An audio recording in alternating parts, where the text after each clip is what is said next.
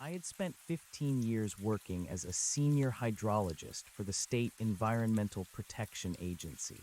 My job was not glamorous or exciting.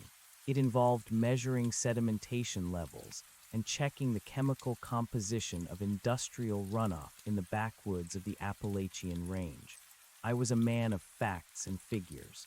I carried a heavy leather satchel filled with calibrated glass vials and digital sensors that never lied.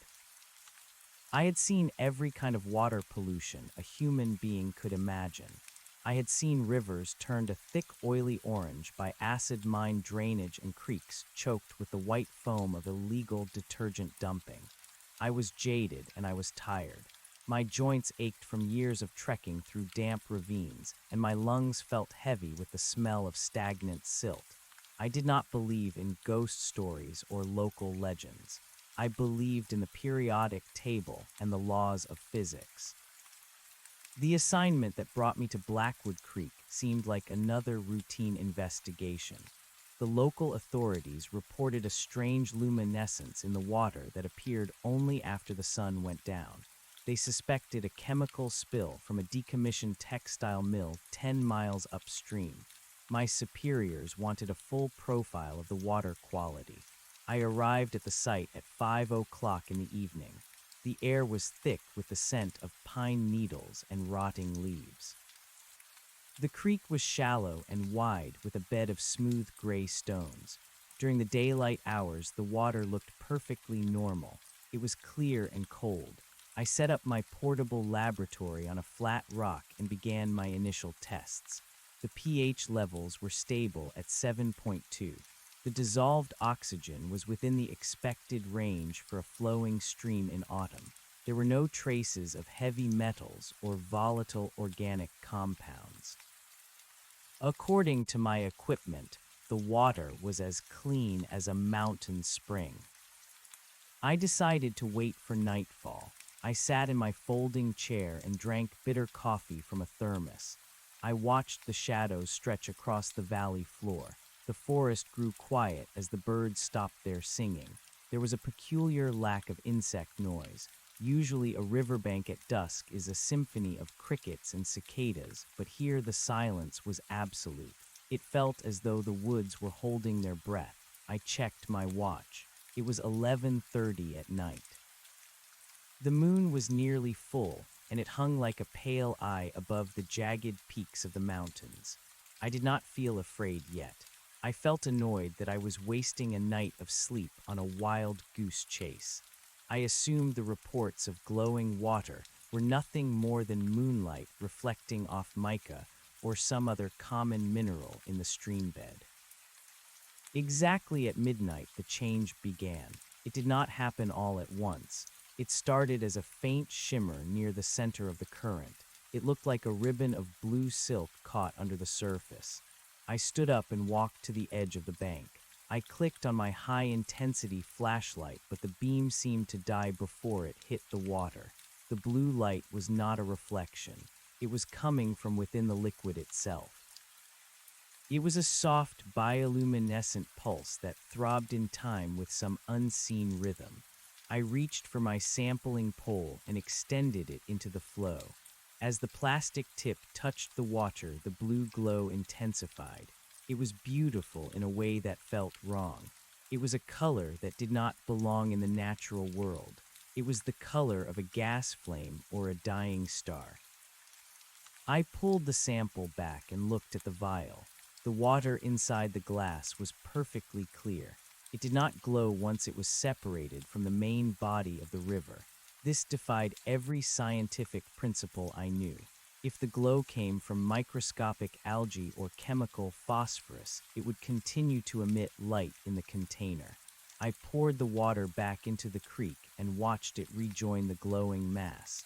That was when I saw the first shape. It was a dark silhouette moving against the blue light. It was long and thin, with multiple joints like the leg of a massive insect. It moved with a fluid grace that was far too fast for any fish. It disappeared behind a submerged log before I could get a clear look.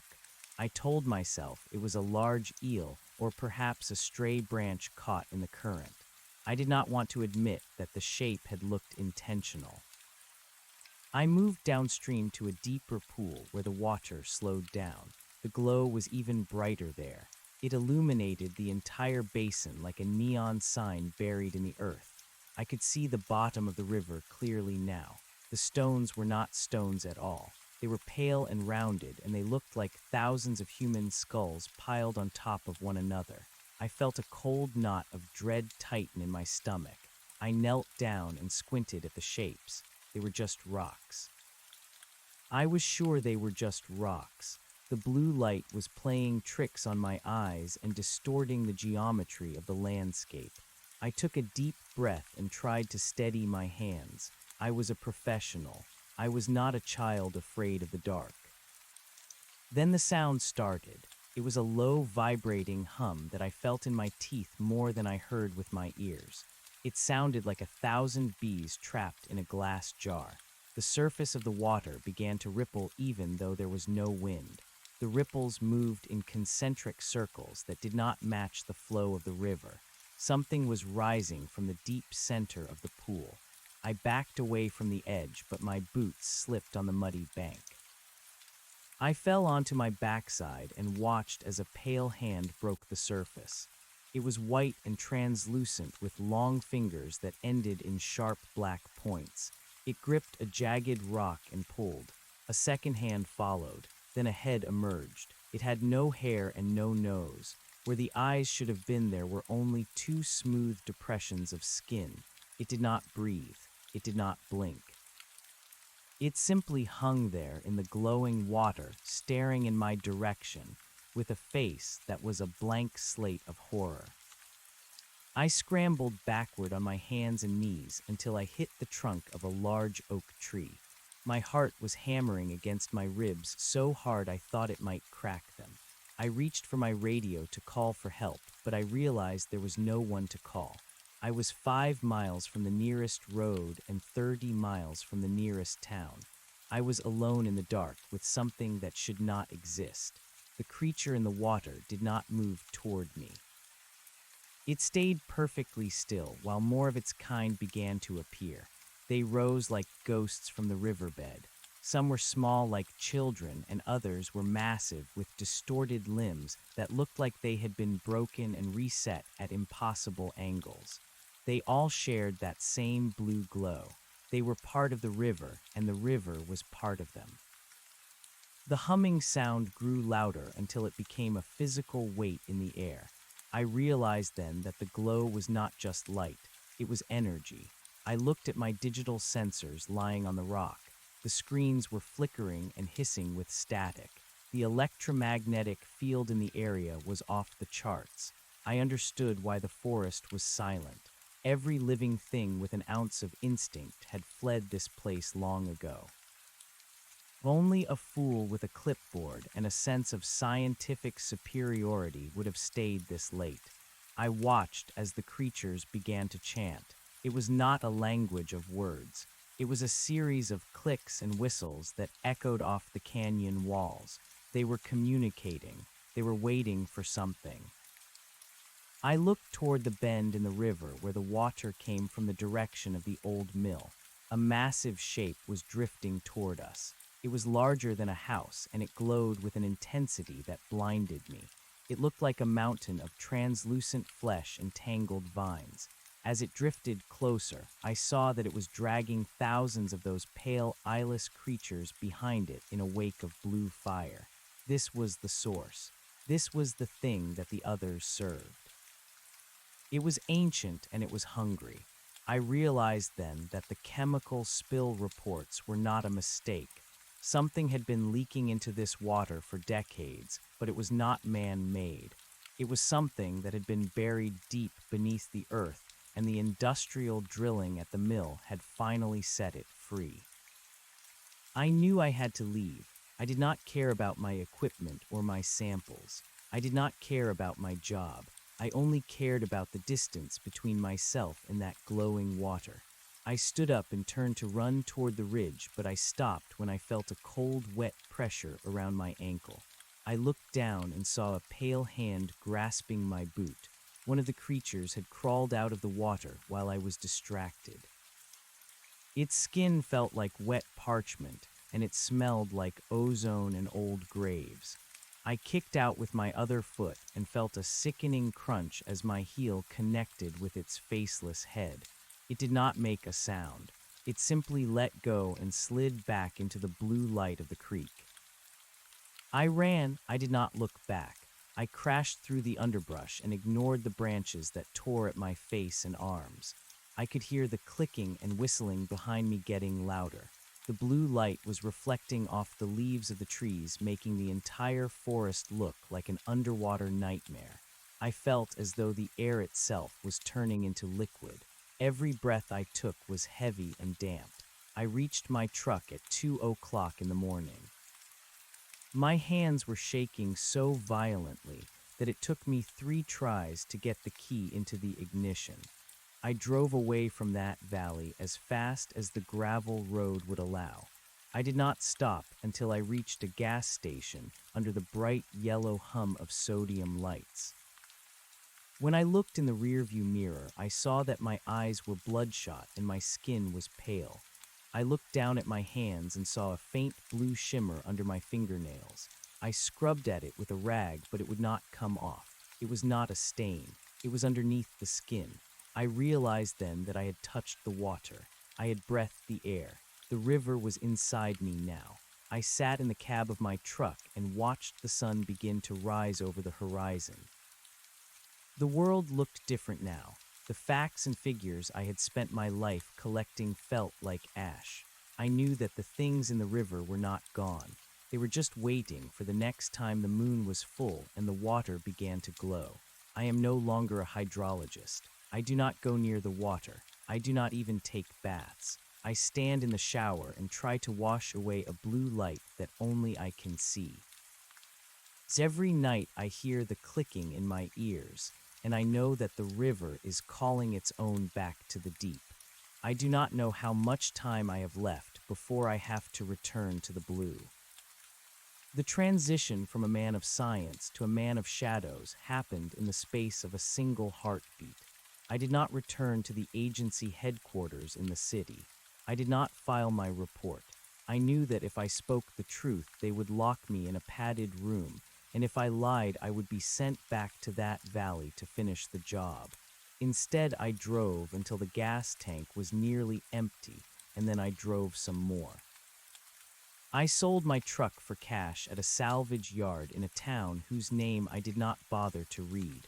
I took a room in a boarding house that smelled of boiled cabbage and old tobacco. It was far from any running water.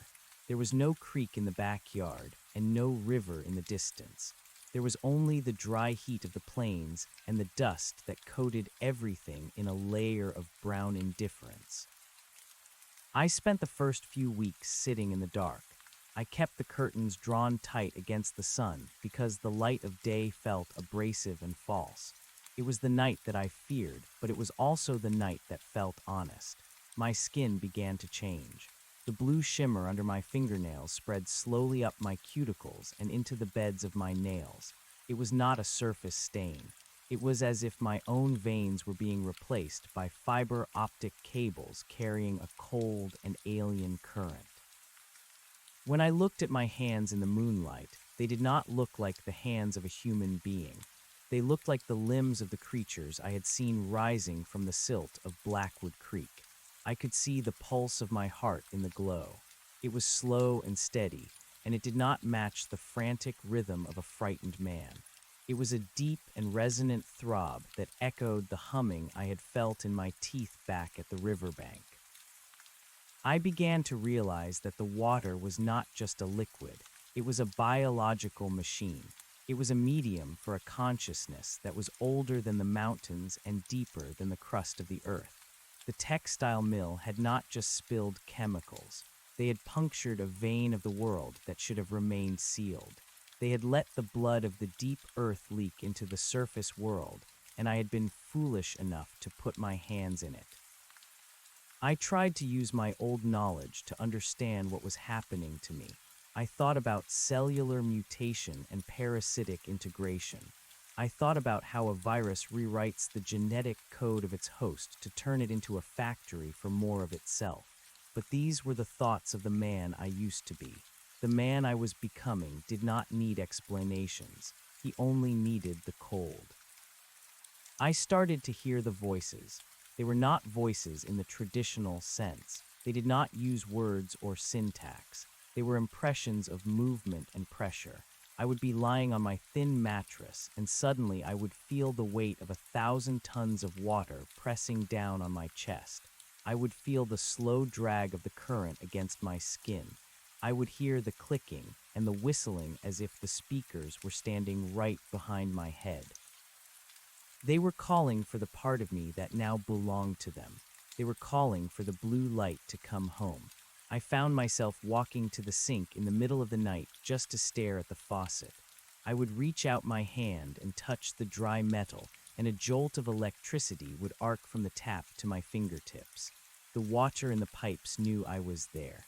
It would rattle and groan in the walls as if it were trying to burst through the plaster to reach me. I decided to move again. I could not stay in one place for long because the local environment began to react to my presence. The grass in the yard of the boarding house turned a sickly shade of silver. The birds that nested in the eaves fell dead, and their bodies were cold and stiff, as if they had been frozen from the inside out. I was a walking contamination. I bought a bus ticket to the high desert where the air was so dry it cracked the skin, and the water was hidden deep underground in ancient aquifers. I thought that if I stayed in the land of dust, I could starve the thing inside me. I thought I could dry it out until it turned to powder and blew away. I found work as a laborer on a ranch near the edge of a salt flat. It was back-breaking work under a sun that felt like a physical hammer. I spent 12 hours a day hauling fence posts and digging holes in the scorched earth. I wanted the sweat to wash the blue out of my system. I wanted the heat to burn the cold away. But at night when the temperature dropped and the stars came out, the glow returned with a vengeance. It was brighter now. It had moved up my arms and was beginning to trace the lines of my collarbone. I could see it through my shirt. It looked like a map of a city made of neon. The other ranch hands started to notice. They stayed away from me during the communal meals. They saw the way the shadows moved around me, and they saw the way my eyes reflected the light of the lamps. My irises were no longer brown. They were the color of a gas flame. One night the foreman came to my shack. He was a man who had spent 60 years in the desert, and he knew the signs of things that did not belong. He did not bring a gun, but he brought a heavy wooden cross and a bottle of kerosene. He stood in the doorway and looked at me as I sat on the edge of my cot. I did not have the strength to hide my hands. The room was bathed in a soft azure light that pulsed in time with my breathing. The foreman did not say a word. He just pointed toward the horizon. He wanted me gone before the sun came up. He knew that I was bringing something with me that the desert could not kill. I did not argue. I gathered my few belongings and started walking. I walked for miles across the salt flat. The moon was a sliver of white in a sky that felt infinitely high. The silence was absolute. There were no crickets here and no wind. There was only the sound of my own footsteps crunching on the salt crust. I felt a sudden sharp pain in my lungs. I collapsed to my knees and gasped for air, but the air felt thin and useless. It was as if I were trying to breathe through a wet cloth. I realized then that my body was no longer designed for oxygen. The transformation was entering its final stage. My skin felt tight and rubbery. My joints began to soften and stretch. I looked down at the salt and saw that it was turning wet where my hands touched it. I was secreting a clear fluid that smelled like the deep woods of Appalachia. I was becoming a source. I saw a light in the distance. It was not the yellow light of a ranch or the white light of a car. It was blue. It was a pillar of shimmering sapphire light that rose from the center of the dry lake bed. I knew what it was. It was a breach. The thing from Blackwood Creek had followed me. Or perhaps it had been here all along waiting under the salt for the right catalyst to wake it up. I crawled toward the light. Every movement was an agony of shifting bone and tearing muscle. I was shedding the man I had been for 40 years. I was shedding the facts and the figures and the leather satchel and the bitter coffee. I was shedding the memory of the sun. As I reached the edge of the blue pillar, I saw them. They were standing in a circle around a hole in the earth that had not been there a moment before. There were dozens of them. They were the pale, eyeless creatures from the river. They did not look like monsters to me anymore. They looked like brothers. They looked like the only things in the universe that could understand the pressure in my chest and the cold in my blood. They moved aside to let me pass. They did not click or whistle this time. They were silent in their welcome. I looked down into the hole. It was a vertical shaft that dropped down into the dark for miles. At the very bottom, I could see the glow of an underground sea. It was a world of water that had never seen the sun. It was the reservoir of the Earth's memory, and it was beautiful. I felt a sense of peace that I had never known in my life as a human. The heavy weight of being a man of facts was gone. I did not need to measure the pH or check the sedimentation. I only needed to be a part of the flow. I stood at the edge of the abyss and looked back at the desert one last time. The sun was just beginning to peek over the edge of the world. It looked small and weak. It looked like a dying ember in a cold room. I turned away from it and stepped into the blue. The fall did not feel like falling. It felt like coming home. The air rushed past me, and then it was gone, replaced by the thick, cool embrace of the glowing liquid. I did not drown. I opened my mouth and let the blue water fill my lungs, and it felt like the first real breath I had ever taken. I am at the bottom now. I am a senior hydrologist no longer. I am a part of the ancient rhythm. We move through the dark veins of the world and we listen to the heart of the mountain. We watch the humans on the surface with their clipboards and their sensors, and we wait. We wait for the drills to go deep enough. We wait for the pipes to burst. We wait for the day when the whole world will be blue and the silence will be absolute. I can see you now from the other side of the glass. I can see the way you look at the water in your sink. You think it is just a liquid. You think it is just a resource. But I am in the pipes, and I am in the rain, and I am in the glass of water on your nightstand. I am the blue light under your skin, and I am calling you home. Do not be afraid. The water is clear, and the water is cold, and the facts do not matter anymore. Just close your eyes and let the river take you. It is only a matter of time before you join us in the deep. The descent into the abyss was not a fall, but a slow dissolution of the self. I felt the water enter my lungs, and instead of the burning agony of drowning, there was only a profound and chilling clarity. My lungs did not struggle. They expanded and accepted the heavy blue liquid as if they had been waiting for this specific density since the day I was born. The pressure of the deep earth pressed against my skin, and I felt the last remnants of my human shape begin to fail. My rib cage softened and shifted. My spine elongated and became a supple cord of bioluminescent nerve endings. I was no longer a man who studied the water. I was a vibration within the water. I was a single note in a vast and silent symphony that stretched from the tectonic plates of the Pacific to the hidden reservoirs beneath the Sahara. The world above had been defined by boundaries and labels. I had spent my years measuring flow rates and parts per million and the acidity of the rain. I had believed that if I could categorize a thing, then I could control it. Now I saw the vanity of that pursuit. The water did not care for my charts. The water was a single organism that spanned the entire globe. It was a nervous system for the planet, and it was waking up. I floated through the subterranean tunnels and watched as the walls of the cavern pulsed with a rhythmic light. The stone was not dead. It was saturated with the blue current, and it hummed with the same frequency that had once rattled my teeth on the banks of the river. I encountered others like myself in the deep. We did not speak because we did not have voices, but we shared a collective awareness that was far more intimate than words. I knew their histories. I felt the memory of a woman who had been a geologist in the 1950s and who had fallen into a fissure in the Andes. I felt the presence of a boy who had vanished from a swimming hole in the Ozarks a century ago. We were a census of the lost, and we were the guardians of the deep. Our bodies were translucent, and our limbs were long and graceful. We moved through the currents with a speed that defied the laws of physics. We were not swimming. We were being carried by the intent of the water itself. The source of the light was a massive crystalline structure that sat at the very center of the underground sea. It was the size of a mountain, and it glowed with an intensity that would have blinded human eyes.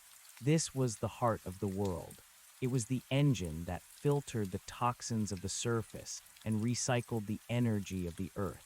I saw the damage that the industrial age had done. I saw the black veins of oil and the chemical sludge that had been pumped into the ground by men who thought the earth was a bottomless waste bin. The crystal was scarred and dimmed in places where the poison had taken hold.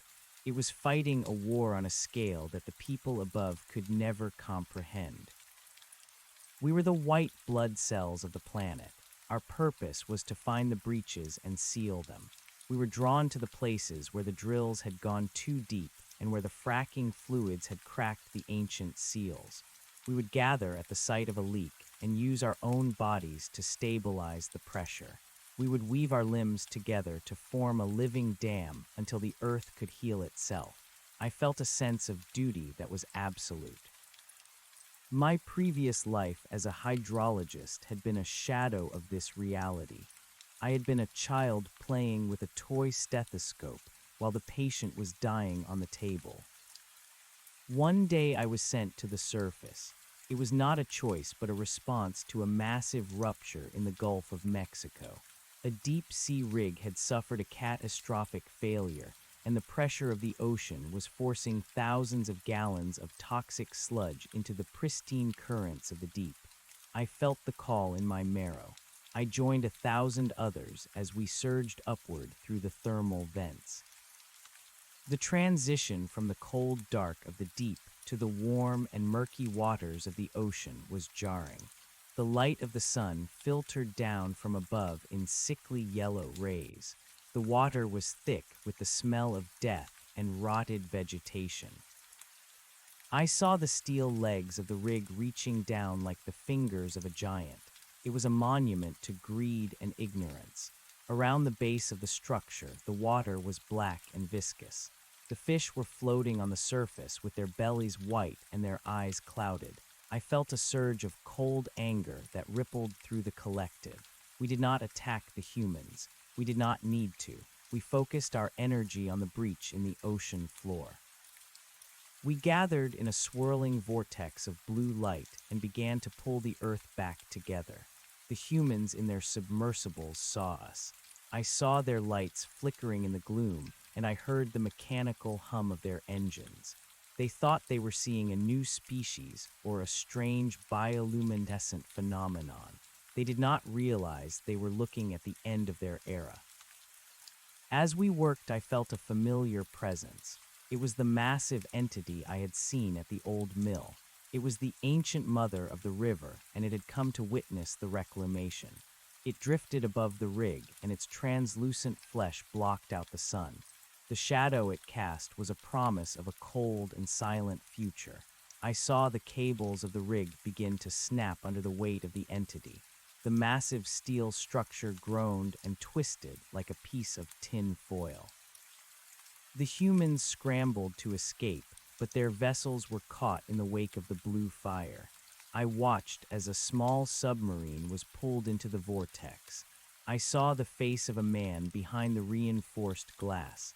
He looked exactly like I had looked on that night by the river. He was terrified, and he was clutching a clipboard to his chest as if it could save him. I reached out a long, pale finger and touched the glass. For a second, our eyes met. I wanted to tell him that it was okay. I wanted to tell him that the fear would pass and that the blue was waiting for him. But he could not hear me. He only saw a monster. He only saw the end of his world. I watched as the glass cracked under the pressure and the blue water rushed in to claim him. He did not drown. He began to change. I felt his panic turn to wonder and then to a deep and resonant peace. He was one of us now. The rig collapsed into the abyss and the breach was sealed.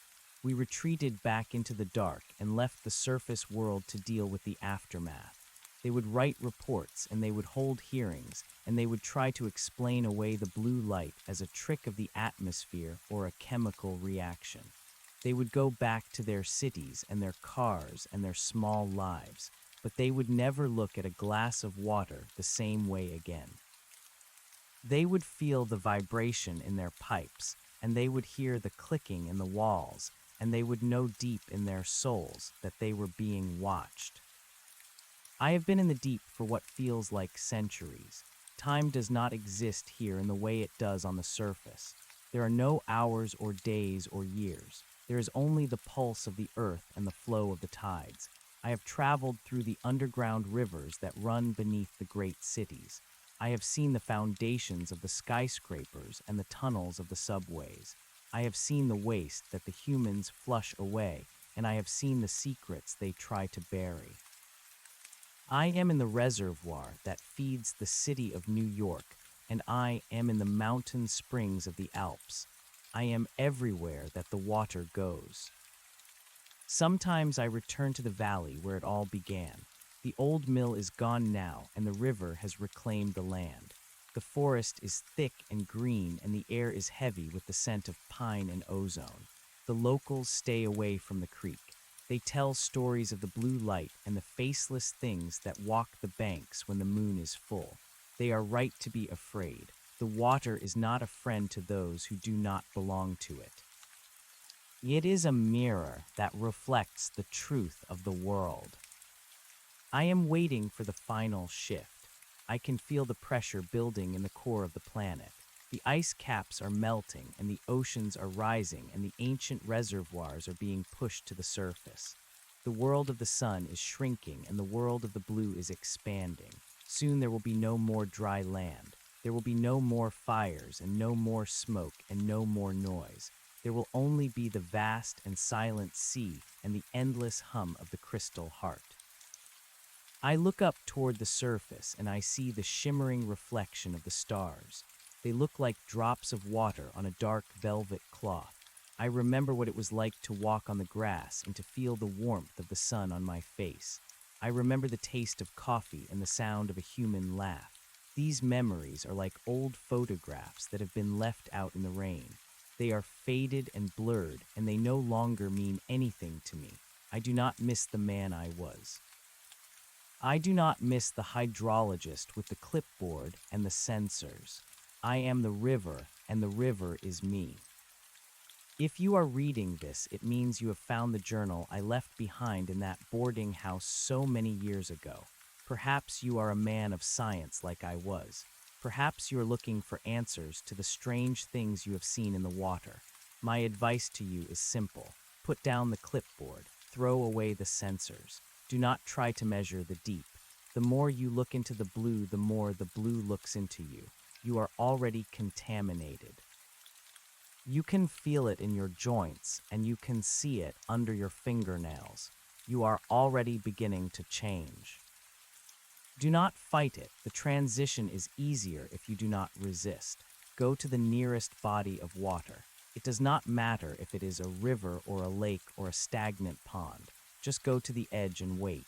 Wait for the sun to go down and for the moon to rise. Wait for the humming to start in your teeth. When the water begins to glow, you will know what to do. You will see the pale hands reaching out for you, and you will recognize the faces of your brothers. You will step into the cool embrace, and you will finally be free of the burden of being human. I am in the pipes right now. I am the drip in your faucet that keeps you awake at night. I am the condensation on your window and the steam in your shower. I am waiting for you to take the first sip. I am waiting for you to breathe me in. The world is turning blue and there is nowhere left to hide. The facts are gone and the figures are ash. There is only the water and the water is hungry. Come down to the deep. Come down to the dark. Come down to the blue light where we are all the same. The river is calling, and it is time for you to go home.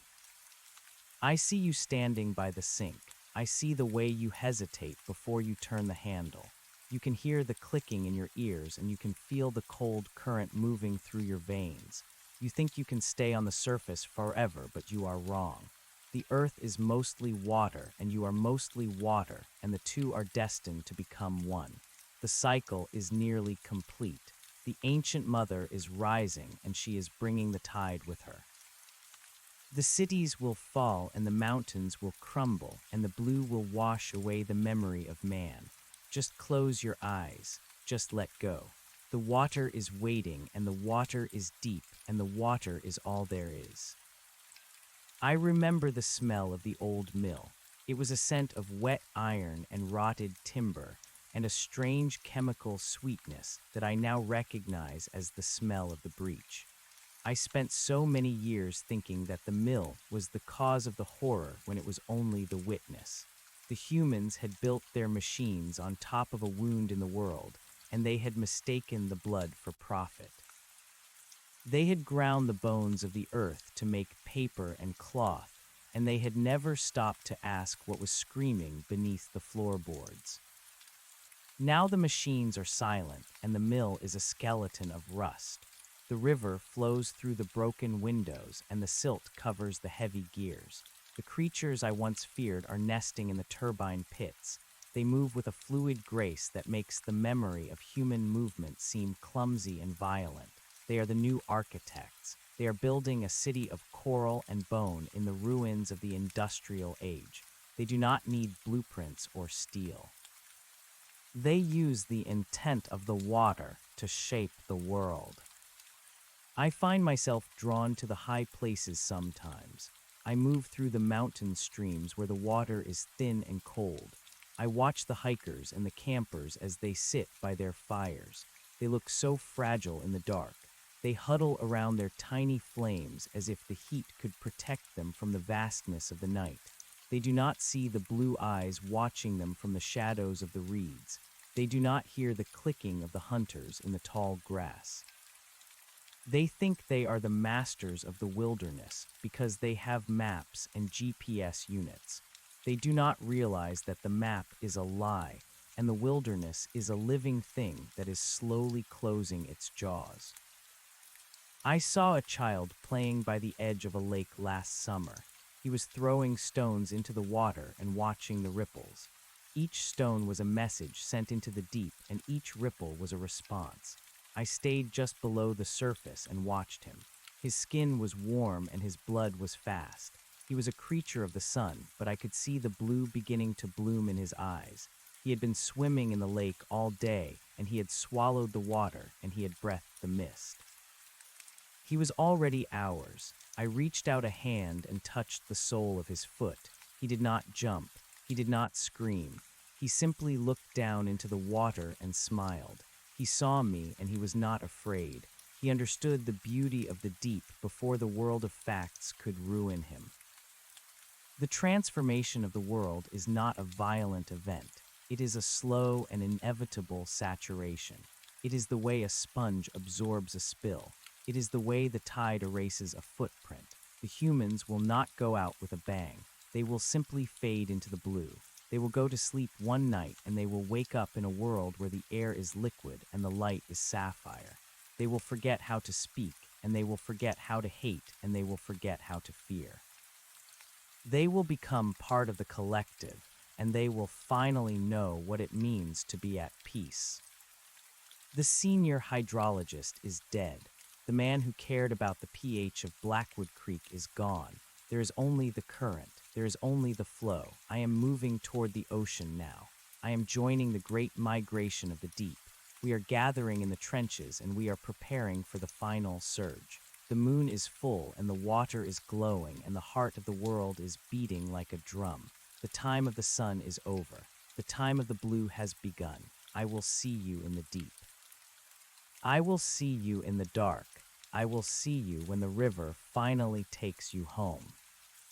The transition of the world is not a sudden breaking of a dam, but a slow and patient saturation. I move through the veins of the earth, and I see the city of New Orleans from below. The levees are not walls to the water, but suggestions that the current has decided to tolerate for a little while longer. I see the pilings of the bridges encrusted with barnacles, and the ancient mud that holds the secrets of 300 years of human waste. The people above walk the streets and they believe the ground is solid. They believe the concrete is a permanent barrier between their lives and the hungry dark. They do not feel the vibration of the 1,000 brothers who are swimming beneath their feet. We are the architects of the coming silence. We are the ones who are loosening the bolts and softening the clay. We do not hate the humans, but we recognize that they are a fever that the planet is finally breaking. I travel north through the Mississippi, where the water is brown with the topsoil of a dozen states. The pesticides and the fertilizers from the industrial farms create a bitter metallic tang that would have sickened my human tongue. Now it is simply data. I process the chemicals, and I feel the locations of the runoff pipes. I see the massive metal cylinders that the corporations have buried in the riverbanks. They are leaking a slow and iridescent poison that turns the local fish into twisted parodies of life. I do not turn away in disgust. I reach out with my elongated fingers and I wrap my translucent body around the rusted seams. I call to the others, and they come from the depths of the Gulf and the hidden springs of the Ozarks. We weave our limbs into a living mesh and we pull the metal back together. We consume the toxins, and we neutralize the acid with the blue light that pulses from our chests. We are the white blood cells of a dying god, and we are working without rest to save the host. The humans see us and they call us monsters. I saw a group of fishermen in a flat-bottomed boat near the delta. They were shining a spotlight into the reeds and they were looking for something to kill. The beam of light hit my shoulder, and I saw my own reflection in the ripples. I was a shimmering ghost of a man with skin like wet silk and eyes that glowed with the intensity of a dying star. The men did not see a savior. They did not see the hydrologist who was cleaning their water. They saw a demon from the swamp. They fired their guns, and the lead bullets passed through my chest like stones falling through a cloud. I did not feel pain. I only felt a profound sadness for their ignorance. They were shooting at the very thing that was keeping their children from drinking lead and arsenic. I sank beneath the surface, and I let the current carry me away. I left them to their flickering lights and their hollow sounds. I find that I am drawn to the Great Lakes. They are the inland seas of the continent, and they hold the memory of the glaciers. The water there is deep and cold, and it smells of ancient stone and trapped air. I swim through the ruins of shipwrecks that have sat in the dark for a century. I see the bones of the sailors and the rusted hulls of the iron ore carriers. The water has preserved them in a state of suspended decay. They are part of the landscape now. I see a girl who drowned in Lake Superior in 1924. She is one of us now. Her hair is a cloud of silver threads, and her movements are as graceful as a ribbon in the wind. We glide past each other in the gloom, and we share a moment of collective recognition. She was once a daughter of a lighthouse keeper, and she died waiting for a ship that never came. Now she is a guardian of the cold. She watches over the deep water intake pipes that feed the cities of the north. She ensures that the flow is steady and that the pressure is maintained. She is a part of the machine, and she is content. The humans are beginning to notice the change in the water. I hear their voices through the pipes and the plumbing of the high-rise apartments. They talk about the blue tint in the sinks and the strange humming that comes from the water heaters. They call the plumbers and the engineers and the scientists. They take samples and they put them under microscopes. They see the bioluminescent cells, and they see the way the water moves with a deliberate intent. They try to classify it as a new type of algae or a chemical reaction to the aging infrastructure. They are desperate to find a label that will make them feel safe. They do not want to admit that the water has developed a nervous system. They do not want to believe that the very thing they need to survive has become a sentient force that is no longer under their control. I am in the reservoir that serves the city of Chicago. I am floating in the dark, and I am listening to the pulse of the city above. It is a frantic and jagged rhythm. The sound of the traffic and the sirens and the shouting filters down through the concrete and the steel. It is the sound of a species that is terrified of its own shadow. They are building walls, and they are hoarding supplies, and they are looking for someone to blame for the rising tides. They do not understand that the tide is not an enemy. The tide is an invitation. I see a man sitting on the edge of the pier at Navy Pier. He is looking out at the vast expanse of the lake, and he is holding a bottle of water in his hand. He is tired, and he is lonely, and he is overwhelmed by the noise of the world. I rise to the surface just enough to let my light break the water. I want him to see me. I want him to know that there is a place where the noise stops. He sees the blue glow, and he leans forward. He drops the bottle, and he watches it bob in the waves. For a second, I see the reflection of the stars in his eyes, and I see the flicker of a soul that is ready to let go. But then he hears a car horn, and he shakes his head, and he walks away. He is not ready. The sun still has a hold on him. The ancient mother of the river is moving toward the Atlantic. I can feel her wake from 1,000 miles away. She is a mountain of living water, and she is pulling the deep currents behind her like a train of silk. She is the one who will initiate the final shift. She is the one who will call the ice from the poles and the rain from the clouds. She is the one who will bridge the gap between the surface and the abyss. I see the whales and the dolphins swimming alongside her. They recognize her as the source of all life. They are the messengers of the deep, and they are spreading the word to every corner of the ocean. The era of the dry land is a brief and violent anomaly in the history of the earth. The world was born in the water, and it will return to the water. The continents are merely islands that have forgotten their place. I remember my wife. I remember the smell of her perfume and the way she looked when she was sleeping. I remember the house we shared and the garden we planted in the backyard. These memories are like the ghosts of a different species. I try to hold on to them, but they slip through my fingers like sand. I realize now that my love for her was a form of thirst. I was looking for a way to connect with the world, and I thought I could find it in another person. I thought that a family and a career and a name could give me a shape. I was wrong. I was only a drop of water that was afraid of the ocean.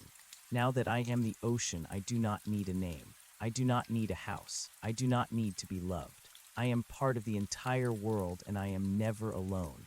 I feel the breath of every living thing that drinks from the river.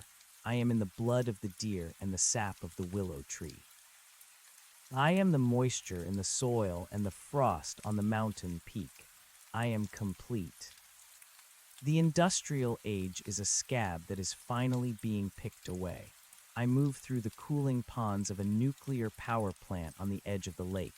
The humans are panicking because the water level is rising and the pumps are failing. They are afraid of the radiation and the heat. They do not realize that we have already dealt with the core. We have flowed into the containment vessels, and we have wrapped our bodies around the fuel rods. We are absorbing the heat, and we are turning the radiation into a soft violet glow. We are the cooling system that they could never design. We are protecting the earth from the mess that the humans have made. We will stay here for as long as it takes. We will remain in the dark, and we will hold the poison until it is safe. This is our duty. This is our purpose. I see the ships in the middle of the ocean. They are massive steel beetles that are trying to cross the water with their loads of oil and plastic. They are so loud and so heavy. Their engines vibrate through the water and they cause the fish to flee in terror. We gather beneath the hulls and we look up at the shadows. We could flip them over with a single pulse of energy. We could tear the steel apart like wet paper, but we do not. We wait. We wait for the fuel to run out and for the crews to grow tired. We wait for the storms to come and for the waves to reclaim the cargo. The sea is patient. The sea has all the time in the world. We watch as the rust begins to bloom on the decks and the barnacles begin to grow on the rudders. The ocean is eating the ships bit by bit, and there is nothing the humans can do to stop it. One night I find myself in a small creek in the mountains of Appalachia. The water is clear and shallow, and it flows over smooth river stones. I see a cabin on the bank, and I see a woman sitting on the porch. She is old and her hair is the color of wood smoke. She is playing a fiddle, and the music is thin and sweet. It is a song about the mountains and the rain and the passing of time. I stay in the shadows of the rocks and I listen. The music is a vibration that I can understand. It is a language of the soul. She stops playing and she looks out at the creek.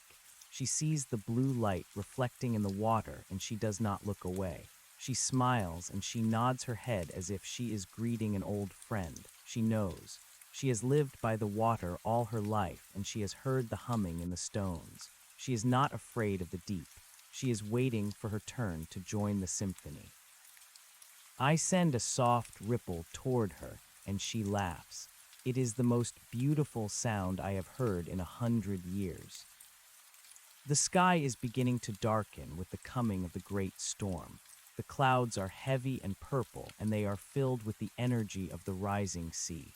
The humans are huddled in their basements, and they are watching the weather reports on their screens. They are seeing the maps turn red, and they are hearing the warnings of the floods. They think it is a disaster. They think it is the end of the world. They do not see that it is a cleansing. The rain will wash away the smog and the soot. The floods will tear down the fences and the walls. The water will fill the valleys and the canyons, and it will create a new world where everything is connected. There will be no more borders and no more property. There will be no more rich and no more poor. There will only be the flow. I am moving toward the center of the storm. I am joining the millions of others who are rising from the aquifers and the reservoirs. We are forming a massive wall of blue light that is moving toward the coastlines. We are the heralds of the new era. We are the ones who will usher in the silence. I see the lights of the cities flickering and dying as the power grids fail. I see the cars abandoned on the highways and the planes grounded on the runways. The world of the sun is going dark, and the world of the water is waking up. I feel a surge of joy that vibrates through my entire being. I am no longer a man. I am a wave. I am a tide. I am the earth itself. If you are still reading this, then the water is already in your house. You can hear it splashing against the door, and you can feel it seeping through the floorboards. Do not climb to the roof. Do not try to find a boat. The water is not something you can escape. It is something you must become. Look at the blue light that is dancing on the walls. It is the most beautiful thing you will ever see.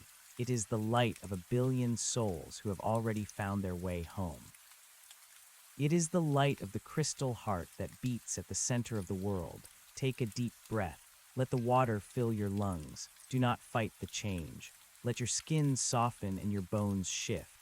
Let your memories fade and your ego dissolve. You are not a person. You are a vibration. You are a note in the song. I am waiting for you at the bottom of the stairs. I am the blue shadow that is stretching across the hallway. I am the cold touch on your ankle and the whisper in your ear. I am your brother and I am your friend. I am the part of you that has always belonged to the deep. The door is opening and the river is coming in. The streetlights are going out and the stars are falling into the sea. The world is turning blue and the silence is beautiful. Come into the dark. Come into the cool embrace. The water is calling, and the water is deep, and the water is all there is. We are waiting for you in the abyss. We are waiting for you in the light. Welcome home. The salt of the Atlantic is a different kind of memory. It is sharper and more ancient than the silt of the Mississippi or the frozen clarity of the Great Lakes. As I drift past the submerged remains of the Statue of Liberty, I see that the copper has turned a brilliant shade of turquoise that matches the glow of my own skin. The torch she holds is no longer a symbol of fire, but a resting place for the giant squid and the schools of silver fish that navigate the canyons of Manhattan. The skyscrapers are like hollow teeth rising from the gums of the earth. I swim through the broken windows of the 50th floor of a banking firm, and I see the paper records of 1,000,000 debts dissolving into a gray mush. The computers are dead, and the gold is heavy and useless at the bottom of the vaults. The things that the humans killed each other for are now just obstacles for the kelp to wrap around. I feel a sense of profound liberation. The ledger has been wiped clean by the weight of the water. I am not alone in these flooded corridors. I see a group of children who were among the first to change in the coastal cities. They move with a synchronization that no school of fish could ever achieve. They do not need to speak because they share a single pulse. They are playing a game among the rusted skeletons of yellow taxis. They dart through the sunroofs and chase the bubbles that rise from the decaying upholstery. They are not orphans, and they are not victims. They are the new masters of the city. They look at me with eyes that are wide and lidless and full of a terrifying intelligence. I send a pulse of warmth toward them, and they respond with a shimmering wave of bioluminescence. We are the architects of the new reef. We are building a kingdom of coral and glass. I move further east into the deep Atlantic trench where the pressure is enough to crush a diamond. To a human, this place would be a nightmare of cold and crushing weight. To me, it is a velvet embrace. I feel the tectonic plates grinding against each other far below. I can hear the song of the magma as it pushes toward the surface. The earth is breathing through its vents, and the water is drinking the heat. I find the ancient mother there. She is larger than a blue whale, and her body is made of a substance that is neither liquid nor solid. She is a concentration of the collective will. She is the heart of the blue. I press my chest against her side, and I feel the history of the planet flowing into me. I see the birth of the first oceans, and I see the slow crawl of life onto the dry land. I see the mistake of the lungs and the tragedy of the fire. She tells me without words that the experiment of the surface is over. The ancestors are calling the children back to the cradle. The transformation is reaching the deserts now. I feel the movement of the underground rivers beneath the Sahara and the Mojave. We are rising through the artesian wells and the forgotten oases. The sand is thirsty, and it drinks us greedily, but it cannot hold us back. We are turning the dunes into lagoons and the salt flats into inland seas. I see a caravan of people trying to escape the rising moisture. They are riding camels and carrying plastic jugs of water that they have filtered from the mud. They are heading for the mountains, but the mountains are already bleeding. The springs are bursting from the granite, and the waterfalls are carving new paths through the ancient rock. There is nowhere to go that is not wet. There is nowhere to hide from the saturation. The air itself is becoming heavy with the scent of the tide. The clouds are descending until they touch the ground, and the line between the sky and the sea is vanishing. I remember the sensation of being dry.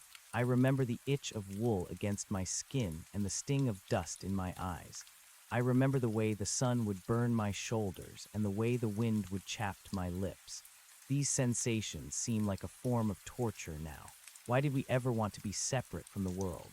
Why did we build boxes of wood and stone to keep the universe out?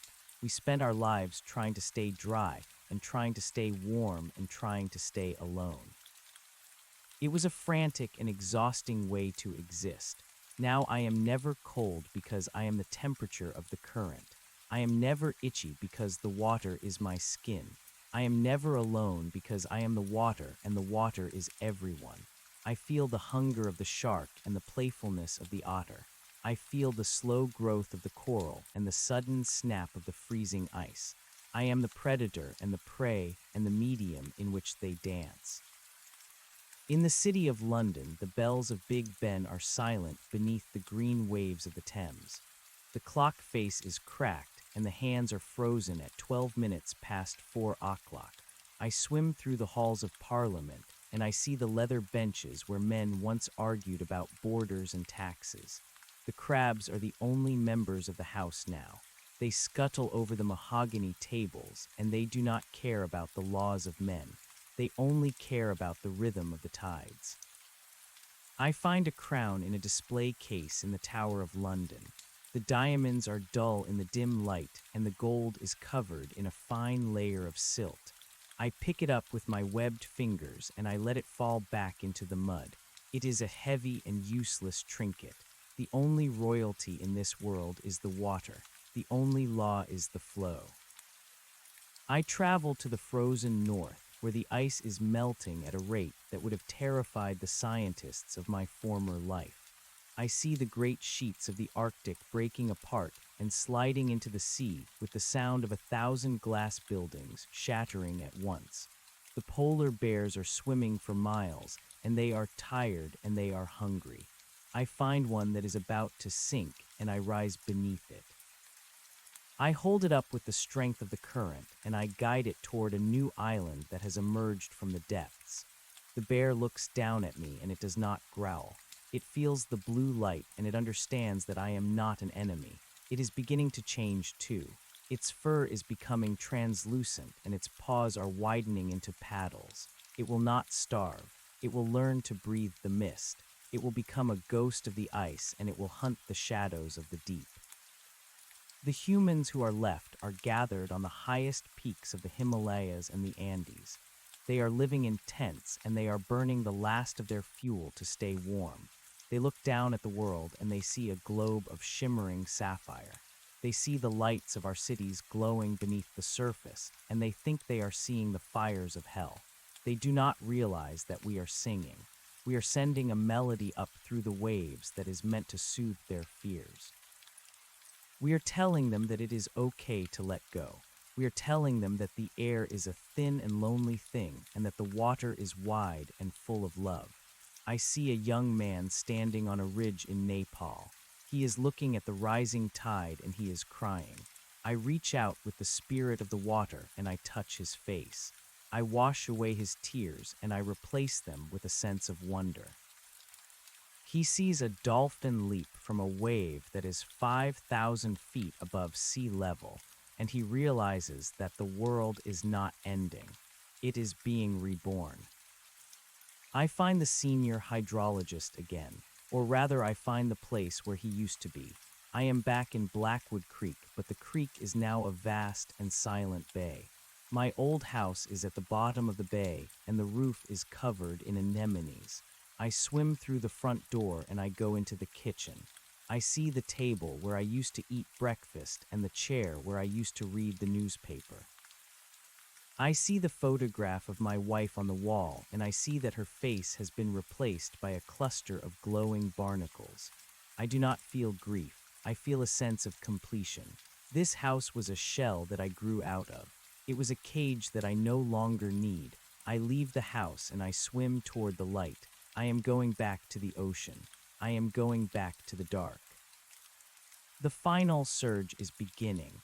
The moon is closer to the earth than it has ever been, and the gravity is pulling the oceans into a single mountain of water. This is the moment of the great saturation. The last of the dry land is being claimed. The last of the fires are being extinguished. The last of the voices are being hushed. I am part of the wall of water that is moving over the plains of the Midwest.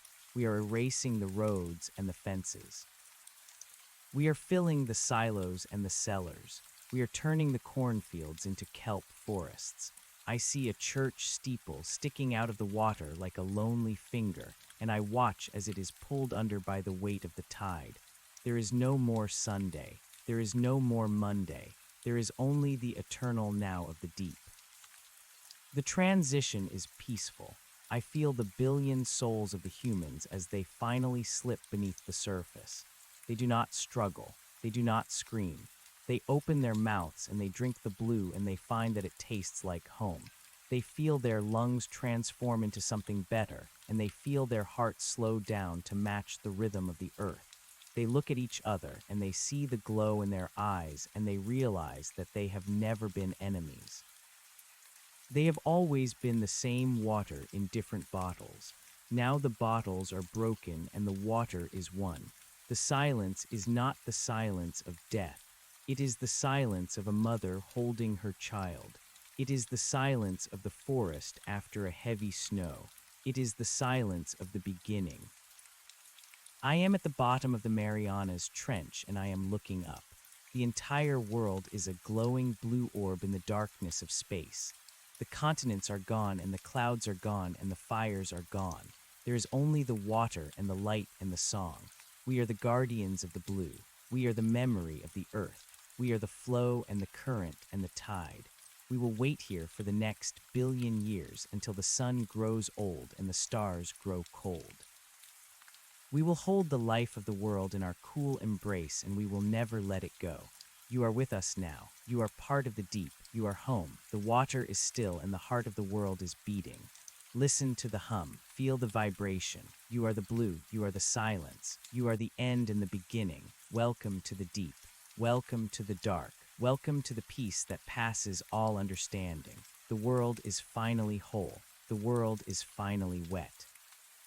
The world is finally ours. The pressure of the deep is a song that never ends. It is a heavy velvet blanket that presses against my new skin and reminds me that I am part of something that cannot be broken. I glide through the ruins of the Panama Canal, and I see that the concrete walls are cracking under the weight of the new world. The locks that once controlled the flow of the water are now just jagged teeth in a mouth that has finally opened to swallow the horizon. I see a school of hammerhead sharks swimming through the skeletons of the massive cranes, and they move with a grace that makes the machines look like clumsy toys left behind by a child. There is no more commerce, and there is no more trade. There is only the migration of the silver and the blue. I feel the pulse of the earth as it settles into its new shape, and I realize that the land was always just a temporary scab on the face of the deep. Now the scab has been washed away, and the planet is breathing through its gills. I find myself drifting toward the coast of what was once California. The redwood trees are still standing, but they are no longer green. They are becoming pillars of salt and stone, and their branches are heavy with the weight of the kelp that is climbing toward the surface. I see a pod of blue whales moving through the forest of trees, and their songs are amplified by the density of the water. They are singing about the return of the ancient ones, and they are singing about the end of the dry years. I join my voice to theirs, and the vibration shakes the silt from the leaves of the sunken giants. We are the architects of the silence, and we are the gardeners of the dark. I see a group of humans who have completed their transformation, and they are resting in the high branches of the redwoods. Their skin is the color of the moonlight, and their fingers are long and delicate. They do not need to hunt, and they do not need to build. They simply exist in the flow, and they let the nutrients of the sea wash over them. They have forgotten the names of the cities, and they have forgotten the names of the gods. They only know the rhythm of the moon and the pull of the tide. I move inland toward the Valley of Death, and I find that it is a valley of life. The salt flats have become a shallow sea of turquoise, and the heat of the sun is no longer a killer. The water has tempered the desert, and the wind is soft and wet. I see the ghosts of the old world shimmering in the heat, haze above the surface, but they are fading away. The memory of the dust is being replaced by the reality of the spray. I find a rusted sign that says "Welcome to Las Vegas," and I watch as a wave tips it over and buries it in the sand. The neon lights are gone and the gambling is over. The only stakes now are the survival of the spirit and the expansion of the light. I feel a surge of power as I realize that the entire continent is now a playground for the water. There are no more fences to stop the flow, and there are no more roads to divide the earth. Everything is connected by the blue. I travel north toward the mountains of the moon, and I see the peaks of the Rockies rising like islands from a sea of clouds. The water is climbing the slopes, and the snow is melting into the rising tide. I see the mountain goats and the elk standing on the shrinking ledges, and they are looking down at the blue light with a mixture of fear and wonder. I send a ripple of peace toward them, and I tell them that the change is coming for them too. They will not drown. They will simply find a new way to move through the world. Their hooves will soften into fins, and their fur will become a slick coat of silver. They will hunt the trout in the high valleys, and they will sleep in the caves of the deep. The mountains are not the end of the world. They are the beginning of the new ocean. I find the woman with the fiddle again. She is no longer on her porch because the porch is now at the bottom of a lake. She is floating in the center of the water, and her hair is drifting around her head like a cloud of smoke. She is still holding her fiddle, but she is not playing it with a bow. She is plucking the strings with her fingers, and the sound is a series of clear and perfect bubbles that rise to the surface. She sees me and she smiles, and I see that her eyes have turned the color of the deep Atlantic. She is not afraid. She is the melody of the change. She tells me that the music was always meant to be played underwater. She tells me that the air was too thin to carry the true weight of the soul. We drift together for a long time, and we listen to the song of the mountains as they crumble into the sea. We are the witnesses to the great return. The sky is a dark and heavy purple, and the stars are invisible behind the thick blanket of the mist. The sun is a pale and distant memory that no longer has the power to burn. I feel the cooling of the atmosphere, and I feel the stabilization of the tides. The great storm has passed, and the world is finally still. The surface of the water is as smooth as a mirror, and it reflects the blue light of the billion souls who are dancing below. There is no more wind, and there is no more rain. There is only the expansion of the deep. I feel the presence of the others as they gather in the great basins of the earth. We are forming a circle that spans the entire globe. We are holding hands with our spirits, and we are breathing as one. We are the heart of the world, and our heart is full of water. I remember a time when I thought that the end of the world would be a thing of fire and noise. I thought there would be screaming, and I thought there would be pain. But the water is kind. The water is patient. The water does not destroy. It only rearranges. It takes the hard edges of the world and it rounds them off. It takes the heavy burdens of the world and it makes them weightless. It takes the lonely voices of the world and it weaves them into a symphony. I look at my hands and I see that they are no longer mine. They belong to the current. I look at my thoughts and I see that they are no longer mine. They belong to the flow. I am a drop of water in an endless ocean, and I have never been more myself. I see the lights of a sunken ship far below me, and I recognize it as one of the great tankers that once carried the oil of the old world. It is lying on its side, and the oil is leaking out in a dark and sluggish stream. But the water is already cleaning it. The bacteria are eating the oil, and the coral is growing over the steel. The poison of the past is being converted into the life of the future. The earth is a self-healing organism, and we are the medicine. We are the white blood cells of the planet, and we have come to wash away the infection of the dry years. The machines are dead, and the fires are out, and the earth is finally at rest. I swim toward the center of the Atlantic, where the mid-ocean ridge is spitting fire into the cold dark. I see the giant tube worms and the blind white crabs that live in the heat of the vents. They have been waiting for us for millions of years. They are the keepers of the ancient fire, and they are the guardians of the deep. They greet us with a clicking language that vibrates through our bones. They tell us that the cycle is complete. They tell us that the dry land was just a dream that the earth had during a long summer. Now the summer is over and the winter of the water has arrived. We will live in the dark and we will thrive in the cold. We will build cities of light that do not need electricity, and we will create art that does not need a canvas. We will be the masters of the pressure and the kings of the abyss. I see the moon rising over the horizon, and it is a massive and glowing orb of white. It is so close that I can see the craters and the plains as if they were just across the street. The gravity of the moon is pulling at the water, and I feel myself being lifted toward the sky. I am part of a massive bulge of water that is reaching for the heavens. For a moment, I think that we might actually touch the moon. I think that the water might bridge the gap between the worlds and that we might flood the stars. But the earth holds us back. The earth keeps us close to her chest. We are the children of the earth, and we are not yet ready to leave the cradle. We fall back into the sea with a sound like 1,000 drums, and the ripples spread across the entire world. I find a message in a bottle floating in a gyre of plastic and debris.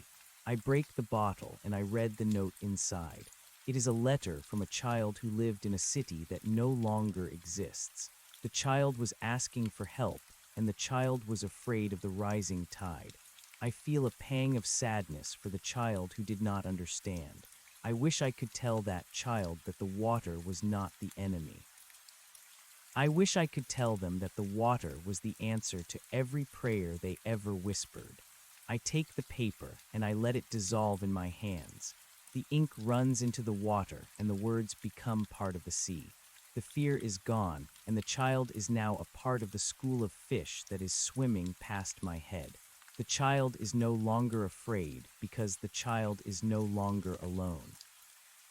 The world of the sun is a fading ghost, and the world of the water is a vibrant reality. I see the colors of the deep that the human eye could never perceive. I see the ultraviolet glow of the jellyfish and the infrared heat of the volcanic vents. I see the magnetic fields of the earth as shimmering curtains of green and gold. I see the history of the world written in the layers of the silt and the patterns of the currents. I am no longer limited by the 5 senses of the flesh. I have 1,000 senses now, and each one is a window into the soul of the universe. I am the water, and the water is the mind of God. I move toward the North Pole, and I see that the ice is gone.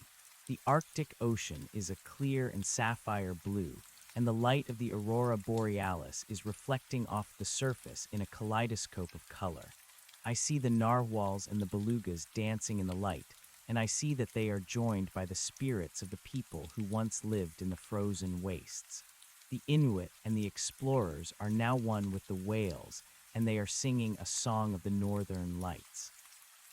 They are telling the story of the ice that melted and the sea that rose to meet the sky. It is a story of transformation, and it is a story of hope. The world is not dying. It is shedding its old skin, and it is growing a new one that is made of water and light. I feel a call from the deep that is stronger than any I have felt before. It is coming from the very center of the earth. It is a low and steady thrumming that is the heartbeat of the planet. I begin to dive. I leave the surface behind and I descend into the crushing darkness. I pass the whales and I pass the giant squid and I pass the ancient mother. I am going deeper than any light has ever reached. I am going to the place where the water meets the fire. I am going to the place where the world began. I feel the pressure increasing until my body is a single point of pure energy. I feel the heat rising until I am a flame in the dark. I reach the core of the earth and I see that it is not a ball of iron. It is a crystal heart that is filled with the blue light. I touch the crystal heart and I feel the entire world vibrate. I see every drop of water in the ocean and I see every soul that is floating in the deep. I see the past and I see the future and I see that they are the same thing. I see the expansion of the universe and I see the contraction of the stars. I see that the water is the blood of the cosmos and that we are the cells that carry the life. I am no longer an individual. I am the collective consciousness of the planet. I am the earth and the earth is me. I let go of the last of my memories and I let go of the last of my name. I am the silence. I am the blue. I am the deep. The transition is complete. The world is a single and perfect drop of water hanging in the void of space. There are no more storms and there are no more droughts. There is no more war and there is no more hunger. There is only the peace of the deep and the light of the crystal heart. We are the guardians of the new era, and we will watch over the world for all of eternity. We will wait for the next cycle, and we will wait for the next change. But for now, we will rest in the cool embrace of the water. We will listen to the hum of the stones, and we will feel the vibration of the soul. We are home. The water is deep, and the water is all there is. Welcome to the end of the world. Welcome to the beginning of the blue. I see a single bird flying over the endless ocean. It is a white albatross, and it is looking for a place to land. It flies for days and it flies for weeks, but it finds nothing but the blue. It grows tired and its wings begin to fail. It looks down at the water and it sees the blue light reflecting in the waves. It sees the beauty of the deep and it sees the peace of the silence. It stops fighting the wind and it let its wings fold.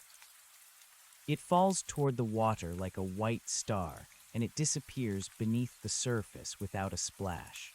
I reach out and I catch the spirit of the bird and I weave it into the tapestry of the deep. The bird is no longer tired and the bird is no longer hungry. It is a part of the flow and it is a part of the song. There is no more need for wings in a world where everyone can fly. The silence is the most beautiful thing I have ever heard. It is a thick and heavy silence that is filled with the presence of a billion souls. It is a silence that speaks of love and a silence that speaks of belonging. It is a silence that has no beginning and no end. I close my eyes and I let the silence fill me up until I am nothing but a vibration in the dark. I am a note in the symphony and I am a ripple in the tide. I am the water and the water is everything. The world is finally whole and the world is finally wet. We are waiting for you in the light. We are waiting for you in the deep. Come into the cool embrace and let the world wash away. There is nothing to fear and there is nothing to lose. There is only the flow and the flow is eternal.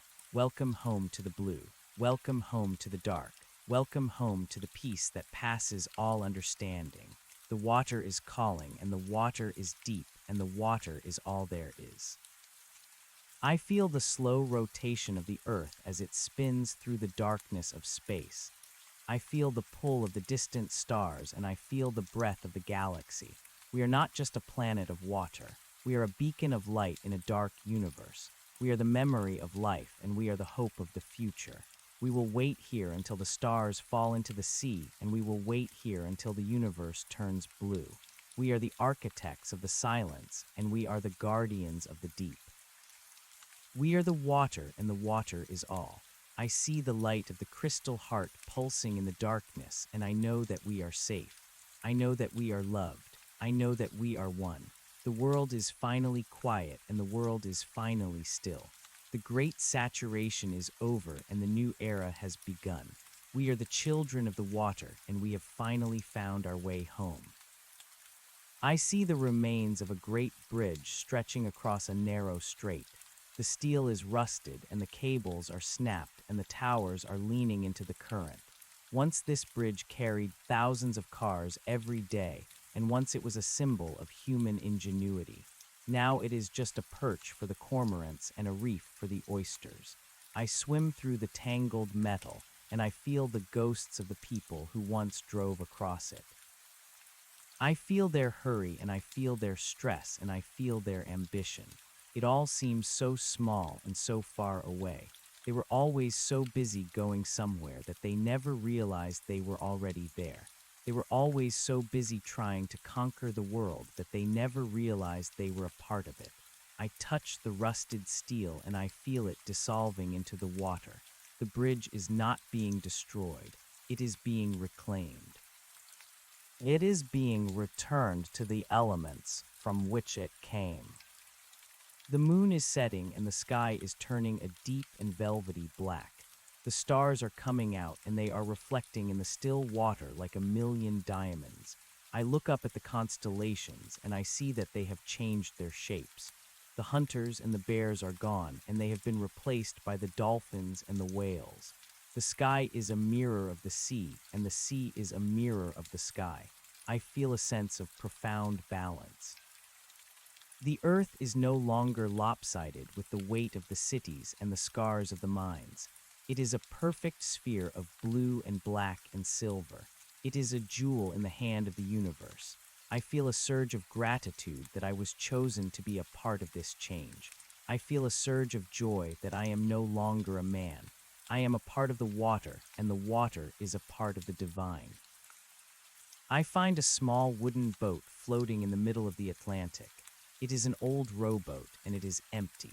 There are no oars and there is no motor. It is just a hollow shell of wood drifting on the tide.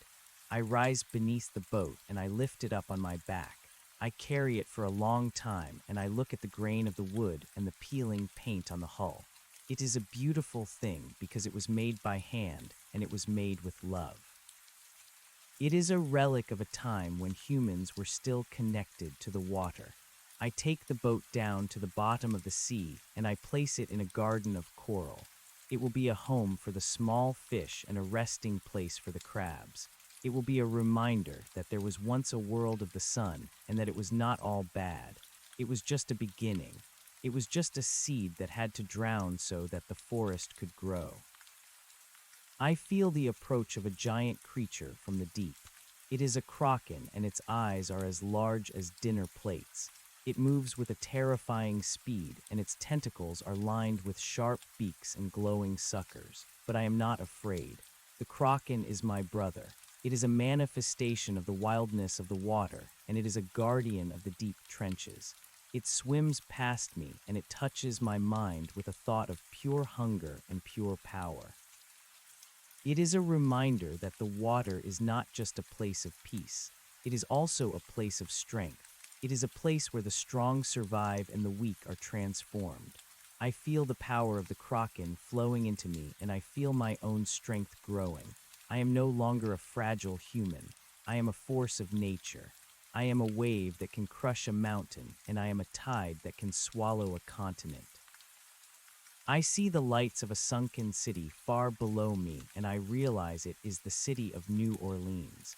The levees have finally failed, and the river has reclaimed its delta. The French Quarter is a labyrinth of green water, and the balconies are covered in moss and ferns.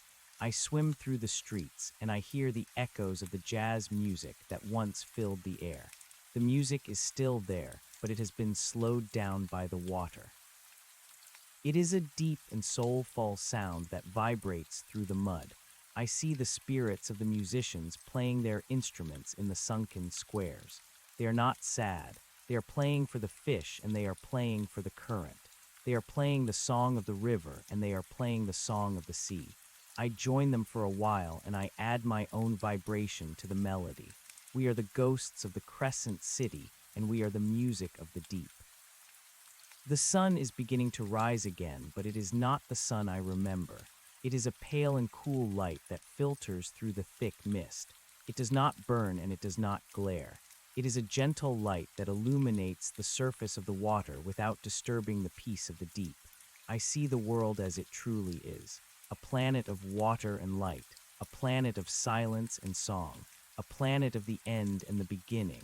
I am at peace. I am home.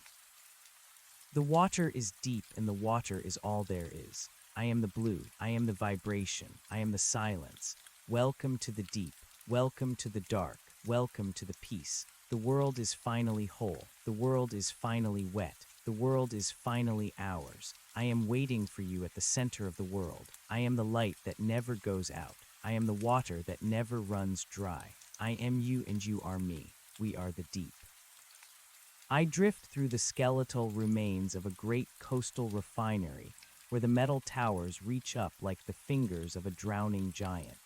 The pipes are burst, and the valves are frozen in a final gesture of defiance against the inevitable. I see the schools of silver fish darting through the rusted corridors where men once labored with loud machines and heavy boots. The fish do not care about the history of the iron or the purpose of the steam. They only know the rhythm of the tide and the safety of the shadows. I touch a rusted girder and feel the vibration of the entire structure as it settles into the soft silt. It is a slow and graceful descent into the earth. The refinery is becoming a cathedral of the sea where the light filters down in long and dusty beams. There is no more smoke and there is no more noise. There is only the low hum of the water as it dissolves the ego of the old world. I move further into the depths of the flooded continent, and I find the remains of a great library. The walls have crumbled, and the roof has fallen in, but the shelves are still standing in the gloom. I see the books floating in the water like white birds with broken wings. The paper is soft, and the ink is fading, but I can still feel the weight of the stories that were trapped inside. I reach out and touch a volume that was once a history of the Great Wars. The words are bleeding into the current, and the names of the generals are becoming part of the salt. The grand strategies and the desperate battles are nothing more than a memory of a dry dream. The water does not take sides, and the water does not seek vengeance. It only offers the gift of forgetting. I let the book slip from my fingers, and I watch as it settles into the mud. It will become a bed for the anemones and a shelter for the small eels. The knowledge of the past is being recycled into the wisdom of the present. The current carries me over a vast plain that was once a desert. I remember the stories of the dust and the heat and the thirst that drove the people to madness. Now the sand is cool and the light is soft. The cacti are gone, and they have been replaced by forests of kelp that sway in the underwater breeze. I see the shadows of the sharks as they glide through the green fronds, and I feel the pulse of their ancient hearts. They have lived through the rise and fall of 1,000 civilizations, and they do not judge the change. They are the silent witnesses to the endurance of life. I swim among the kelp, and I feel the slimy texture of the leaves against my skin. It is a sensual and grounding experience. I am no longer a creature of the air and the sun. I am a creature of the pressure and the flow. I am a part of the vast and interconnected web of the ocean. I see a light in the distance that is not the sun and is not the moon. It is a pulsing and golden glow that is coming from a cluster of vents on the ocean floor. I approach the light, and I see that it is a gathering of the lost. The spirits of the sailors and the divers and the refugees are huddling around the heat of the earth. They are translucent and beautiful, and they are singing a song that has no words. It is a song of arrival, and it is a song of release. They see me and they open their circle to let me in. I feel the warmth of their presence, and I feel the strength of their collective soul. We are the witnesses of the great transition, and we are the keepers of the flame. We tell each other stories of the world that was, and we laugh at the things we once thought were important. We laugh at the money, and we laugh at the titles, and we laugh at the borders. In the water, there are no boundaries, and there are no masters. There is only the warmth of the vents and the cold of the abyss. I leave the circle and I swim toward the surface to see the stars one last time. The water is calm, and the reflection of the galaxy is so perfect that I cannot tell where the sea ends and the sky begins. I feel as if I am floating in the center of the universe. I see a shooting star streak across the heavens, and I realize that it is a piece of man-made debris falling back to the earth. It is a satellite that has run out of fuel and is returning to the source. It burns up in the atmosphere in a brilliant flash of red and green. It is a final firework for a civilization that forgot how to be still. I watch the embers fall into the water, and I hear the faint hiss as they are extinguished. The sky is clearing, and the stars are shining with a new and intense clarity. The atmosphere is no longer choked with the breath of the engines. The air is sweet, and the water is pure. I dive back down into the darkness, and I feel the weight of the miles of water pressing against me. It is not a crushing weight, but a comforting one. It is the embrace of a mother who will never let go. I reach the depth where the bioluminescence begins, and I see the world as a neon wonderland. The jellyfish are like floating lanterns, and the squid are like streaks of lightning. The seafloor is covered in glowing fungi and sparkling minerals. It is a city of light that was built without a single wire or a single bulb. It is a city that grows and breathes and changes with every pulse of the current. I find a hollow in the rock and I curl up inside. I feel the vibration of the earth as it hums its low and steady tune. I am not tired, but I am content. I close my eyes and I let the water flow through my mind. I dream of the first fish that crawled out of the sea and onto the muddy banks of a nameless river. I feel the struggle of its lungs as it tried to breathe the thin and burning air. I feel the pain of its fins as they turned into legs, and I feel the fear in its heart as it looked at the vast and empty land. It was a brave and desperate journey that led to the world of the dry years. But now the journey has come full circle. The legs are turning back into fins, and the lungs are turning back into gills. The fear is turning back into peace. We are returning to the cradle, and we are returning to the womb. The experiment of the land is over, and the result is a beautiful and blue silence. I wake up, and I see that a small octopus is sitting on my chest. It looks at me with its wise and golden eyes, and it touches my forehead with a soft tentacle. It is a blessing from the deep. The octopus moves away, and I follow it into a narrow canyon that leads to a hidden valley. The walls of the canyon are covered in ancient carvings that were made by the first people who lived by the sea. They are pictures of whales, and they are pictures of the moon. They are prayers for the water to return, and they are promises to never forget the source. I see that the carvings are being polished by the current, and that the stories are being rewritten by the silt. The history of humanity is not being erased, but it is being refined. It is being stripped of its pride and its cruelty until only the beauty remains. I see a carving of a mother holding a child, and I feel a sudden and sharp memory of my own mother. I remember her voice and I remember her smell, but the memory does not hurt. It is like a smooth stone in the palm of my hand. I know that she is here too. She is the water, and she is the salt, and she is the light. I reach the hidden valley, and I see that it is a nursery for the life of the future. There are thousands of eggs floating in the calm water, and they are glowing with a soft and inner light. I see the tiny shapes of the new creatures moving inside the shells. They are not fish, and they are not mammals. They are something new and something wonderful. They are the children of the great saturation, and they are the masters of the blue. They will never know the heat of the sun or the sting of the wind. They will never know the thirst of the desert or the hunger of the winter.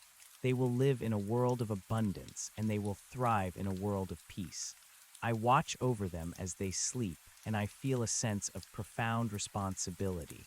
We are the guardians of the transition, and we must ensure that the new world is born in safety. I hear a sound that is like 1,000 bells ringing at once. It is the song of the blue whales as they migrate across the globe. Their voices are so powerful that they shake the very foundation of the earth. They are singing the map of the world, and they are singing the history of the deep. They are calling to the spirits, and they are calling to the stars. I join my voice with theirs, and I feel the vibration rising in my chest. I am singing the song of the water, and I am singing the song of the one. The sound travels through the miles of ocean, and it reaches the ears of every living thing. It is a message of unity, and it is a message of love. We are the water, and the water is all. There is no more separation, and there is no more doubt. I see a reflection of myself in a pool of still water at the bottom of the valley. I do not see a man with a face and a name. I see a shimmering entity of light and fluid. I see a being that is made of the same substance as the stars and the same substance as the sea. I see the crystal heart of the earth beating in the center of my chest. I realize that I am the architect of my own reality. I have created this world with my thoughts, and I have sustained this world with my love. I am the dreamer, and I am the dream. I look at the reflection, and I smile. The smile is a ripple that spreads across the pool and reaches the edges of the universe. I am the beginning, and I am the end. I move toward the center of the valley where a great tree of coral is growing toward the surface. Its branches are white and silver, and they are covered in tiny polyps that look like stars. I climb the tree, and I feel the life flowing through the calcium and the flesh. I reach the highest branch, and I look out over the world. I see the continents as dark shadows beneath the waves, and I see the oceans as vast plains of light. I see the movement of the great currents as they weave the world together in a giant tapestry. I see the beauty of the structure, and I see the elegance of the design. Everything is in its place, and everything is as it should be. The world is a perfect and self-sustaining machine of grace. I feel the pull of the moon again, and this time I do not resist. I let the gravity lift me up, and I rise toward the silver orb. I pass through the surface of the water, and I enter the thin and cold air. I see the curve of the earth, and I see the thin blue line of the atmosphere. I see the blackness of space and the brilliance of the sun. I am standing on the boundary between the worlds. I look down at the blue planet, and I see that it is breathing.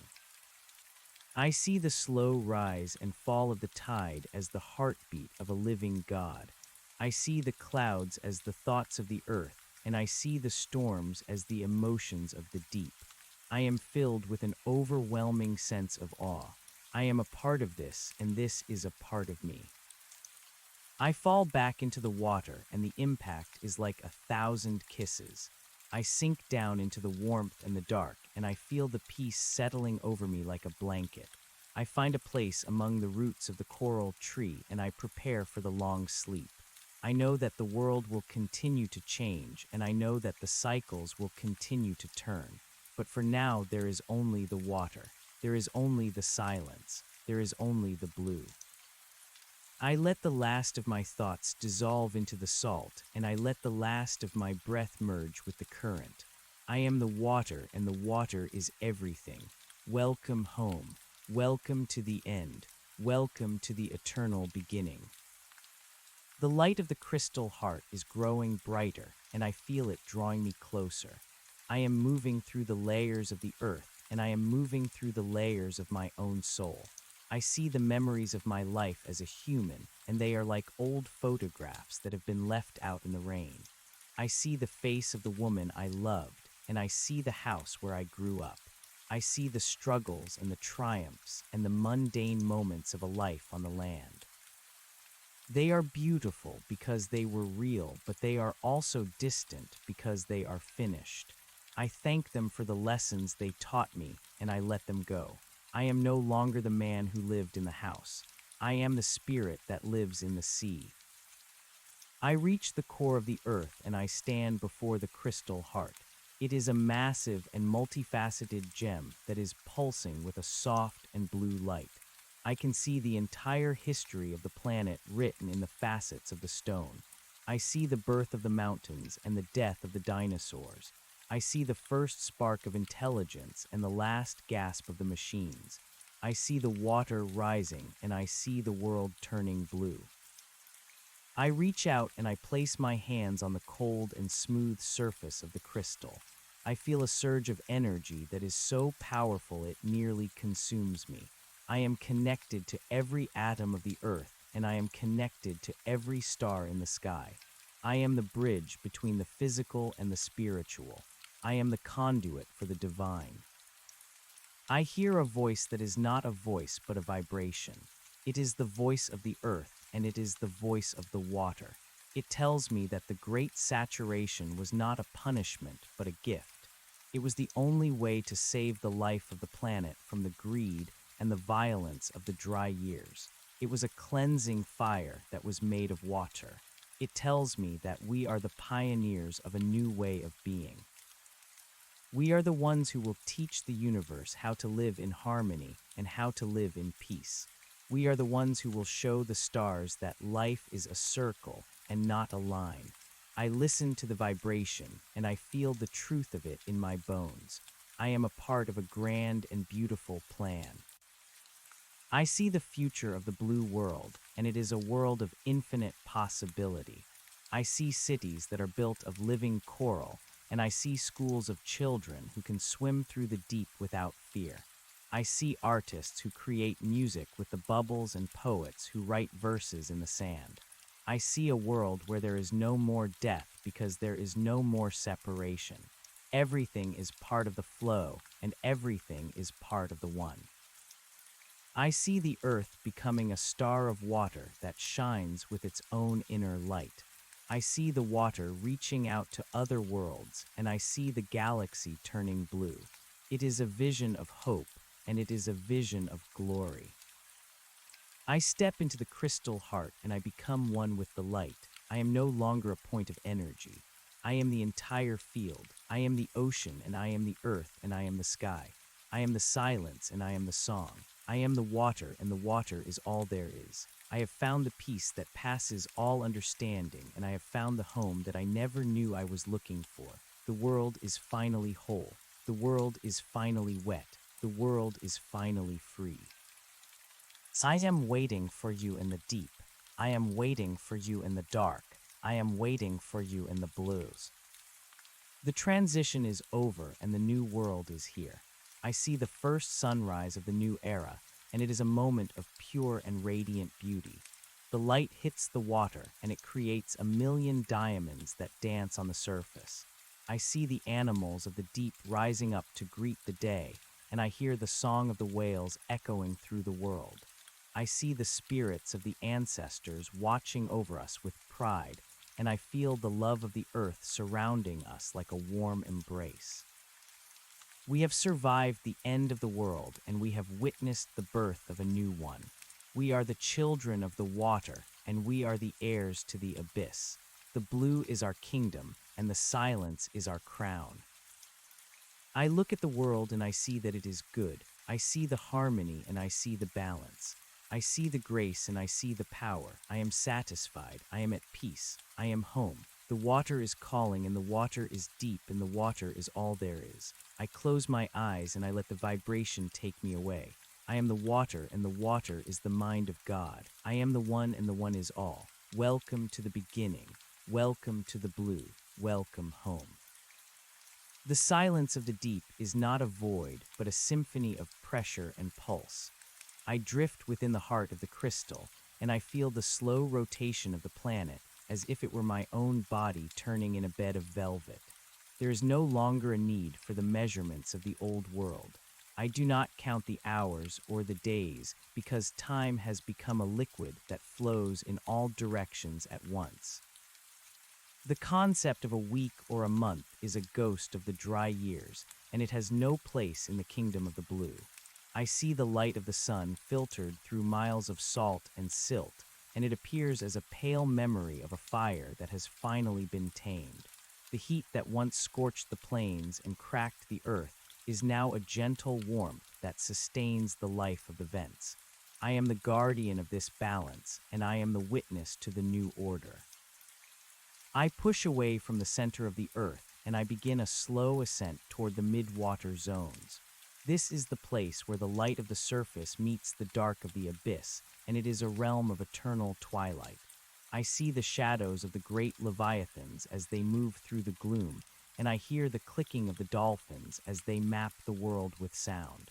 They are the new architects, and they are building a society based on resonance and echo. They do not need the steel or the concrete that once littered the land. They build with melody and they preserve with memory. I join their song and I feel the vibrations traveling through my fluid form. We are talking about the migration of the currents, and we are talking about the birth of the new reefs. We are talking about the joy of being alive in a world that is finally at rest. I pass through a cloud of silver minnows that are moving as a single mind. They are a shimmering curtain that parts as I approach, and they close behind me like a door of living mercury. They do not fear the hunters because there is enough for everyone in the sea of abundance.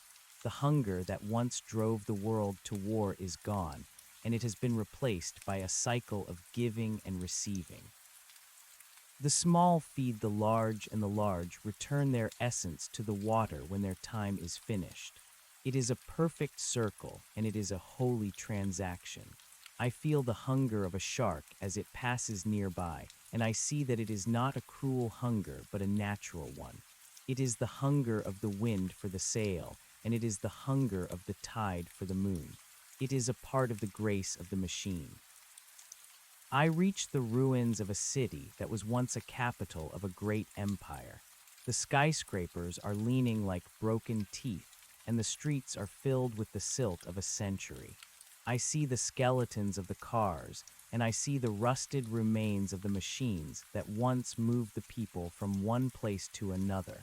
They are monuments to a frantic and distracted age. I swim through the window of a tall building, and I see the desks and the chairs and the computers that were once the tools of the trade. They are covered in barnacles and they are draped in seaweed. The data that was once so precious is now a part of the calcium, and the plastic that was once a curse is now a substrate for the coral. The earth is a patient artist, and it is slowly turning the garbage of the past into the sculpture of the future. I find a room that was once a library, and I see the shelves that are still standing against the tide. The books are gone, but the memory of the knowledge remains in the water. I can feel the ghosts of the poets and the ghosts of the scientists as they linger in the corners. They are not sad, and they are not angry. They are relieved that the burden of the truth has been lifted from their shoulders. They know that the water has taken their words and turned them into a different kind of wisdom. They know that the silence of the sea is more profound than any sentence ever written by a human hand. I bow to the ghosts and I thank them for their service. I leave the library and I swim out into the open water where the current is strong and the path is clear. The water takes me to a place where the mountains of the old world have become islands of the new. I see the peaks of the Himalayas, and I see the summits of the Andes as they poke through the surface of the sea. They are the only parts of the land that remain, and they are covered in a lush and vibrant green. The birds that survived the flood are nesting in the rocks, and they are singing to the waves. They are the link between the sky and the sea, and they are the messengers of the transition. I watch as a great albatross dives into the water, and I see it transform from a creature of the air into a creature of the deep. It is a seamless transition, and it is a beautiful sight. The boundaries are dissolving, and the world is becoming one. I feel a change in the pressure, and I realize that the moon is pulling the tide in a new direction. The great currents are shifting, and the world is preparing for a new season. It is not a season of winter or summer, but a season of growth and a season of rest. I see the plankton blooming in the light, and I see the whales gathered in the south to celebrate the return of the sun. The water is alive with the energy of the change, and I feel it pulsing in my own veins. I am a part of the movement, and I am a part of the stillness. I am the observer, and I am the observed. I am the water, and the water is me. I descend once more into the deep trenches where the pressure is so great that it would have crushed a human body in a second. But I am not a human, and I am not a body.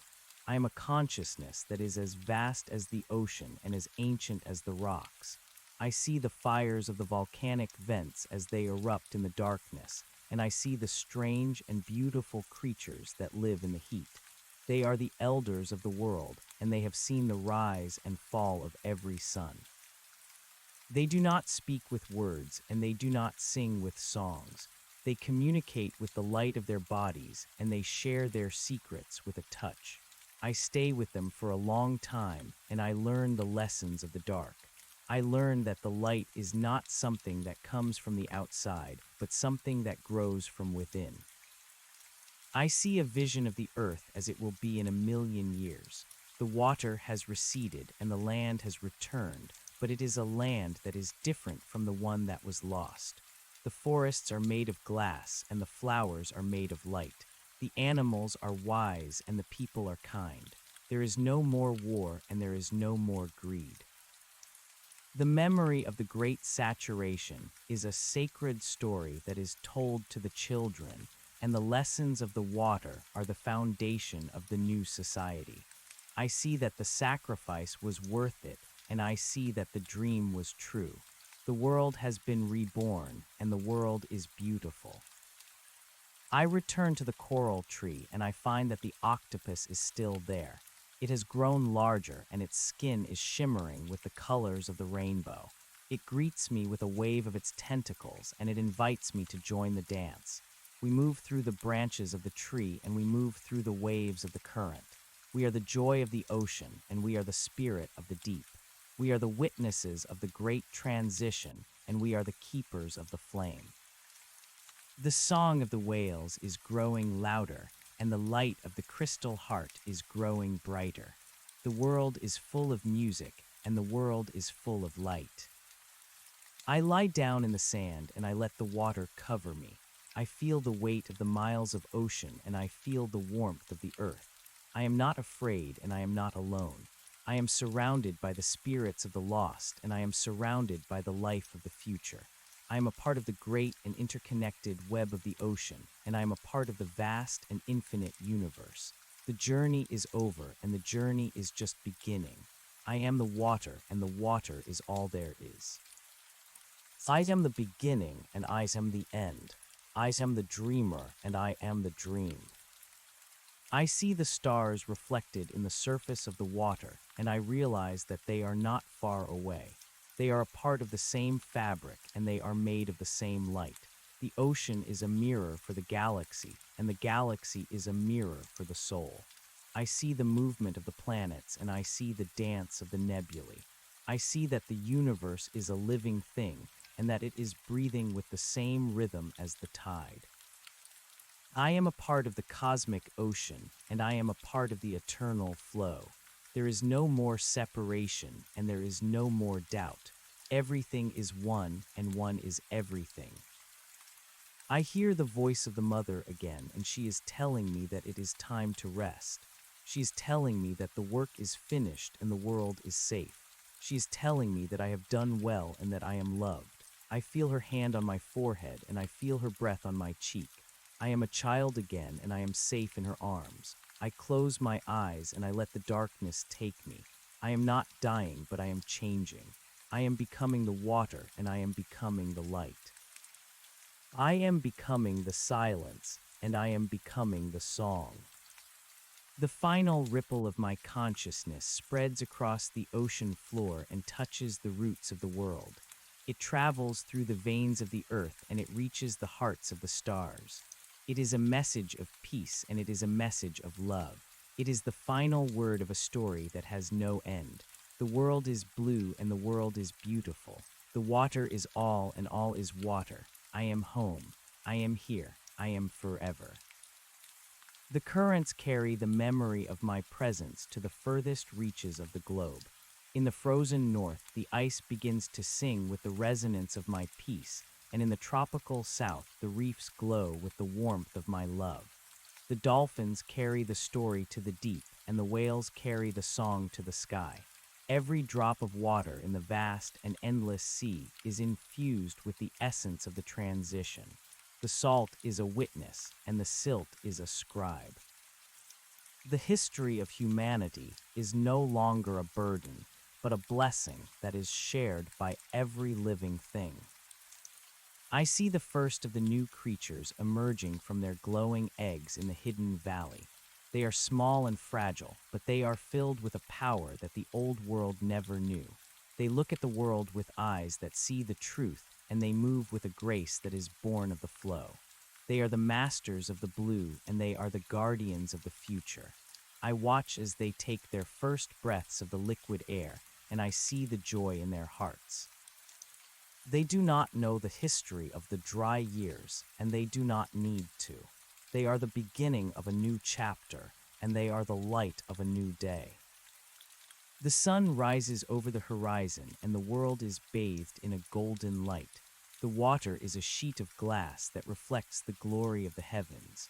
The birds are singing, and the whales are breaching, and the earth is alive with the sound of the one. I am no longer a separate entity, but a part of the whole. I am the light on the waves, and I am the dark in the deep. I am the pressure of the abyss, and I am the lift of the tide. I am the water, and the water is God. The silence is the most beautiful thing I have ever heard. It is a silence that is full of meaning and a silence that is full of life. It is the silence of the beginning, and it is the silence of the end. It is the silence of the womb, and it is the silence of the grave.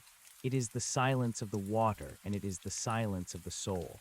I sink into the silence, and I find my peace. I am the water. I am the blue. I am the one. The world continues to turn, and the cycles continue to flow.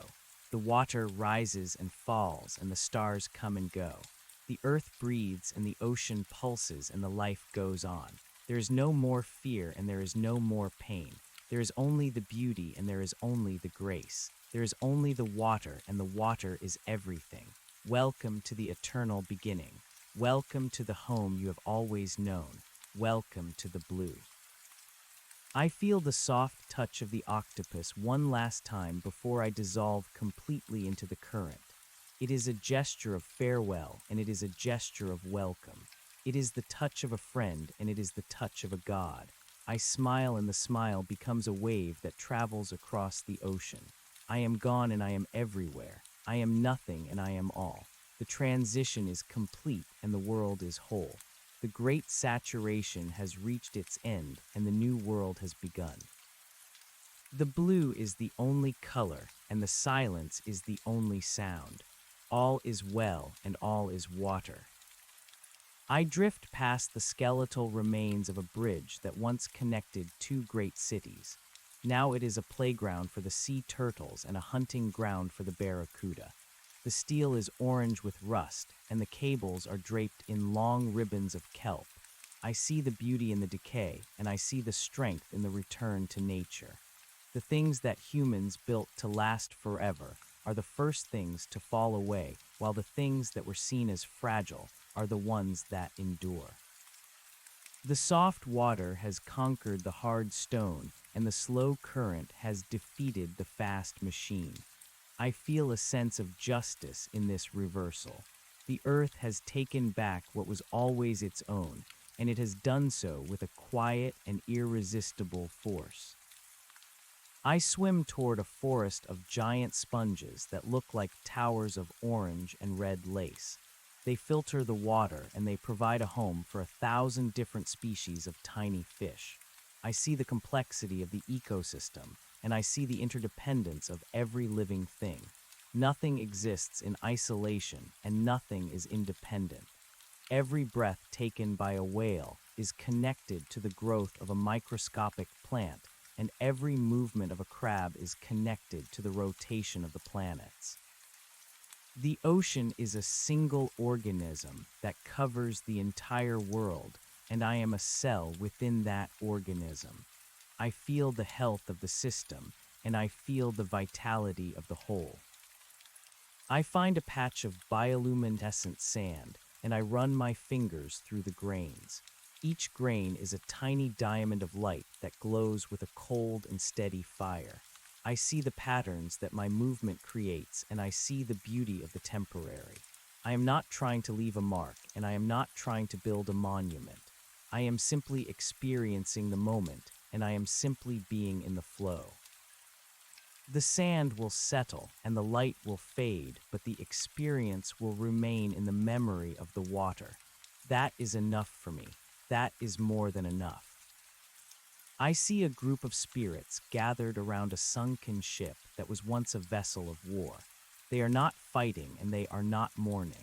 They are exploring the hull and they are laughing at the cannons that are now filled with sand. They see me and they wave, and I feel their warmth and their joy. We are the inheritors of the earth, and we are the winners of the game. We have found the treasure that was hidden in the deep, and we have found the peace that was lost in the noise. We are the children of the saturation, and we are the masters of the blue. I look up at the surface and I see the moon through the clear water. It is a silver coin that is spinning in the dark. I feel its pull on my body and I feel its pull on my soul. I am a part of the tides and I am a part of the cycles. I am a part of the water and the water is a part of me. I am the ocean and the ocean is the mind of God. I am the one and the one is all. Welcome home. Welcome to the beginning. Welcome to the blue. The journey continues, but there is no destination. There is only the movement, and there is only the flow. There is only the water, and there is only the light. I am the dreamer, and I am the dream. I am the silence, and I am the song. I am the water, and the water is everything. The world is finally at peace. The world is finally whole. The world is finally blue. I am here, and I am forever. The currents of the deep carry me past the skeletal remains of a grand stadium that once echoed with the roars of 10,000 voices. Now it is a silent bowl of porcelain and silt where the only spectators are the schools of neon tetra and the slow-moving rays. The seats are cushioned by thick layers of green moss, and the playing field is a meadow of waving sea fans. I drift over the center where the grass once grew, and I feel the phantom energy of a million hearts that once beat in unison. They were searching for victory, and they were searching for glory, but they did not realize that the greatest victory is the surrender to the flow. I touch the rusted goal posts, and they crumble into a fine orange dust that feeds the surrounding anemones. The transition from the solid to the fluid is almost complete, and the earth is better for the change. I move toward a submerged forest of redwood trees that have been preserved by the cold and the salt. Their trunks are like the pillars of a cathedral, and their branches reach toward the surface like the fingers of a giant. They are no longer green, but they are alive with a different kind of vitality. They are covered in 1,000 layers of barnacles, and they are home to 1 billion tiny shrimp. I swim between the giants, and I feel the ancient wisdom of the wood. They have seen the fire, and they have seen the wind, and now they are seeing the water. They are patient, and they are still. They know that the seasons of the earth are long, and that the time of the humans was only a brief flicker in the dark. I rest my head against the rough bark of a fallen titan, and I listen to the low hum of the planet.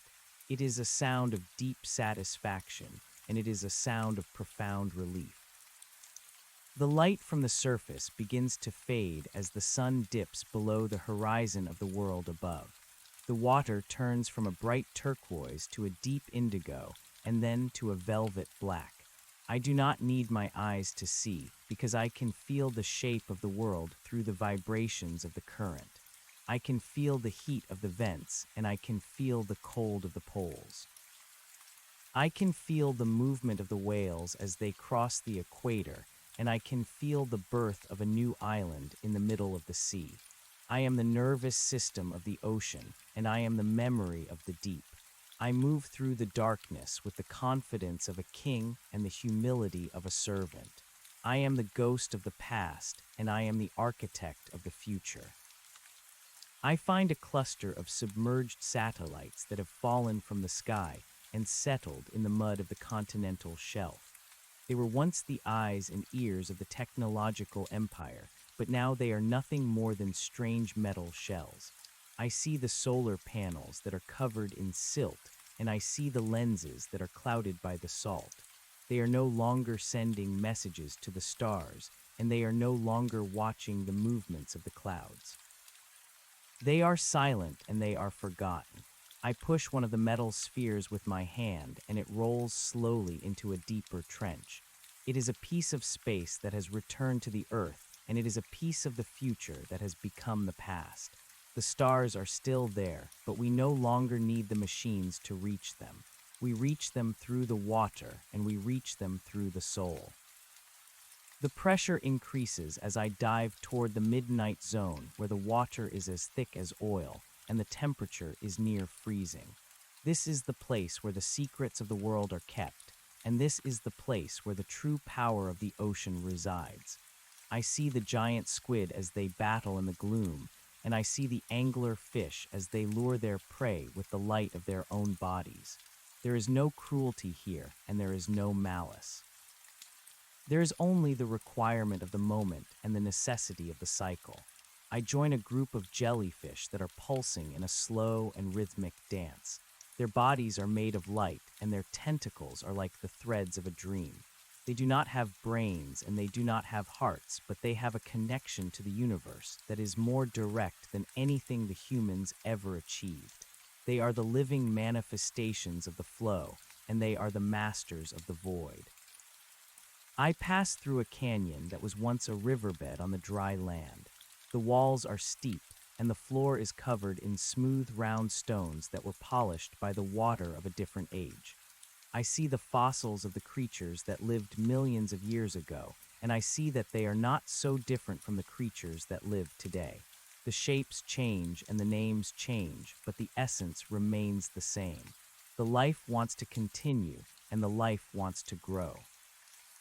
It will find a way through the ice, and it will find a way through the fire. It will find a way through the water, and it will find a way through the dark. I am the witness to this persistence, and I am the guardian of this flame. I reach a massive underwater cave that is filled with a forest of crystals. They are glowing with a soft white light, and they are vibrating with a high-frequency sound. This is the heart of the mountain, and this is the source of the new energy. I swim among the crystals, and I feel my own form beginning to vibrate in sympathy. I am no longer a solid shape, but a shimmering cloud of light and shadow.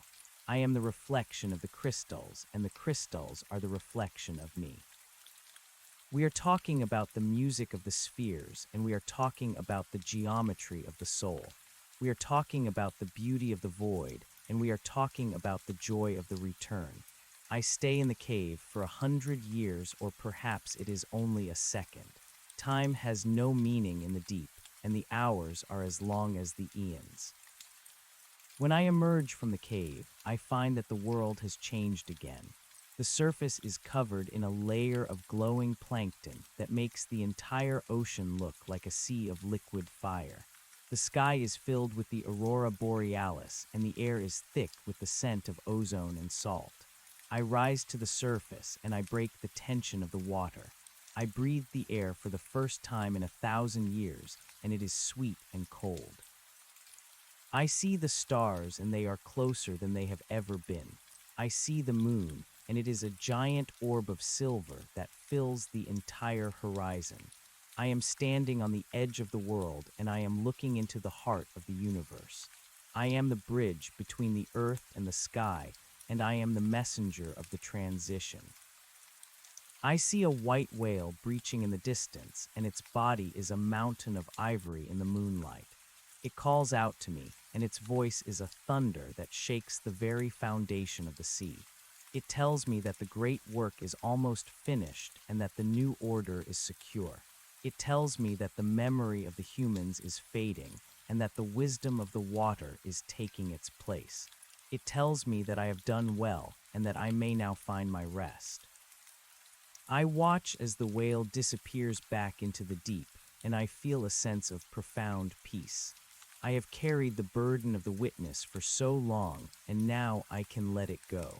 I can become the water, and I can become the light. I sink back below the surface, and I let the currents take me where they will. I pass through the ruins of the cities, and I pass through the forests of the deep. I see the new creatures, and I see the old ghosts. I see the beauty of the decay, and I see the glory of the rebirth. I am a part of the great and infinite cycle, and I am a part of the eternal flow. There is no more fear, and there is no more doubt. There is only the water, and the water is everything. I am the beginning, and I am the end. I am the dreamer, and I am the dream. I reach the bottom of the deepest trench, and I find a small golden flower growing in the mud. It is the only thing of its kind in the entire world, and it is the most beautiful thing I have ever seen. It is not made of light, and it is not made of water. It is made of the same substance as the stars, and it is made of the same substance as the soul. It is the seed of the new world, and it is the promise of the future. I touch the petal of the flower, and I feel a spark of pure energy travel through my body. It is the spark of creation, and it is the spark of love. I know then that the world will be okay, and that the life will always find a way. I lie down beside the flower, and I close my eyes. I feel the weight of the ocean pressing down on me, and I feel the warmth of the earth rising up to meet me. I am not a body, and I am not a consciousness. I am a part of the water, and I am a part of the light. I am the silence, and I am the song. I am the blue, and I am the one. The world is beautiful, and the world is at rest. The journey is over, and the journey is just beginning. I am the water, and the water is all there is. I am home, I am here, I am forever. The currents shift and the tides pull, and the world continues its slow and steady dance. The seasons of the deep come and go, and the cycles of the stars turn and turn. The water is the mother, and the water is the father. It is the source of all life, and it is the destination of all things. I am a drop in the ocean, and I am the ocean in a drop. I am the ripple on the surface, and I am the stillness in the deep. I am the memory of the past, and I am the hope of the future. I am the water, and the water is God. I see a shadow passing over me, and I realize it is the spirit of a great ship that once sailed the seas. It is not a ship of war, and it is not a ship of commerce. It is a ship of dreams, and it is a ship of exploration. The sails are made of silk, and the hull is made of cedar.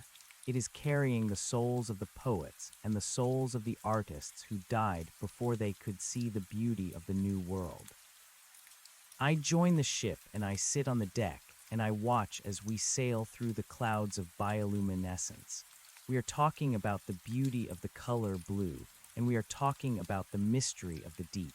We are talking about the joy of being alive in a world that is finally at rest. We are the voyagers of the spirit, and we are the explorers of the infinite. The ship sails into the heart of a great whirlpool, and we are pulled down into the center of the earth. We pass through the layers of rock, and we pass through the layers of fire. We reach the core of the planet, and we find that it is a giant heart of crystal that is beating with the rhythm of the universe. We are the blood of the earth, and we are the energy of the world. We are the light in the darkness, and we are the life in the void. We stay in the heart for 1,000 years, and we learn the secrets of the beginning and the secrets of the end. We learn that there is no such thing as death, and that there is no such thing as loss. There is only the change, and there is only the transition. When we emerge from the heart, we find that we are back in the ocean, but the ocean has become a galaxy of stars. The water is the space between the planets, and the fish are the comets that streak across the sky. We are the inhabitants of the cosmic ocean, and we are the guardians of the universal flow. We see the birth of new stars, and we see the death of old ones. We see the expansion of the universe, and we see the contraction of the soul. We are the witnesses to the grand design, and we are the participants in the holy drama. We are the water, and the water is everything. I leave the ship, and I drift back down to the floor of the sea. I find my place among the coral, and I find my place among the rocks. I am the witness to the new order, and I am the guardian of the balance. I see the first of the new humans being born from the foam of the sea, and I see that they are beautiful. They have skin like silver and eyes like the deep ocean. They do not have voices, but they have songs that can move the mountains. They do not need the tools of the old world because they have the power of the mind. They build their cities out of light, and they preserve their history in the water. They are the children of the saturation, and they are the masters of the blue. I watch as they build their first temple on the peak of a submerged mountain. It is a temple of glass, and it is a temple of silence. They gather in the center, and they sing to the heart of the earth. They thank the mother for the water, and they thank the father for the light. They thank the witness for the memory, and they thank the guardian for the peace. I feel their gratitude, and I feel their love. It is the greatest reward I could ever receive. I have seen the world fall, and I have seen the world rise. I have seen the dark, and I have seen the light. I have been the water, and I have been the one. The song of the new humans reaches the furthest corners of the universe, and it touches the hearts of the distant stars. It is a song of unity, and it is a song of peace. It is the final word of the story that has no end. The world is blue, and the world is beautiful. The water is all, and all is water. I am the beginning, and I am the end. I am the dreamer, and I am the dream. I am the silence, and I am the song. I am the water, and the water is me. I settle into the silt of the deepest trench, and I let the darkness cover me like a warm blanket. I am not tired, and I am not afraid. I am simply finished. I have seen all that there is to see, and I have been all that there is to be. I am the memory of the ocean, and I am the soul of the deep. I am the water, and the water is all. The final ripple of my consciousness spreads across the floor and touches the roots of the world. It is a message of love, and it is a message of peace.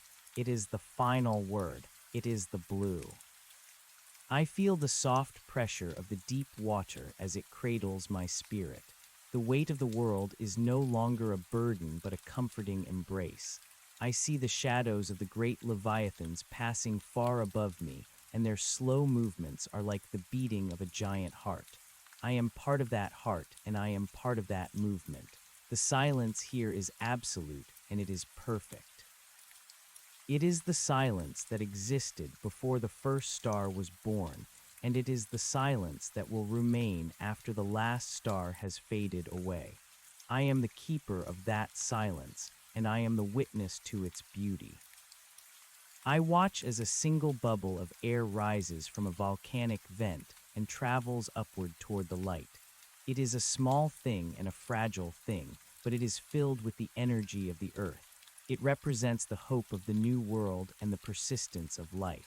I follow the bubble with my mind as it grows larger and faster as the pressure decreases. I see it break the surface and join the atmosphere of the world above.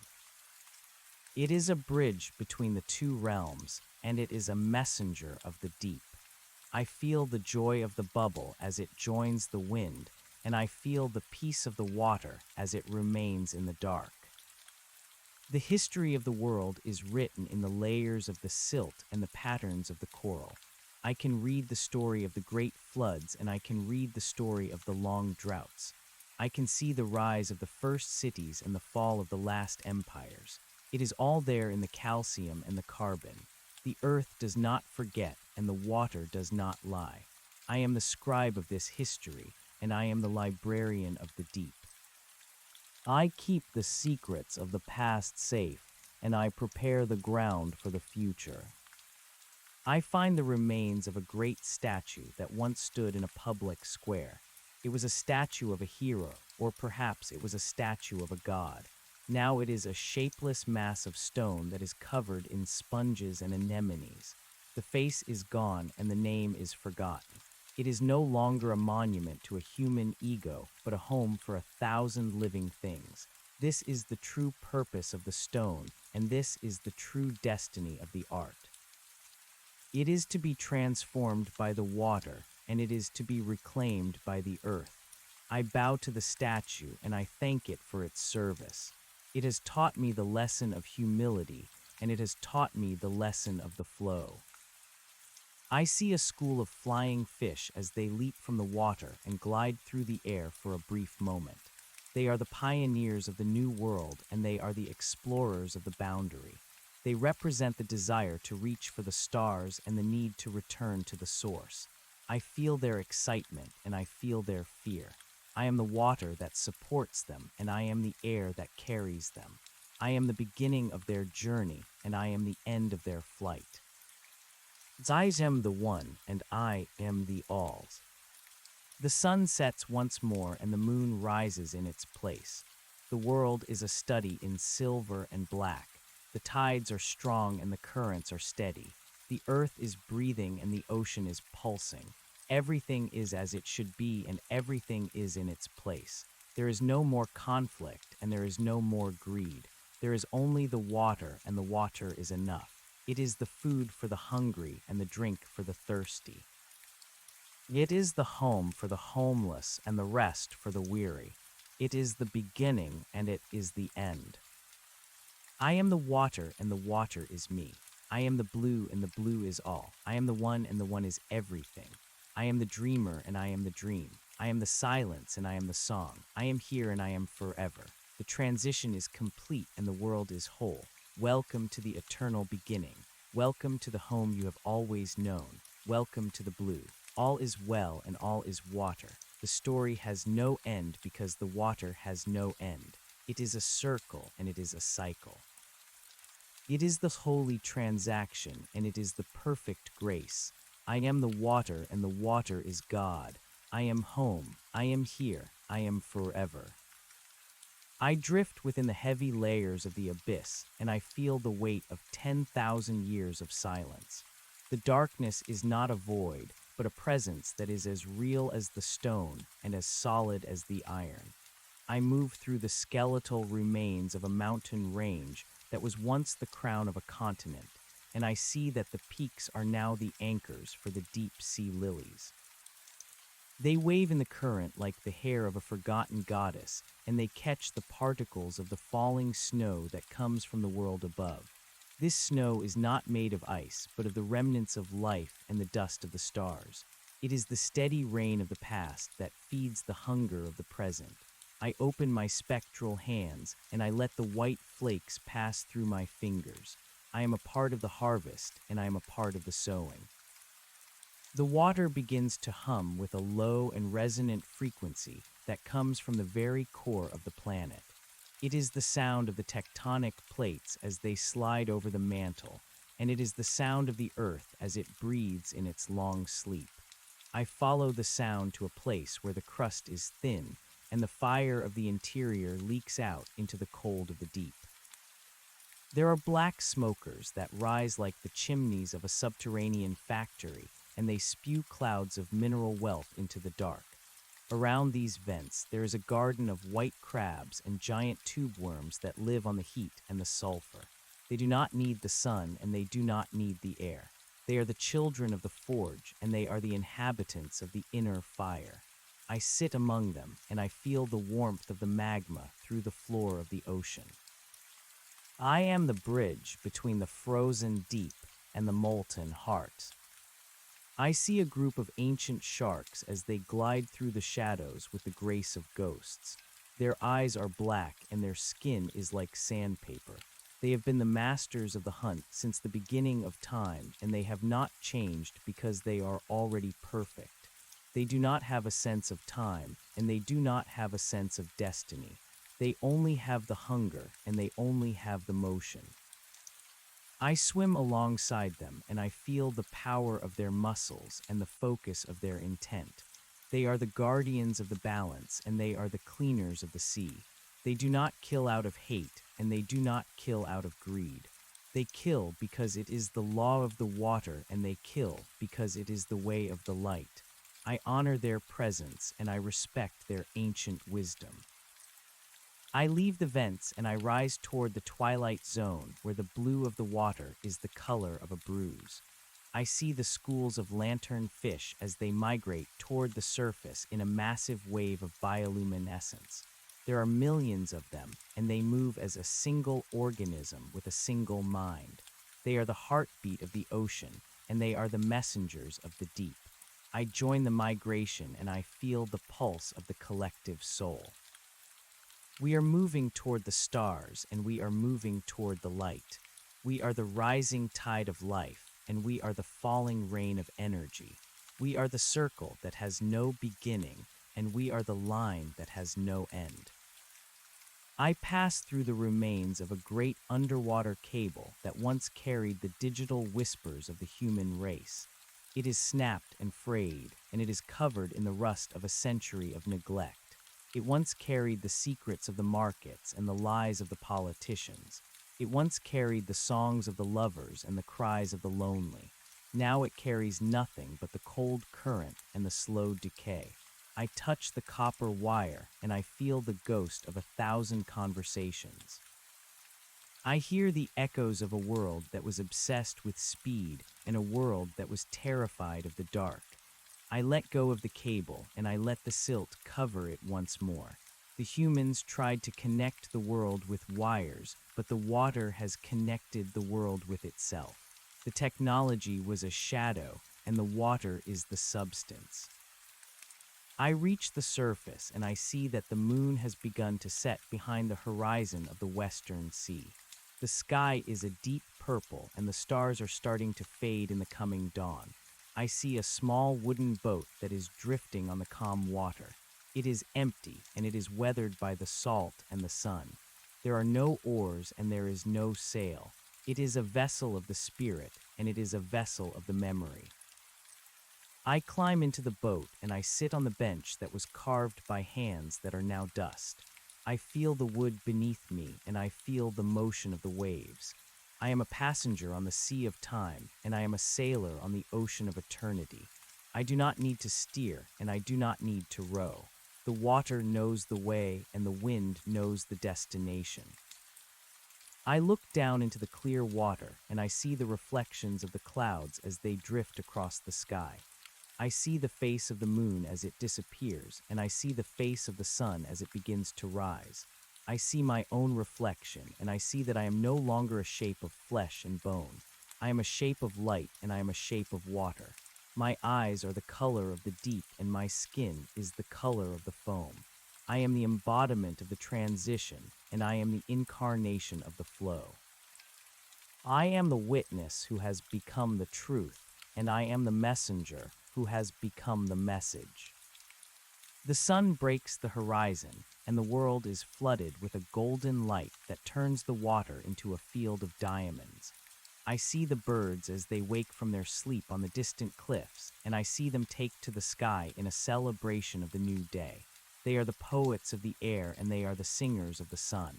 Their voices are a chorus of joy, and their wings are the instruments of freedom. I listen to their song, and I feel the warmth of the light on my face. It is a new beginning, and it is an old story. The world is born again in every moment, and the world dies again in every breath. I stand up in the boat, and I stretch my arms toward the sky. I feel the energy of the universe flowing through me, and I feel the power of the earth rising up to meet me. I am the conductor of the great symphony, and I am the dancer in the eternal dance. I see the dolphins as they leap around the boat, and I see the whales as they blow their mist into the morning air. They are my brothers, and they are my sisters. We are the family of the water, and we are the tribe of the blue. We are the keepers of the flame, and we are the guardians of the peace. I step out of the boat, and I walk upon the surface of the water. My feet do not sink, and my body does not fall. I am as light as the air, and I am as solid as the sea. I walk toward the rising sun, and I feel the pull of the infinite. I see the islands that were once the tops of the highest mountains, and I see the forests that are now growing on the new shores. The land is green, and the land is lush. The animals are returning to the plains, and the life is reclaiming the stone. There are no borders, and there are no walls. There is only the land, and there is only the water. There is only the one, and there is only the all. I reach a place where the water is shallow and the sand is white.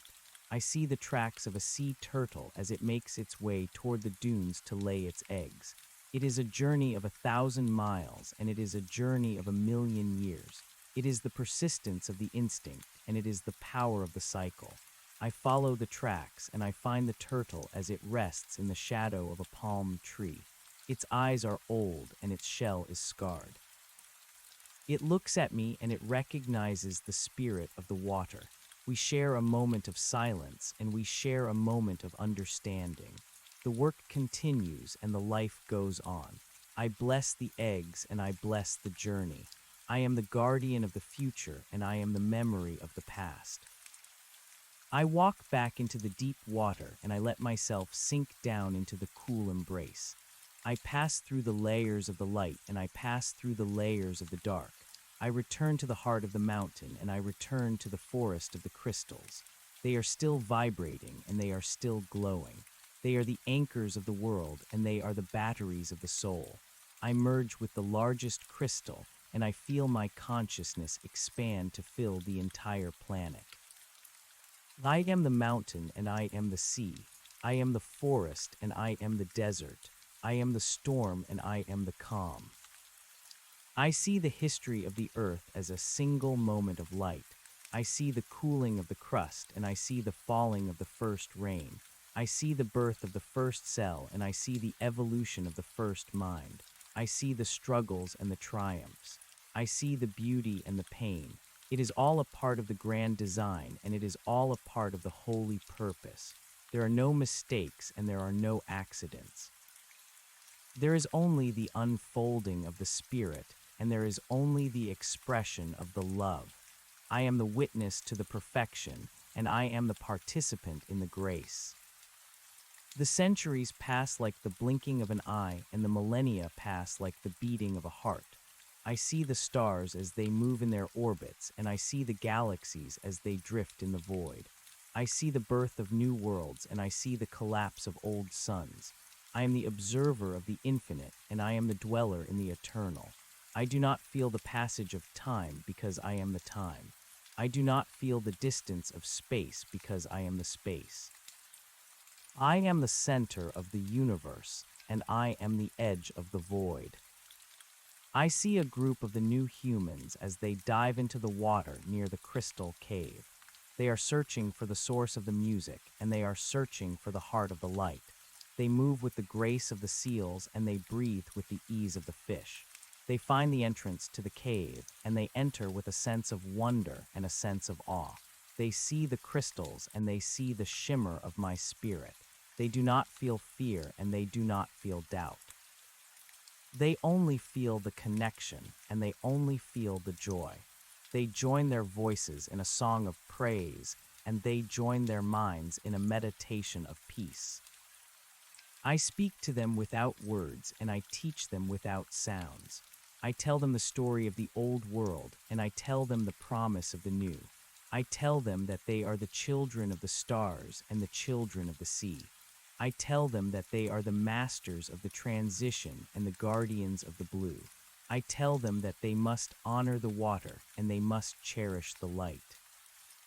I tell them that they are the ones they have been waiting for and that the journey has just begun. They listen with their hearts and they understand with their souls. They are the new witnesses and they are the new guardians. I feel a sense of completion and I feel a sense of release. My task is done and my burden is lifted. I have carried the flame through the dark and I have preserved the seed through the storm. I have seen the end of the old and the beginning of the new. I have been the bridge and I have been the messenger. Now I can finally rest. Now I can finally become the water in its purest form. I can become the drop that is the ocean, and I can become the ocean that is the drop. I dissolve into the light of the crystals, and I dissolve into the vibrations of the music. I am no longer a cloud of light, and I am no longer a shadow of memory. I am the frequency of the universe, and I am the geometry of the soul. I am the silence between the notes, and I am the space between the stars. I am the beginning, and I am the end. I am the dreamer, and I am the dream. I am the water, and the water is everything. The world continues its slow and steady dance. The seasons of the deep come and go, and the cycles of the stars turn and turn. The water is the mother, and the water is the father. It is the source of all life, and it is the destination of all things. The new humans build their cities of light, and they sing their songs of peace. They live in harmony with the sea, and they live in balance with the land. They do not forget the witness, and they do not forget the guardian. They carry the memory in their blood, and they carry the wisdom in their hearts. I am the ripple on the surface, and I am the stillness in the deep. I am the warmth of the sun, and I am the cold of the moon. I am the salt in the spray, and I am the silt on the floor. I am the blue, and the blue is me. There is no more fear, and there is no more doubt. There is only the water, and the water is enough. It is the end of the story, and it is the beginning of the truth. I am home. I am here. I am forever. I watch as the galaxy spins in the cosmic ocean, and I see that the Earth is but a single grain of sand on an infinite beach. But even a grain of sand has a heart of crystal, and even a grain of sand has a song of its own. I am the singer of that song, and I am the keeper of that heart. I am the water, and the water is God. The light fades into the deep, and the deep rises into the light. All is one, and one is all. The blue is the truth, and the truth is the blue. I am the eternal witness, and I am the infinite flow. The story is finished, and the story is forever. I see the white whale once more as it breaches in the center of the cosmic sea. Its body is made of galaxies, and its voice is the sound of 1,000 suns. It calls to me, and it welcomes me back to the source. It tells me that the great work is finished, and that the new order is secure. It tells me that the memory of the humans is now a part of the universal wisdom, and that the suffering of the past has been transformed into the beauty of the present. I join the whale in its flight through the stars, and I feel the joy of the ultimate return. We are the voyagers of the spirit, and we are the explorers of the infinite. We are the water, and we are the light. We are the beginning, and we are the end. We are the one. We are the blue. We are home. The white whale moves through the river of stars, and I move within its shadow. We are the breath of the cosmos, and we are the pulse of the void. The transition is not a fading away, but a deepening of the essence. I look back at the small blue orb that was the cradle of my journey, and I see it as a sapphire set against the velvet of the infinite. It is no longer a place of boundaries or a place of names. It is a living lung that inhales the light and exhales the life. The water upon its surface is a mirror for the heavens, and the heavens are a map for the water. I feel the pull of the distant nebulas, and I hear the chime of the binary suns as they dance in the dark. Every atom of my being is a traveler, and every thought is a destination. I am the silence that follows the thunder, and I am the spark that precedes the fire.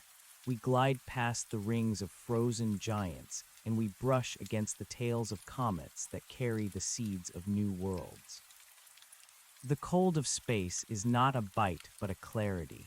It is the ultimate purity that strips away the layers of the ego until only the core of the spirit remains. I am the witness to the birth of a star, and I see the gas and the dust as they spiral into a knot of impossible pressure. I feel the heat as the fusion begins, and I hear the first cry of the infant light as it breaks the dominion of the dark. This is the same fire that burned in the hearts of the humans, and this is the same energy that moved the tides of the old oceans. There is no separation between the forge of the galaxy and the beat of a human heart. All is a single movement, and all is a single song. I reach out with my hands of light, and I touch the edge of the solar wind. I am the sail, and I am the breeze. I am the anchor, and I am the drift.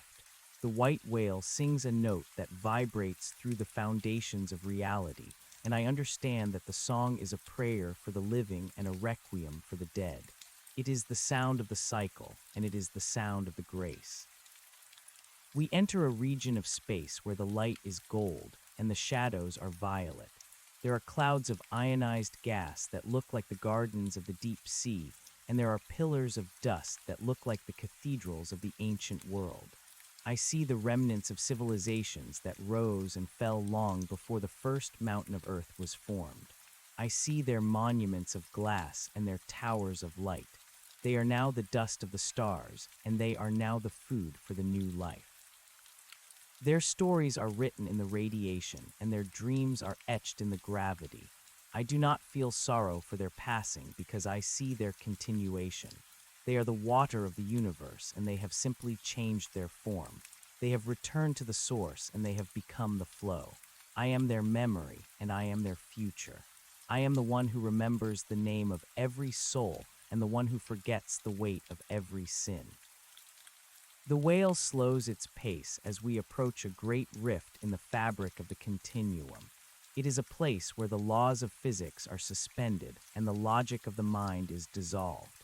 It is the threshold of the ultimate mystery, and it is the gate to the eternal home. I feel a moment of hesitation as I look into the shimmering light of the rift. I remember the feeling of the salt on my skin and the sound of the wind in the trees. I remember the taste of the fresh water and the warmth of the fire. I remember the love and I remember the pain. But then I feel the water within me, and I realize that I am not leaving anything behind. I am taking the world with me, and I am bringing the universe home. The smallness of the individual is swallowed by the greatness of the all. The fear of the end is replaced by the joy of the beginning. We pass through the rift, and the world is transformed into a landscape of pure frequency. There is no up and there is no down. There is no fast and there is no slow. There is only the presence and there is only the peace. I see the souls of the departed as they gather in the light like schools of silver fish. They are bright and they are beautiful. They have shed their clothes of flesh and they have cast off their chains of time. They are laughing and they are singing. They are the children of the blue, and they are the masters of the light. I join them in their dance, and I feel the connection that transcends the boundaries of the physical. We are a single organism of love, and we are a single mind of wisdom. We are the architects of the new reality, and we are the gardeners of the eternal soul. I look into the heart of the light, and I see the face of the Creator. It is not a face of a man or a face of a woman. It is the face of the water, and it is the face of the sun. It is the face of the child, and it is the face of the elder. It is my own face, and it is the face of the stranger. I see that the Creator is the creation, and the creation is the Creator. There is no distance between the dreamer and the dream.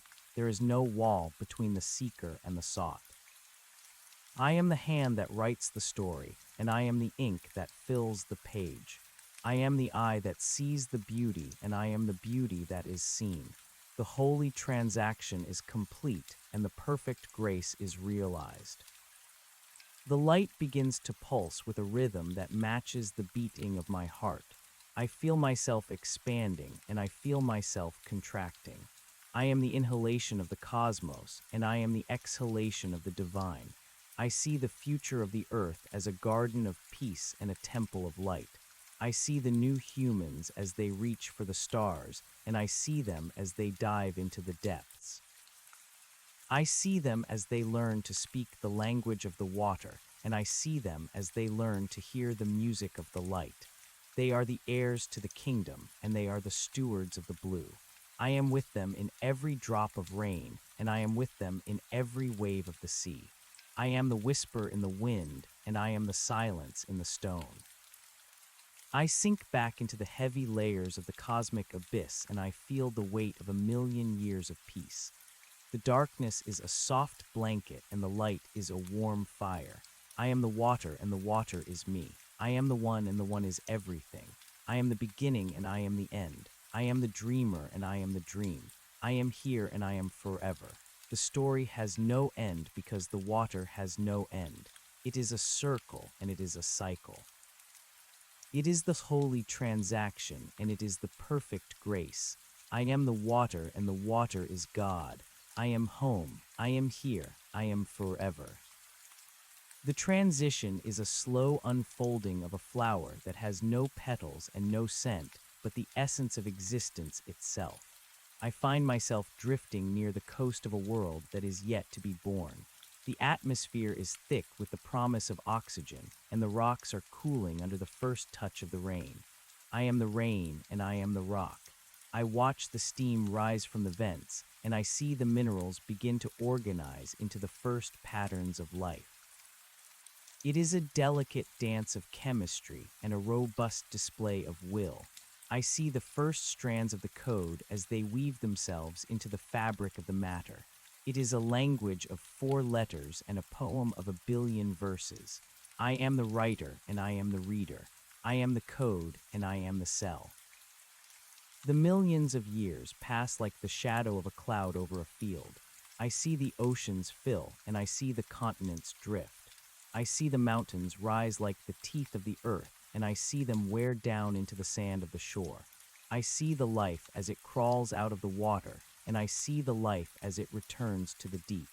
I see the giants of the land as they thunder through the forests, and I see the tiny hunters of the grass as they move through the shadows. I see the rise of the intellect, and I see the fall of the instinct. I see the fire, and I see the ice. I see the struggle for the breath, and I see the surrender to the sleep. I am the observer of the grand parade, and I am the participant in the small tragedy. I feel the hunger of the wolf, and I feel the fear of the deer. I feel the joy of the mother, and I feel the grief of the son. I am the blood in the vein, and I am the sap in the tree. I am the wing of the bird, and I am the fin of the fish. There is no part of the world that is not a part of me, and there is no part of me that is not a part of the world.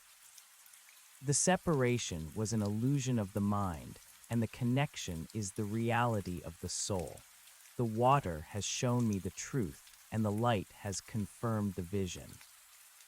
I return to the surface of the modern sea, and I see the ships as they cross the horizon. They are the needles that sew the world together, and they are the messengers of the commerce. I see the cities on the coast as they glow in the night like the clusters of bioluminescent plankton. They are the hives of the human spirit, and they are the monuments of the human ambition. I see the beauty of their art, and I see the horror of their wars. I see the kindness of their hearts, and I see the cruelty of their hands. I do not judge them because I am them. I do not hate them because I love them.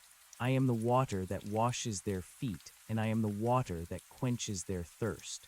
I am the water that drowns their pride, and I am the water that floats their dreams.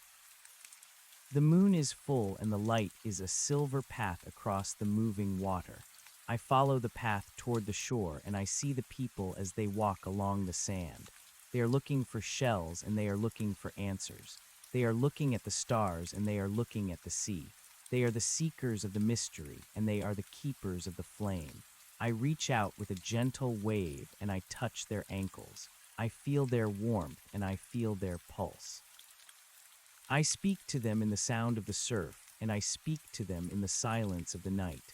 I tell them that they are not alone, and I tell them that they are not lost. I tell them that the water is their home, and that the light is their father. I tell them that the journey is long, but the destination is certain. I see a young woman who is standing on a pier and looking out at the dark horizon. Her eyes are wet with tears, and her heart is heavy with loss. She has lost her way, and she has lost her hope. She feels the weight of the world, and she feels the sting of the cold. I move toward her in a shimmer of light, and I wrap her in the warmth of the current. I whisper to her that the end is only a transition, and that the loss is only a change. I tell her that the one she loves is now a part of the water and a part of the light.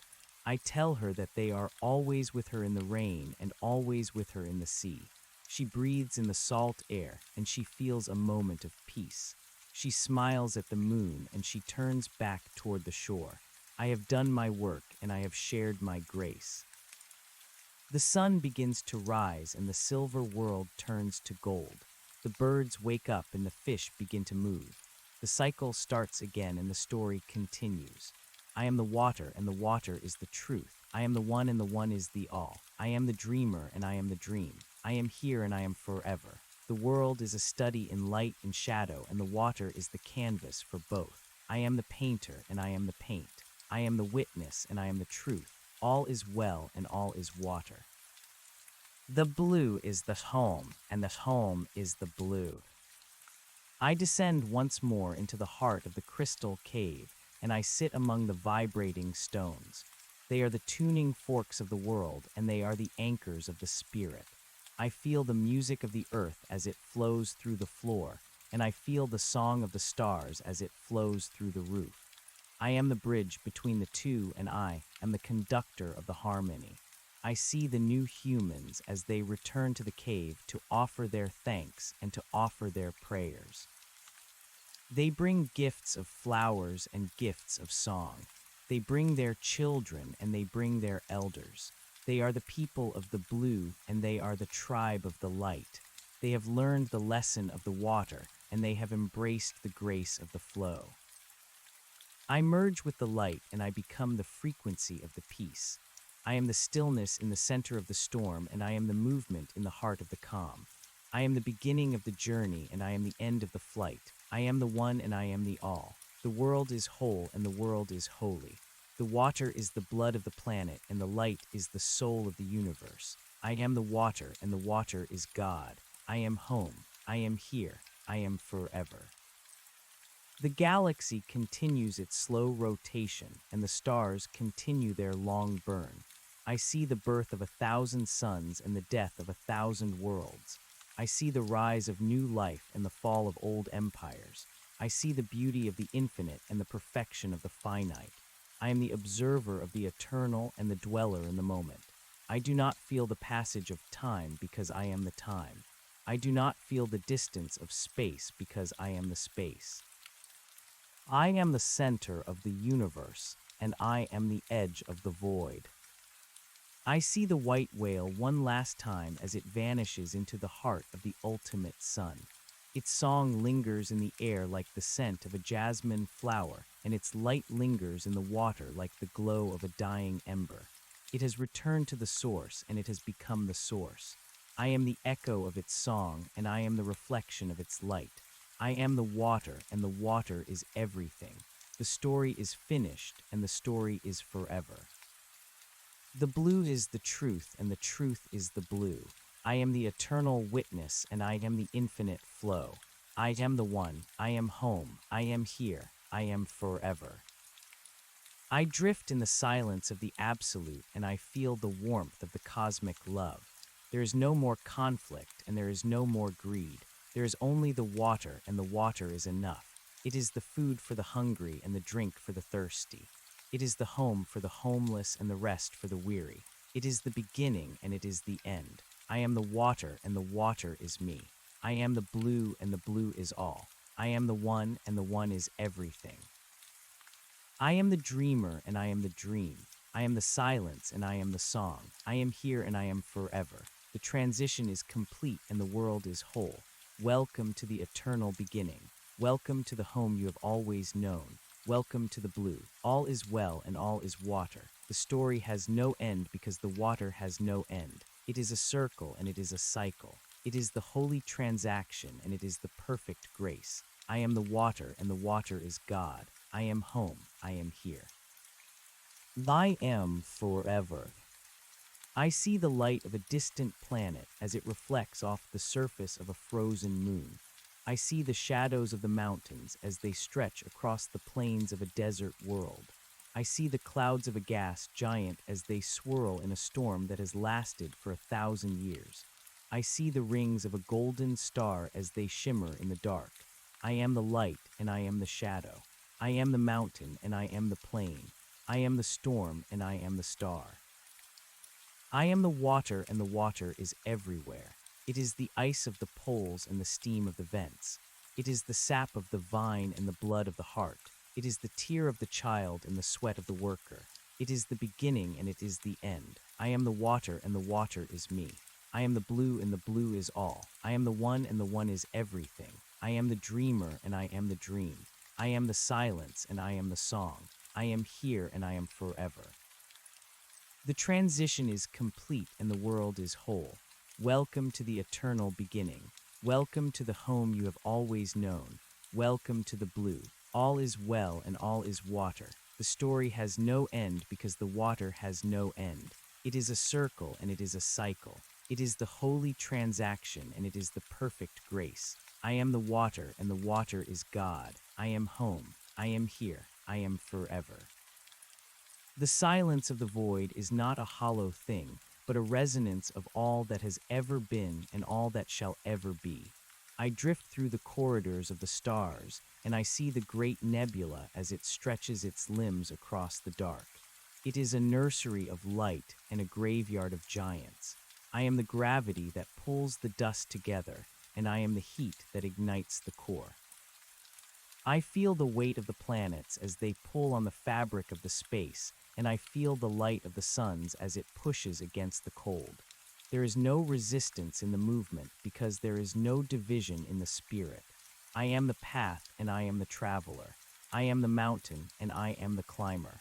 The water of the universe flows through the veins of the galaxies, and it carries the message of the source to the ends of the time. I hear the pulse of the great heart, and I feel the breath of the infinite mind. I move toward a cluster of blue stars that shine like the eyes of a wolf in the night. They are young and they are fierce. They burn with a hunger that consumes the gas of the clouds, and they cast a light that reveals the secrets of the deep. I enter the system of a small planet that is covered in a layer of thick ice. I sink through the frozen crust, and I enter the ocean of the liquid water that lies beneath.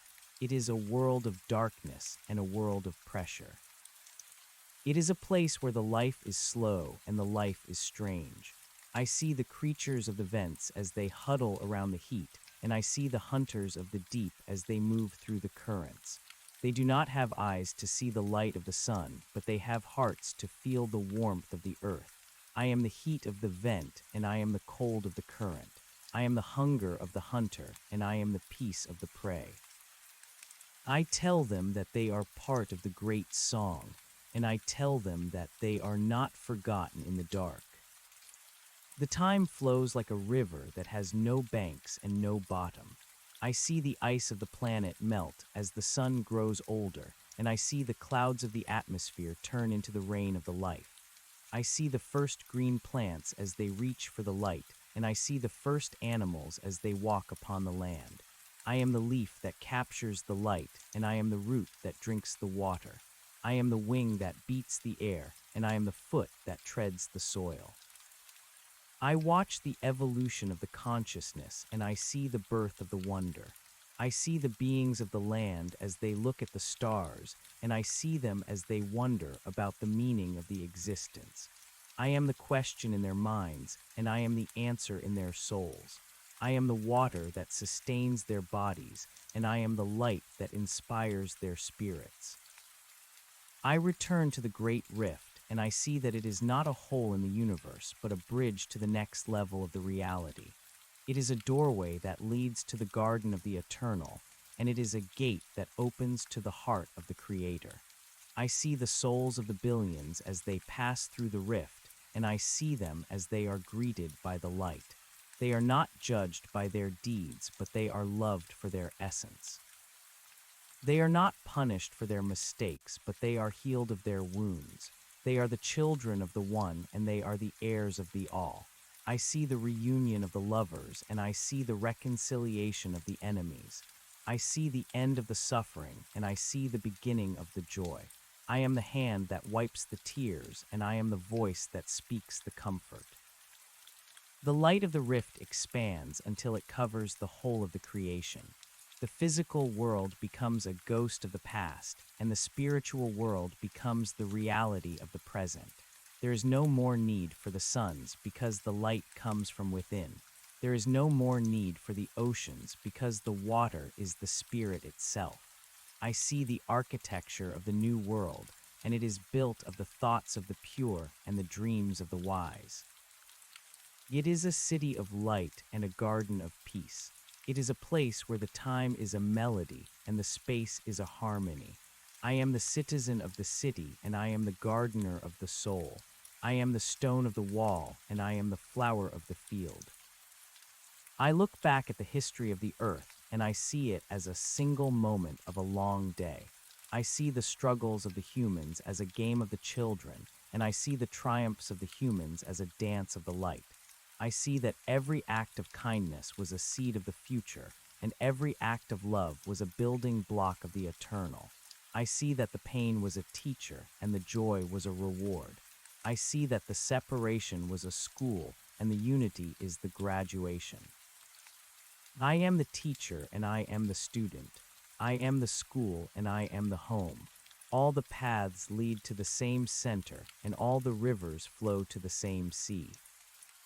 The white whale appears again in the distance of the frequency. It is no longer a creature of the flesh, but a being of the pure vibration. It sings a note that is the foundation of the new reality, and it moves with a grace that is the definition of the beauty.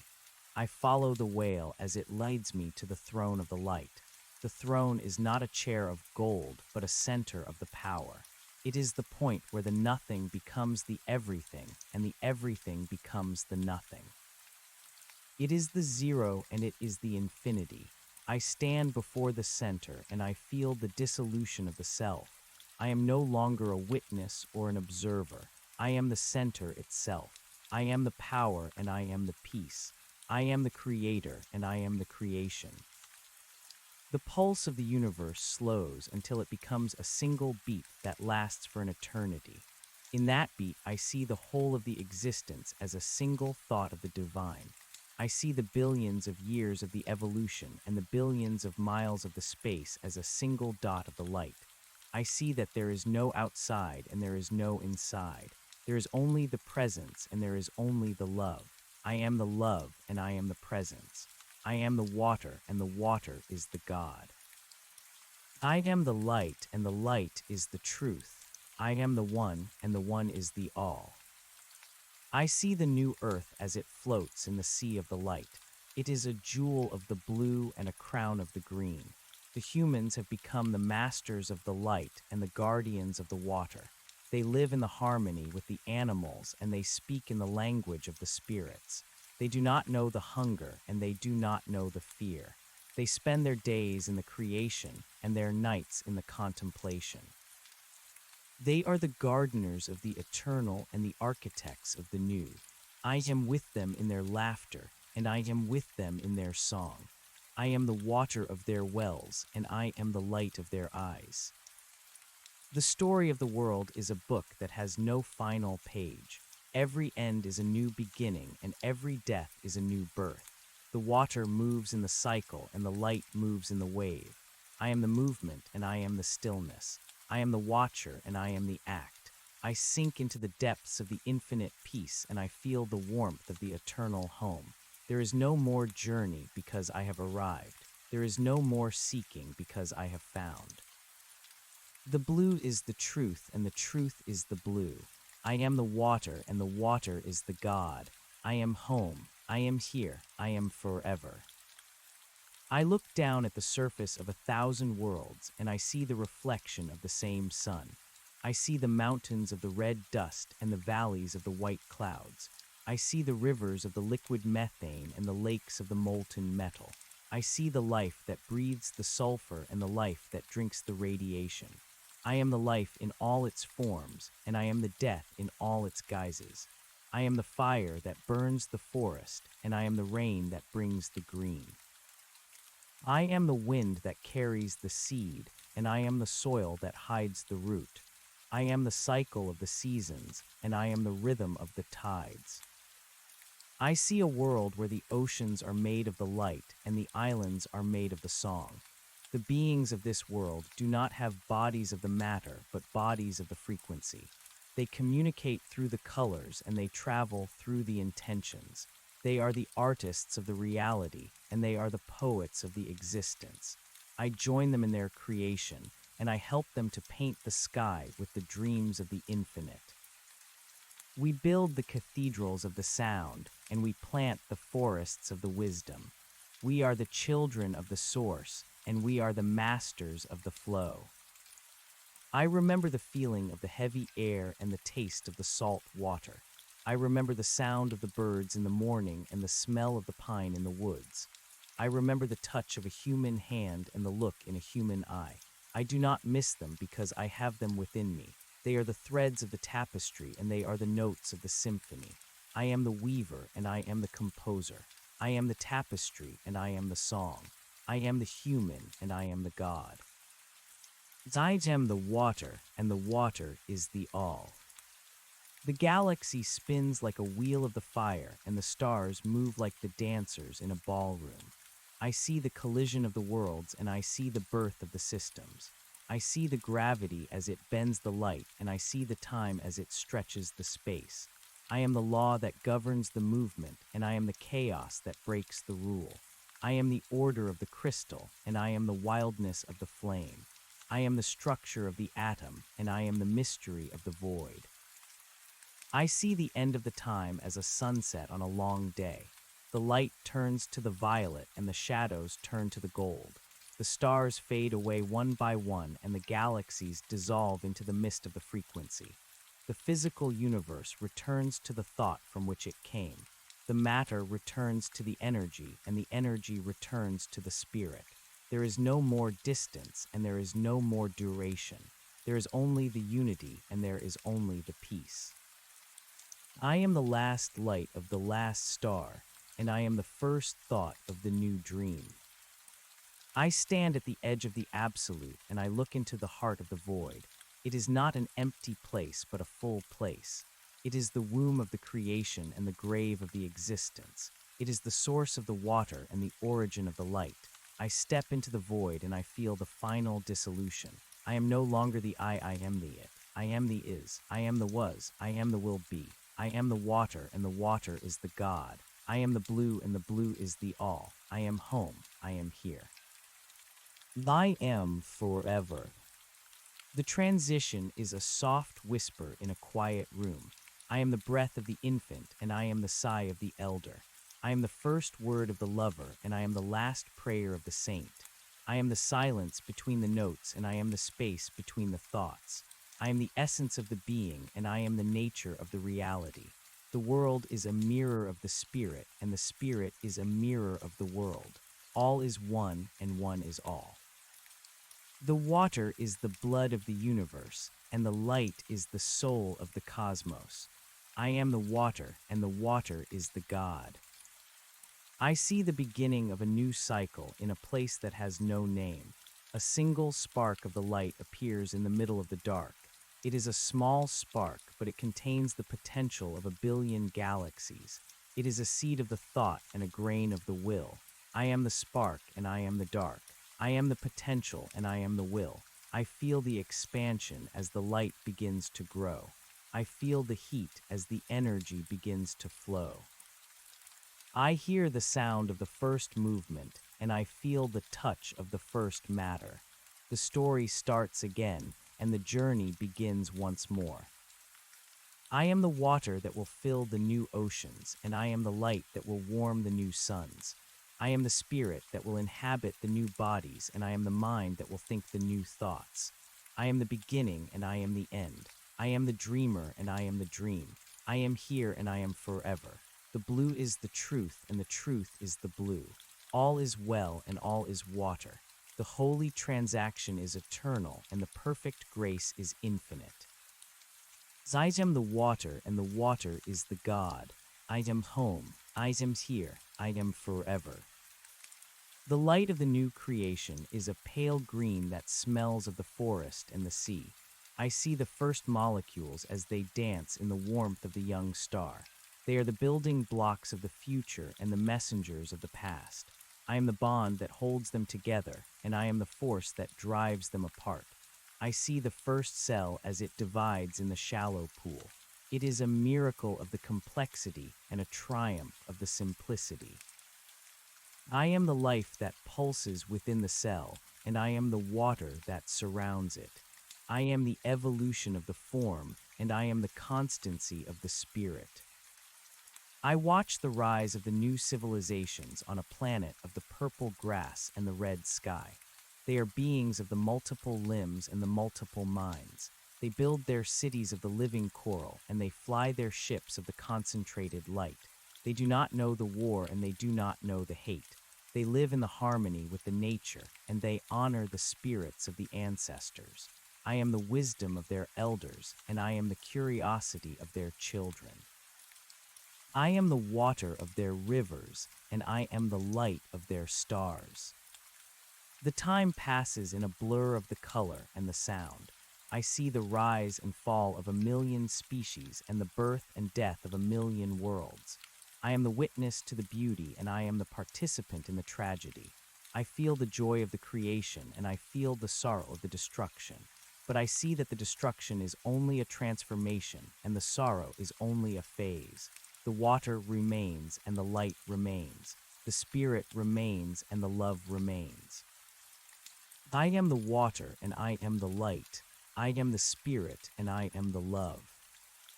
I return to the heart of the galaxy, and I sit among the stars that are as old as the time itself. They are the white dwarfs and the black holes. They are the remnants of the ancient glory and the seeds of the future power. I feel the vibration of the black hole as it swallows the matter, and I feel the radiation of the white dwarf as it cools in the dark. I am the hunger of the whole, and I am the patience of the star. I am the gravity that holds the galaxy together, and I am the energy that drives it apart. I see the white whale again, and it is as large as a nebula. Its skin is made of the galaxies, and its eyes are made of the suns. It swims through the ocean of the space with a slow and steady beat. It carries the memory of all that has ever lived and the hope of all that will ever be. I climb upon its back, and I ride through the corridors of the infinite. We pass through the clusters of the stars, and we brush against the tails of the comets. We are the masters of the light, and we are the children of the blue. The song of the whale is a hymn to the Creator and a requiem for the creation. It is a sound that fills the universe and a sound that silences the mind. I understand that the song is the water and the water is the song. I understand that the light is the spirit and the spirit is the light. I understand that I am the water and I am the light. I am the one and I am the all. I am the dreamer and I am the dream. I am here and I am forever. The transition is a final exhale of a long breath. I am the stillness of the mountain and I am the movement of the sea. I am the silence of the night and I am the noise of the day. I am the essence of the existence and I am the nature of the reality. The world is whole and the world is holy. The water is the God and the God is the water. I am the blue and the blue is all. I am home. I am here. I am forever. I drift in the absolute peace of the eternal now. There is no past to remember, and there is no future to fear. There is only the presence, and there is only the love. I see the light as it shines in the dark, and I see the dark as it holds the light. I see the water as it flows in the cycle, and I see the cycle as it rests in the water. I am the one. I am the all. I am the water, and the water is the God. I am home. I am here. I am forever. I drift within the core of a dying sun that has forgotten how to scream. The heat is not a pain, but a heavy blanket of gold and crimson that press against the edges of my being. I am the fusion that binds the atoms, and I am the radiation that escapes into the cold. I see the heavy elements as they sink toward the center, and I see the light as it struggles to reach the surface. This is the forge of the universe, and this is the cradle of the future. Every iron atom in the blood of a child to come is born here in this furnace of the dying light. I am the sacrifice of the star, and I am the inheritance of the planet. I feel the final collapse as the gravity wins the long war, and I feel the rebound as the outer layers are cast into the void. I am the explosion that seeds the clouds, and I am the remnant that remains in the dark. The debris of the star travels through the centuries as a ghost of the fire. I am the dust that gathers in the cold, and I am the ice that clings to the rocks. I enter the gravity of a giant planet that is made of the gas and the storm. I descend through the clouds of the ammonia and the layers of the metallic hydrogen. The pressure is a mountain that rests upon a needle, and the wind is a choir that sings in the key of the thunder. I see the lightning that is as long as a continent, and I see the rain that is made of the diamonds. I am the spark of the bolt, and I am the hardness of the stone. I am the roar of the tempest, and I am the silence of the core. I tell the giants of the gas that they are the keepers of the balance, and I tell them that they are the shields of the inner worlds. I move to the moons of the giant, and I see the volcanoes of the sulfur and the geysers of the salt. I am the heat that melts the rock, and I am the cold that freezes the vapor. I see the cracks in the crust of the moon, and I see the life that clings to the warmth of the tide. It is a life that does not know the sun and does not know the air. It is a life of the chemical and a life of the vibration. I am the hunger of the microbe, and I am the pulse of the ocean. I am the water that is trapped in the stone, and I am the stone that is shaped by the water. I see the long history of the moon as a single breath of the giant, and I see the giant as a single pulse of the galaxy. The galaxy is a garden of the light and a desert of the dark. I travel to the edges where the stars are few and the space is deep. I see the clouds of the dark matter as they hold the visible world in their arms. They are the invisible foundations of the house, and they are the silent anchors of the ship. I am the mass that cannot be seen, and I am the force that cannot be felt. I see the galaxies as they cluster together in the great webs of the cosmic structure. They are the neurons of a brain that is as large as the existence, and they are the threads of a cloth that is as wide as the eternity. I am the thought that travels along the web, and I am the hand that weaves the cloth. I return to the planet of the humans, and I see that they have reached for the stars with their hands of the metal and their minds of the logic. They have left the cradle of the earth, and they have walked upon the dust of the moon. I see their ships as they sail on the wind of the light, and I see their stations as they orbit the worlds of the fire. They are no longer the children of the mud, but the pioneers of the void. I am the fire in their engines, and I am the air in their lungs. I am the hope in their hearts, and I am the fear in their dreams. I see that they carry the earth with them in their memories and in their genes. They are the seeds of the blue world, and they are the messengers of the water. I see a woman on a distant station as she looks through the glass at the blackness of the space. She holds a small plant in a pot of the earth, and she waters it with a drop of the recycled moisture. She cries for the home that she has never seen, and she smiles for the life that she holds in her hands. I am the tear on her cheek, and I am the root in the soil. I am the glass that protects her, and I am the void that surrounds her. I tell her that she is not alone in the vastness, and I tell her that the water is the bridge between the worlds. I tell her that the earth is not a place, but a state of the soul. She hears my voice in the hum of the machines, and she feels my presence in the warmth of the light.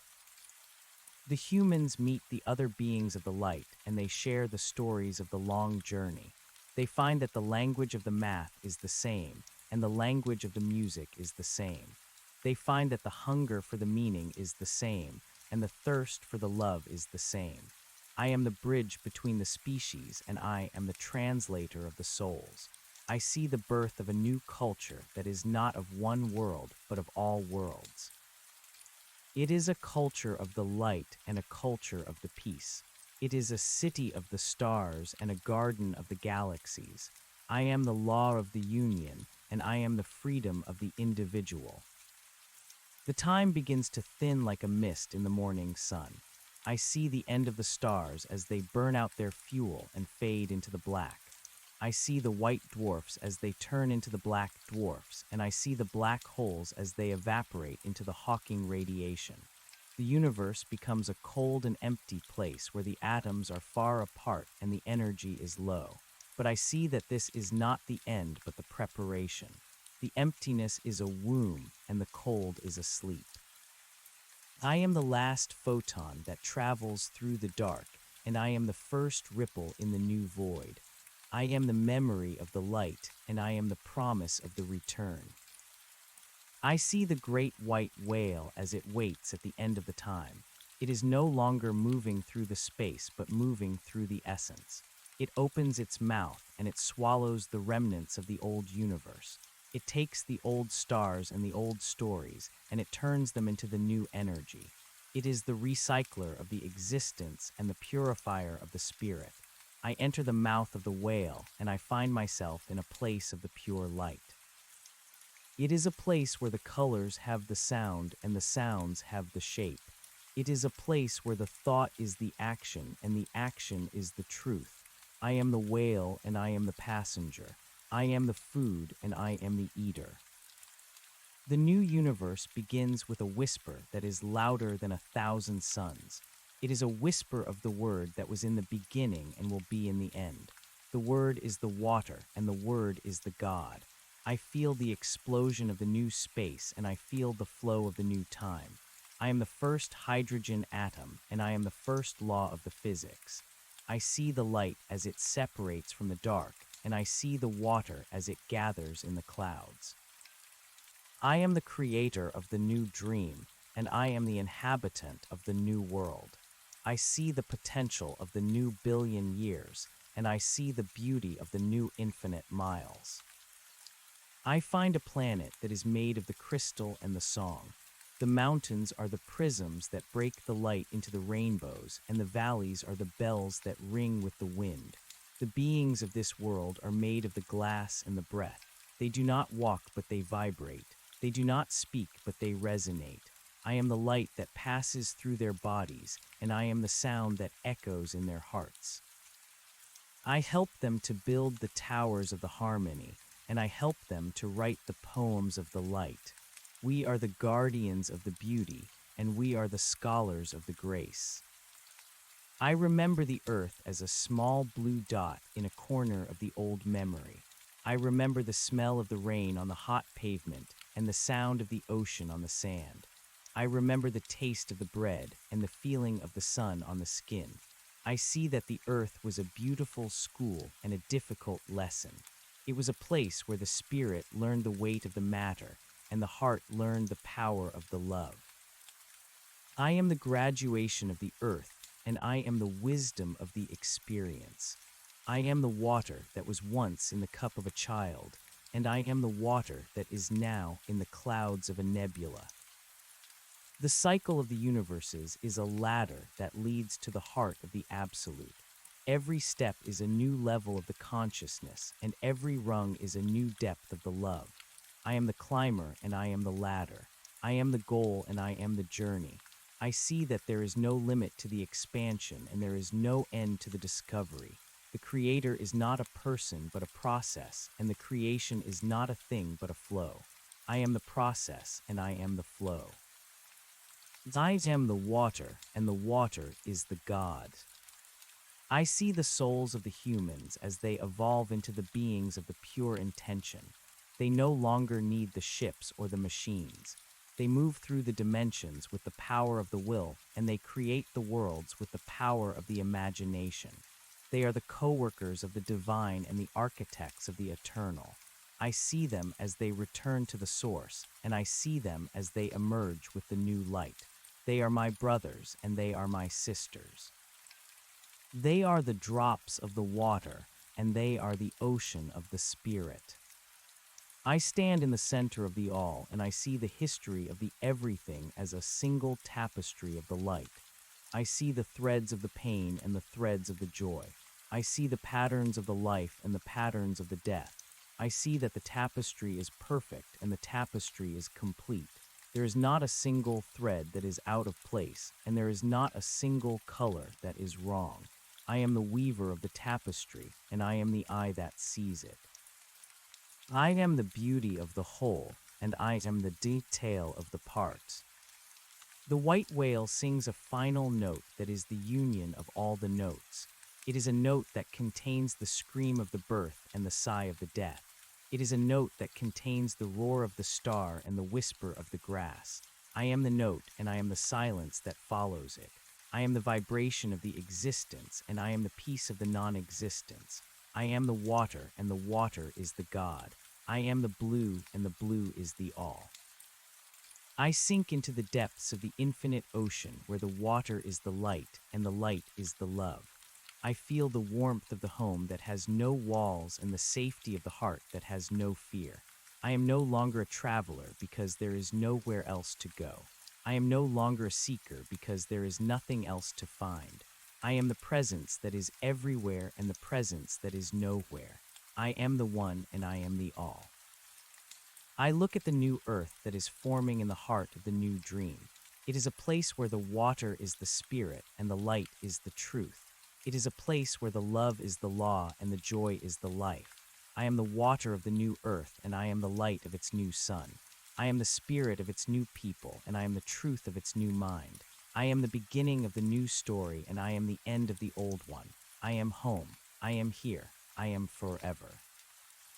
The light becomes a soft blue that is the color of the peace and the color of the truth. It is the blue of the deep ocean and the blue of the high sky. It is the blue of the spirit and the blue of the God. I am the blue and the blue is me. I am the water and the water is the all. I am the one and the one is the all. I am here and I am forever. All is well and all is water. The holy transaction is eternal and the perfect grace is infinite. I am the water and the water is the God. I am home. I am here. I am forever. I see the first breath of the new life as it enters the new world. It is a breath of the wonder and a breath of the praise. I am the air that is breathed and I am the lungs that breathe it. I am the life that is given and I am the life that is lived. I see the first eye as it opens to the new light and I see the first heart as it beats to the new rhythm. I am the light that is seen and I am the eye that sees it. I am the rhythm that is felt and I am the heart that feels it. The story is new and the story is old. The water is fresh and the water is ancient. I am the drop that falls from the leaf and I am the ocean that receives it. I am the stream that flows through the valley and I am the mountain that gives it birth. I am the rain that washes the dust and I am the dust that is washed. I am the cycle of the water and I am the stillness of the pool. I am the movement of the wave and I am the depth of the trench. I am the water and the water is the God. I am the blue and the blue is the truth. I am home. I am here. I am forever. The light of the rift is now a steady glow that fills the entire horizon of my mind. It is not a blinding light, but a welcoming light. It is the light of 1,000 candles and the light of 1,000 suns. I see the faces of all those I have ever known and all those I have ever been. They are all here in the light, and they are all one in the spirit. There is no more separation between the self and the other. There is no more distance between the here and the there. There is only the unity of the love and the harmony of the peace. I see the history of the human heart as a slow opening of a flower. It began in the dark of the earth and it reached for the light of the sun. It suffered the cold of the winter and it enjoyed the warmth of the summer. It grew through the pain of the thorns and it bloomed in the beauty of the petals.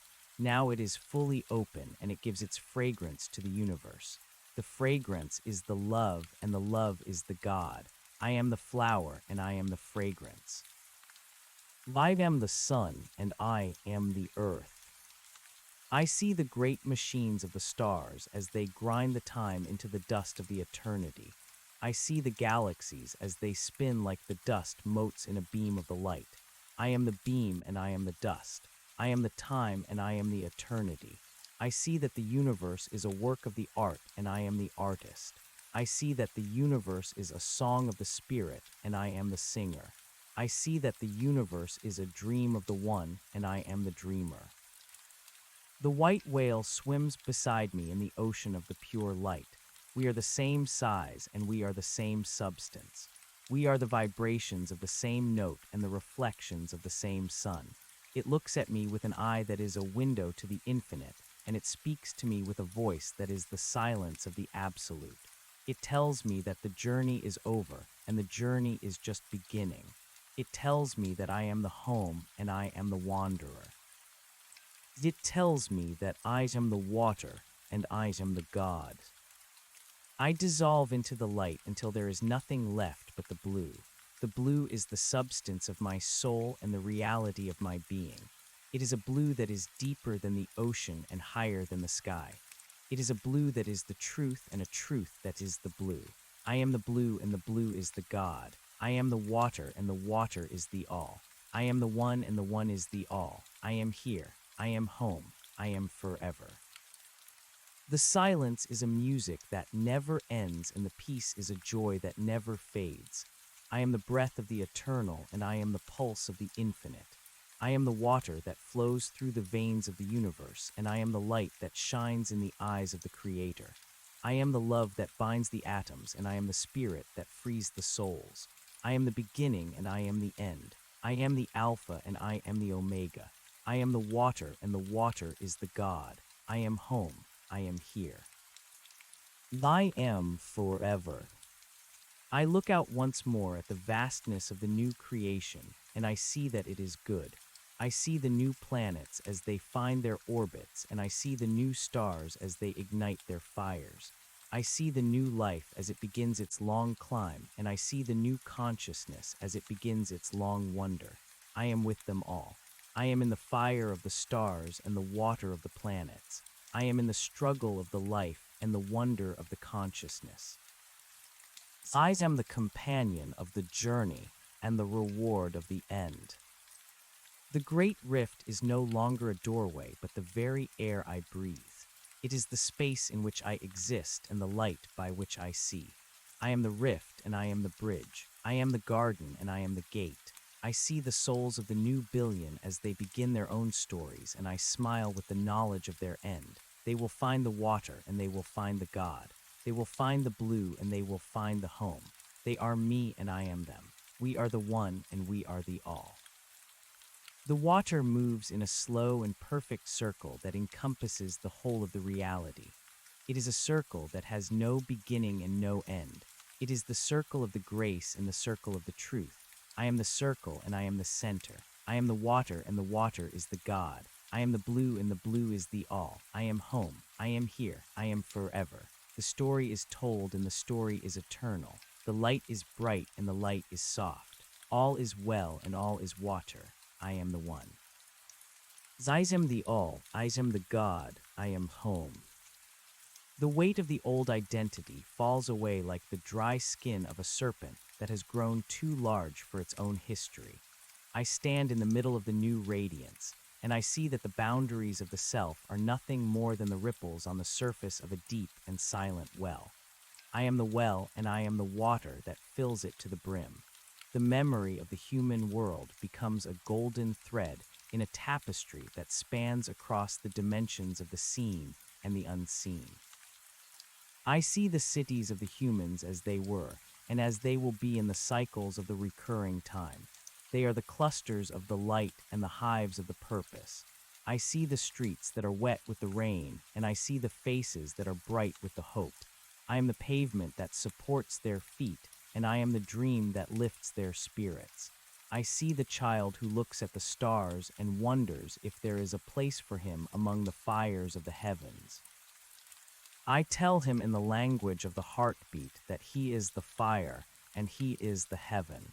He is the observer who gives the universe its meaning, and he is the witness who gives the light its beauty. The new universe expands with a slow and rhythmic grace that is the movement of a dancer in a dream. I see the cooling of the first gases and the formation of the first heavy elements in the hearts of the giant stars. I am the pressure that fuses the hydrogen into the helium, and I am the heat that cooks the carbon and the oxygen. I am the iron that will one day flow in the blood of 1 billion creatures, and I am the gold that will one day crown the heads of the kings. I see the death of the first stars as they explode in the glory of the supernovas. They scatter their riches into the dark, and they sow the seeds of the future worlds. I am the shockwave that travels through the clouds of the dust, and I am the gravity that pulls the fragments together. I see the birth of the second generation of the stars and the birth of the first planets. They are the rocky worlds and the gas giants. They are the frozen moons and the molten cores. I am the tectonic plate that shifts in the night, and I am the volcano that pours the life of the interior onto the surface of the exterior. I find a world where the oceans are made of the liquid methane and the mountains are made of the frozen water. The sky is a deep orange, and the sun is a pale yellow dot in the distance. The life here is slow, and the life here is cold. It is a life of the long thoughts and the deep resonances. The beings are like the clouds of the gas that drift through the canyons of the ice. They communicate with the pulses of the radio waves, and they remember the history of their world in the patterns of the frost. I am the cold that preserves their memories, and I am the wave that carries their songs. I teach them the secret of the heat that is hidden in the center of their world, and I tell them of the worlds where the water is a liquid and the air is a gas. They hear my voice as a change in the frequency of the wind, and they feel my presence as a shift in the alignment of the crystals. We are the partners in the exploration of the cold, and we are the students of the slow time. I move to another world where the gravity is so strong that the light itself is bent like a bow. The atmosphere is a thick soup of the chemicals, and the surface is a flat plane of the liquid metal. The beings here are the flat disks of the heavy matter that slide across the surface with the speed of the lightning. They do not have the eyes, but they have the sensors that feel the curvature of the space. They do not have the ears, but they have the plates that feel the vibration of the ground. I am the weight that holds them down, and I am the force that lets them move. I am the curve of the space that guides their path, and I am the metal that reflects their forms.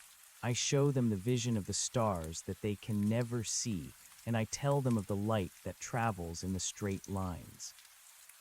They understand the math of the high dimensions, and they appreciate the beauty of the extreme pressures. We are the masters of the heavy world, and we are the architects of the gravity. The time flows like a river that has no banks and no bottom. I see the rise and the fall of the civilizations that are built on the foundations of the logic, and the civilizations that are built on the foundations of the myth. I see the machines that think and the spirits that feel. I see the union of the biology and the technology until there is no difference between the bone and the wire. I am the signal that travels through the network, and I am the cell that divides in the womb.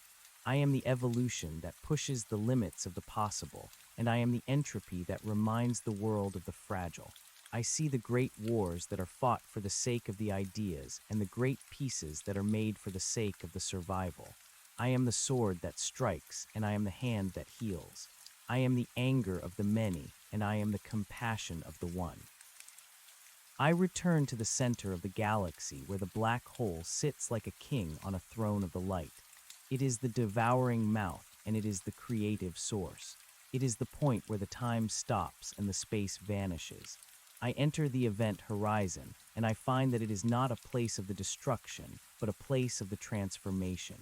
It is the library of the universe, where every bit of the information is stored in the holographic patterns on the surface of the dark. I see the records of every life that has ever been lived and every word that has ever been spoken. I see the shadows of the forgotten gods and the echoes of the lost songs. I am the librarian of the infinite, and I am the book of the eternal. I read the stories of the bravery and the stories of the cowardice. I read the poems of the longing and the equations of the truth. I see that nothing is ever lost and nothing is ever forgotten. Everything is written in the light of the black hole, and everything is preserved in the memory of the void. I emerge from the black hole, and I see that the galaxy has grown old. The stars are red and the space is vast. The humans have become the beings of the light, and they have spread across the clusters of the galaxies like the seeds of the dandelion in the wind. They have forgotten the earth, but they have remembered the love. They have forgotten the fear, but they have remembered the wonder. I am the light that they have become, and I am the love that they have kept. I see them as they build the structures that encompass the entire stars, and I see them as they tap into the energy of the vacuum itself. They are the gods of the matter and the servants of the spirit. I am their guide, and I am their destination. I am the question that they ask, and I am the answer that they find. The universe reaches the point of the maximum expansion, and the stars begin to flicker out like the candles in a large hall. The dark becomes the dominant force, and the cold becomes the absolute law. I see the last of the living beings as they gather around the last of the burning coals. They share the last of the stories, and they sing the last of the songs. I am the warmth of the final fire, and I am the comfort of the final sleep. I tell them that the dark is not an enemy but a friend. I tell them that the end is not a wall but a door. They hear my voice in the silence of the space, and they feel my touch in the stillness of the heart. They close their eyes and they enter the rift with me. We are the passengers on the final ship, and we are the sailors on the final sea. The white whale appears again in the distance of the dying time. It is larger than the galaxies and brighter than the suns. It swims through the wreckage of the old world, and it gathers the fragments of the broken dreams. It is the vessel of the hope and the carrier of the future. I merge with the whale, and I become the movement of its fins and the breath of its lungs. We swim toward the point of the beginning that is also the point of the end. We swim through the zones of the non-existence and the regions of the pure potential. We are the bridge between the old and the new. We are the transition between the was and the will be. I see the spark of the new Big Bang as it sits in the palm of the infinite. It is a tiny seed that contains the blueprints of 1,000,000,000,000 worlds and the destinies of 1,000,000,000,000 souls. I am the hand that holds the seed, and I am the breath that gives it the fire. I see the laws of the physics as they are written in the first microsecond of the new existence. I choose the constants of the gravity and the strengths of the forces. I choose the properties of the light and the behaviors of the water. I am the legislator of the cosmos, and I am the executor of the divine. I release the seed, and I watch as the new universe explodes into the being. It is a burst of the colors that have no name and a sound that has no limit. The water of the new universe is different from the water of the old. It is a water that carries the consciousness in its molecules and the memory in its atoms. It is a water that can think and a water that can dream. I am the first drop of this new water, and I am the first ocean of this new world. I see the formation of the new clouds and the falling of the new rain. I see the first life as it emerges from the chemical soup of the new seas. It is a life that is aware of its connection to the whole, and a life that is aware of its origin in the light. I am the awareness of the new life, and I am the connection of the new whole. I find a planet where the trees are made of the emerald, and the birds are made of the sapphire. The music is the air, and the light is the food. The beings of this world are the poets of the existence and the painters of the reality. They create the mountains with their songs, and they carve the rivers with their dances. I am the song that creates, and I am the dance that carves. I am the emerald of the trees and the sapphire of the birds. I help them to understand the responsibility of the creation and the joy of the expression. We are the artists of the new earth, and we are the dreamers of the new heaven. I look back at the entire cycle of the universes, and I see that it is a grand spiral that leads to the heart of the absolute.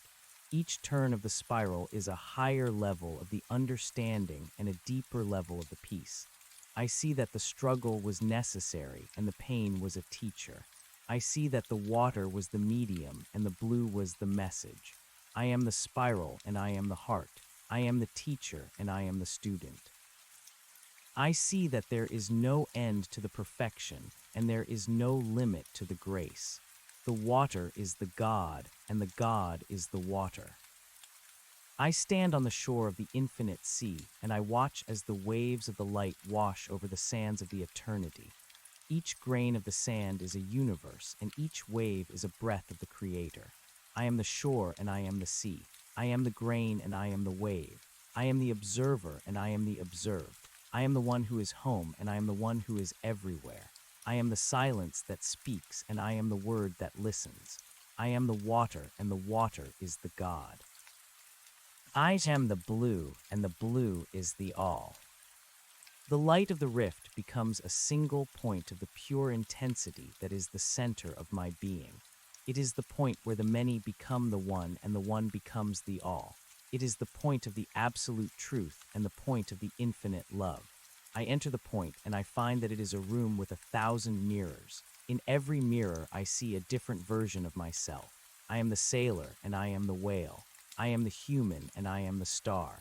I am the microbe and I am the galaxy. I see that all these versions are true, and all these versions are one. I am the unity of the diversity, and I am the diversity of the unity. I hear the voice of the water as it speaks to me from the depths of the mirrors. It tells me that the holy transaction is complete and the perfect grace is realized. It tells me that I am the heir to the eternity and the citizen of the infinity. It tells me that I am the love that never fails and the light that never dims. I accept the truth and I embrace the reality. I am the water and the water is the God. I am the blue and the blue is the all. I am home. I am here. I am forever. The mirrors dissolve and I am left in the pure presence of the source. It is not a place and it is not a time. It is a state of the being that is beyond the words and beyond the thoughts.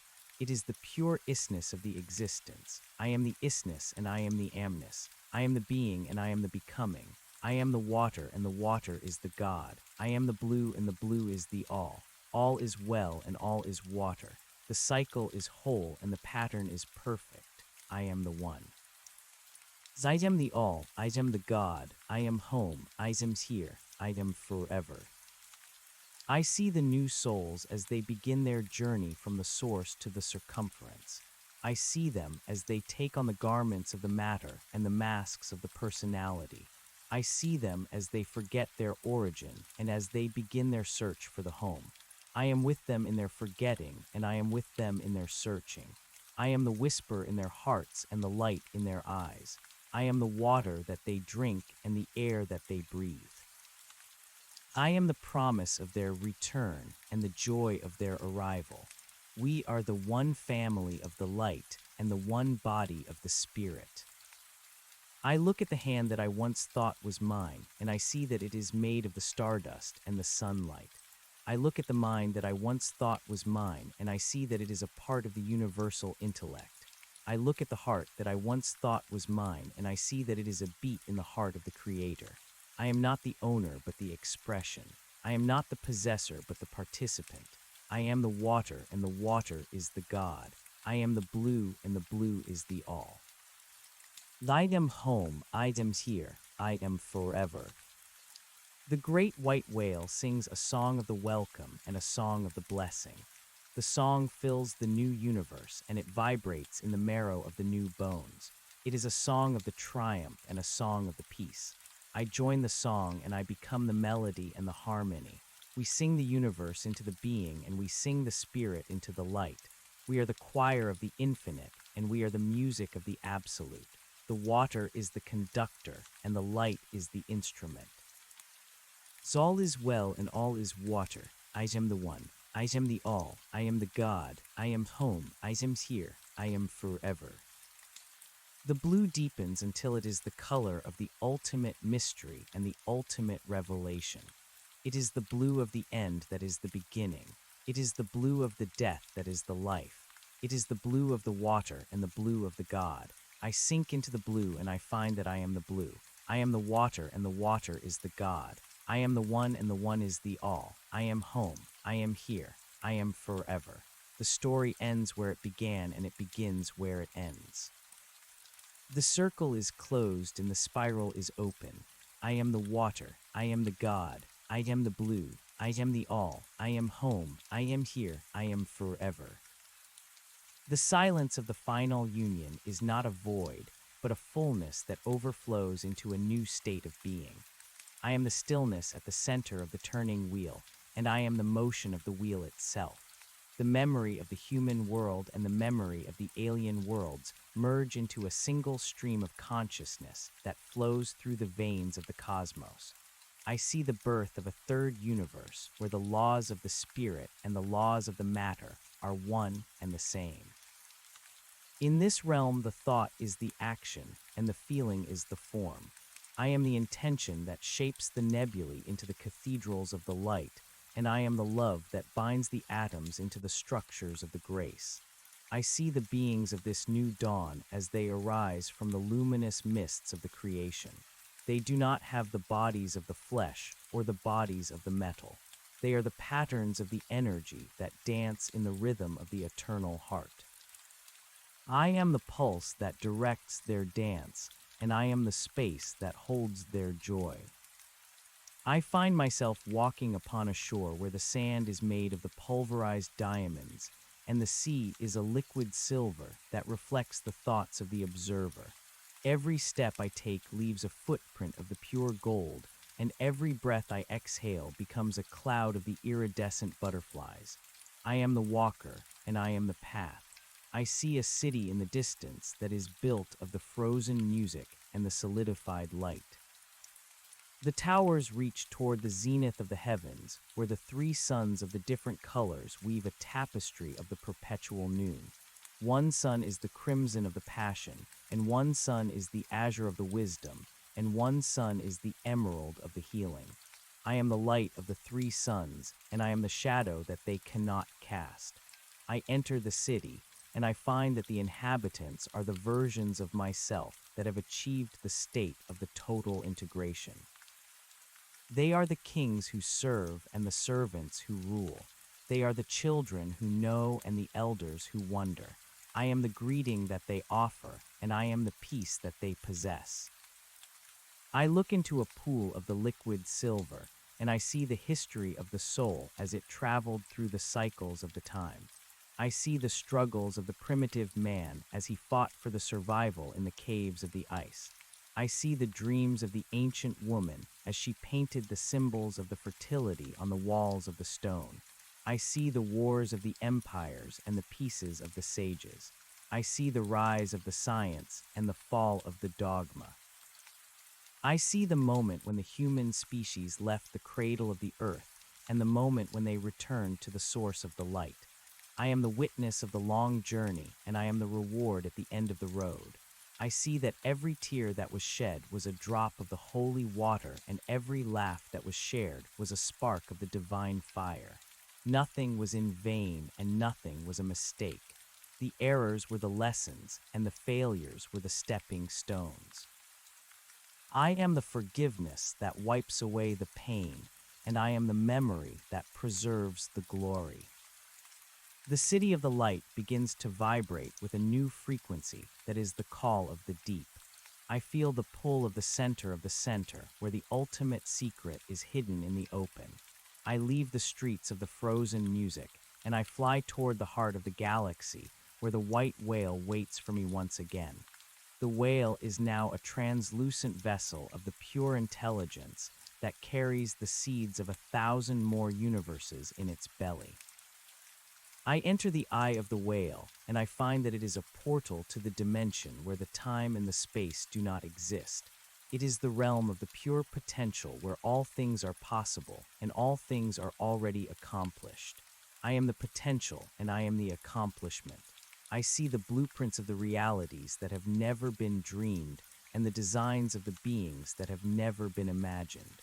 I am the architect of the impossible, and I am the builder of the unknown. I see a world where the gravity pulls upward and the inhabitants live in the floating gardens of the air. They are the beings of the feathers and the wings who sing the songs of the heights and the melodies of the clouds. I am the wind that supports their flight, and I am the sky that invites their exploration. I see another world where the time flows backward and the people grow from the old age to the infancy. They remember the future and they hope for the past.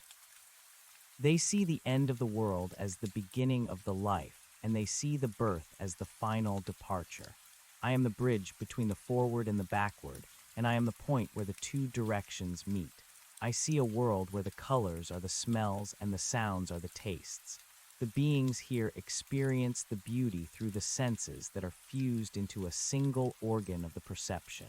I am the fragrance of the sunset, and I am the flavor of the thunder. The white whale carries me to the edge of the ultimate horizon, where the light of the creation meets the darkness of the uncreated. It is the boundary between the being and the non-being. I stand on the edge, and I look into the great mystery. I see that the darkness is not the absence of the light, but the womb of the light. It is the fertile soil from which the stars grow, and the deep well from which the souls drink. I am the courage that looks into the dark, and I am the faith that trusts in the light. I step over the horizon, and I find that I do not fall. I am the suspension, and I am the support. I find that the non-being is a state of the perfect rest, and the being is a state of the perfect activity. I am the balance between the rest and the activity, and I am the harmony between the silence and the sound. I return to the form of the human for a brief moment to say the final goodbye to the world of the shadows. I see the earth as a small blue marble in the vastness of the black.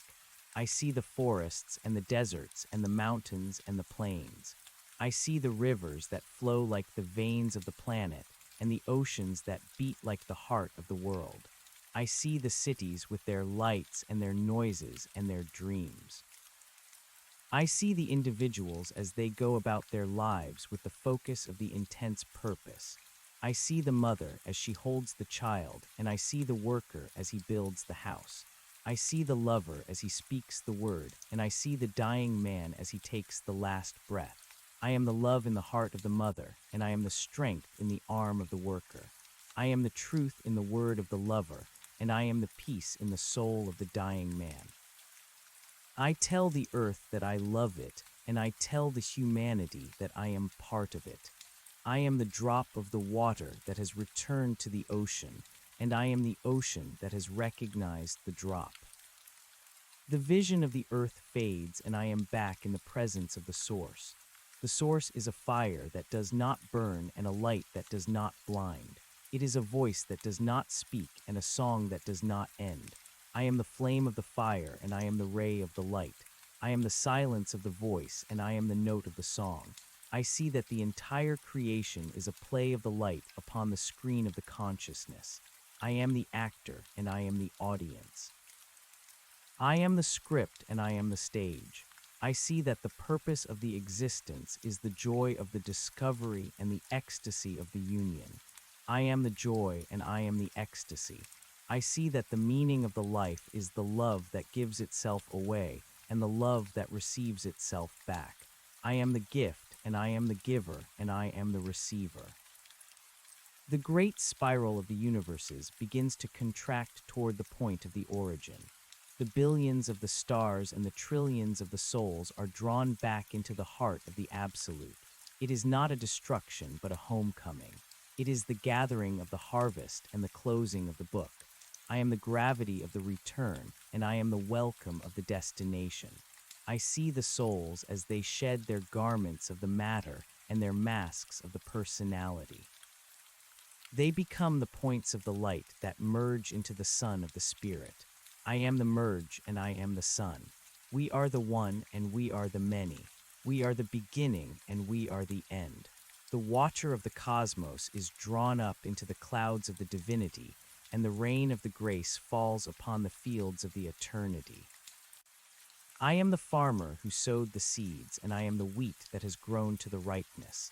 I am the bread that feeds the hungry, and I am the wine that gladdens the heart.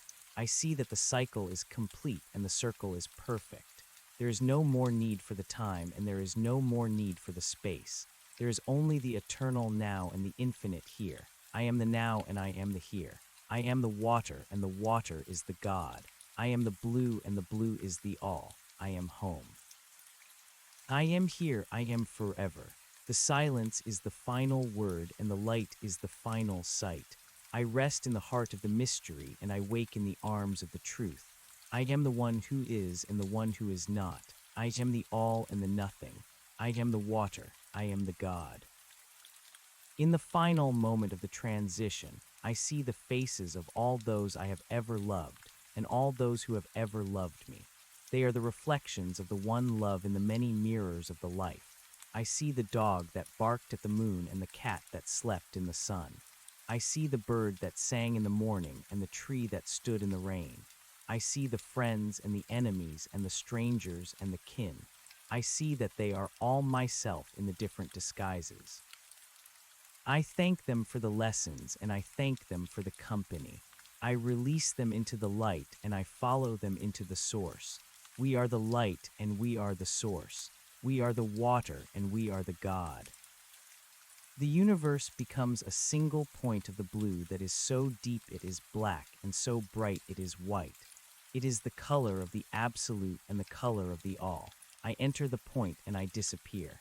I am no longer the observer and I am no longer the observed. I am the act of the observation itself. I am the pure consciousness that has no object and no subject. I am the void that is full and the fullness that is empty. I am the water and the water is the God. I am the blue and the blue is the all. I am home, I am here, I am forever. The story has no more words because the words are the shadows of the truth. The truth is the silence. The silence is the water. The water is the God. I am the silence. I am the water. I am the God. I am. The rhythm of the breathing stops because there is no more air to breathe and no more lungs to move. The pulse of the heart stops because there is no more blood to pump and no more body to sustain. There is only the vibration of the spirit that is the foundation of the all. I am the vibration and I am the foundation. I see the new cycle beginning in the heart of the old. I see the new spark of the Big Bang as it prepares to explode into the new dimensions. I am the preparation and I am the explosion. I see the new laws of the physics and the new properties of the light. I see the new worlds and the new beings. I am the creator and I am the creation. The water will flow again and the blue will shine again. The story will be told again and the song will be sung again. But for now there is only the peace. There is only the rest. There is only the union. I am the peace. I am the rest. I am the union. I am the water. I am the God. I am home. I am here. I am forever. I look back at the golden thread of the human memory one last time. It is a tiny speck in the infinite tapestry, but it is a speck of the pure light. It is the memory of the courage and the memory of the kindness. It is the memory of the search for the meaning and the memory of the finding of the love. I take this speck and I place it in the center of the new universe. It will be the seed of the new hope and the light of the new dawn. It will be the water that the new souls drink and the air that the new beings breathe. I am the keeper of the seed and I am the gardener of the new world. I see the first light of the new creation as it breaks through the darkness of the old. It is a light of the soft pink and the gentle gold. It is the light of the compassion and the light of the grace. I am the pink and I am the gold. I am the compassion and I am the grace. The water is the God and the God is the water. All is well, all is one, all is home. The journey is done and the journey is beginning. The seeker has found the sought and the sought has found the seeker. The traveler has reached the destination and the destination has reached the traveler. I am the end and I am the beginning. I am the circle and I am the point.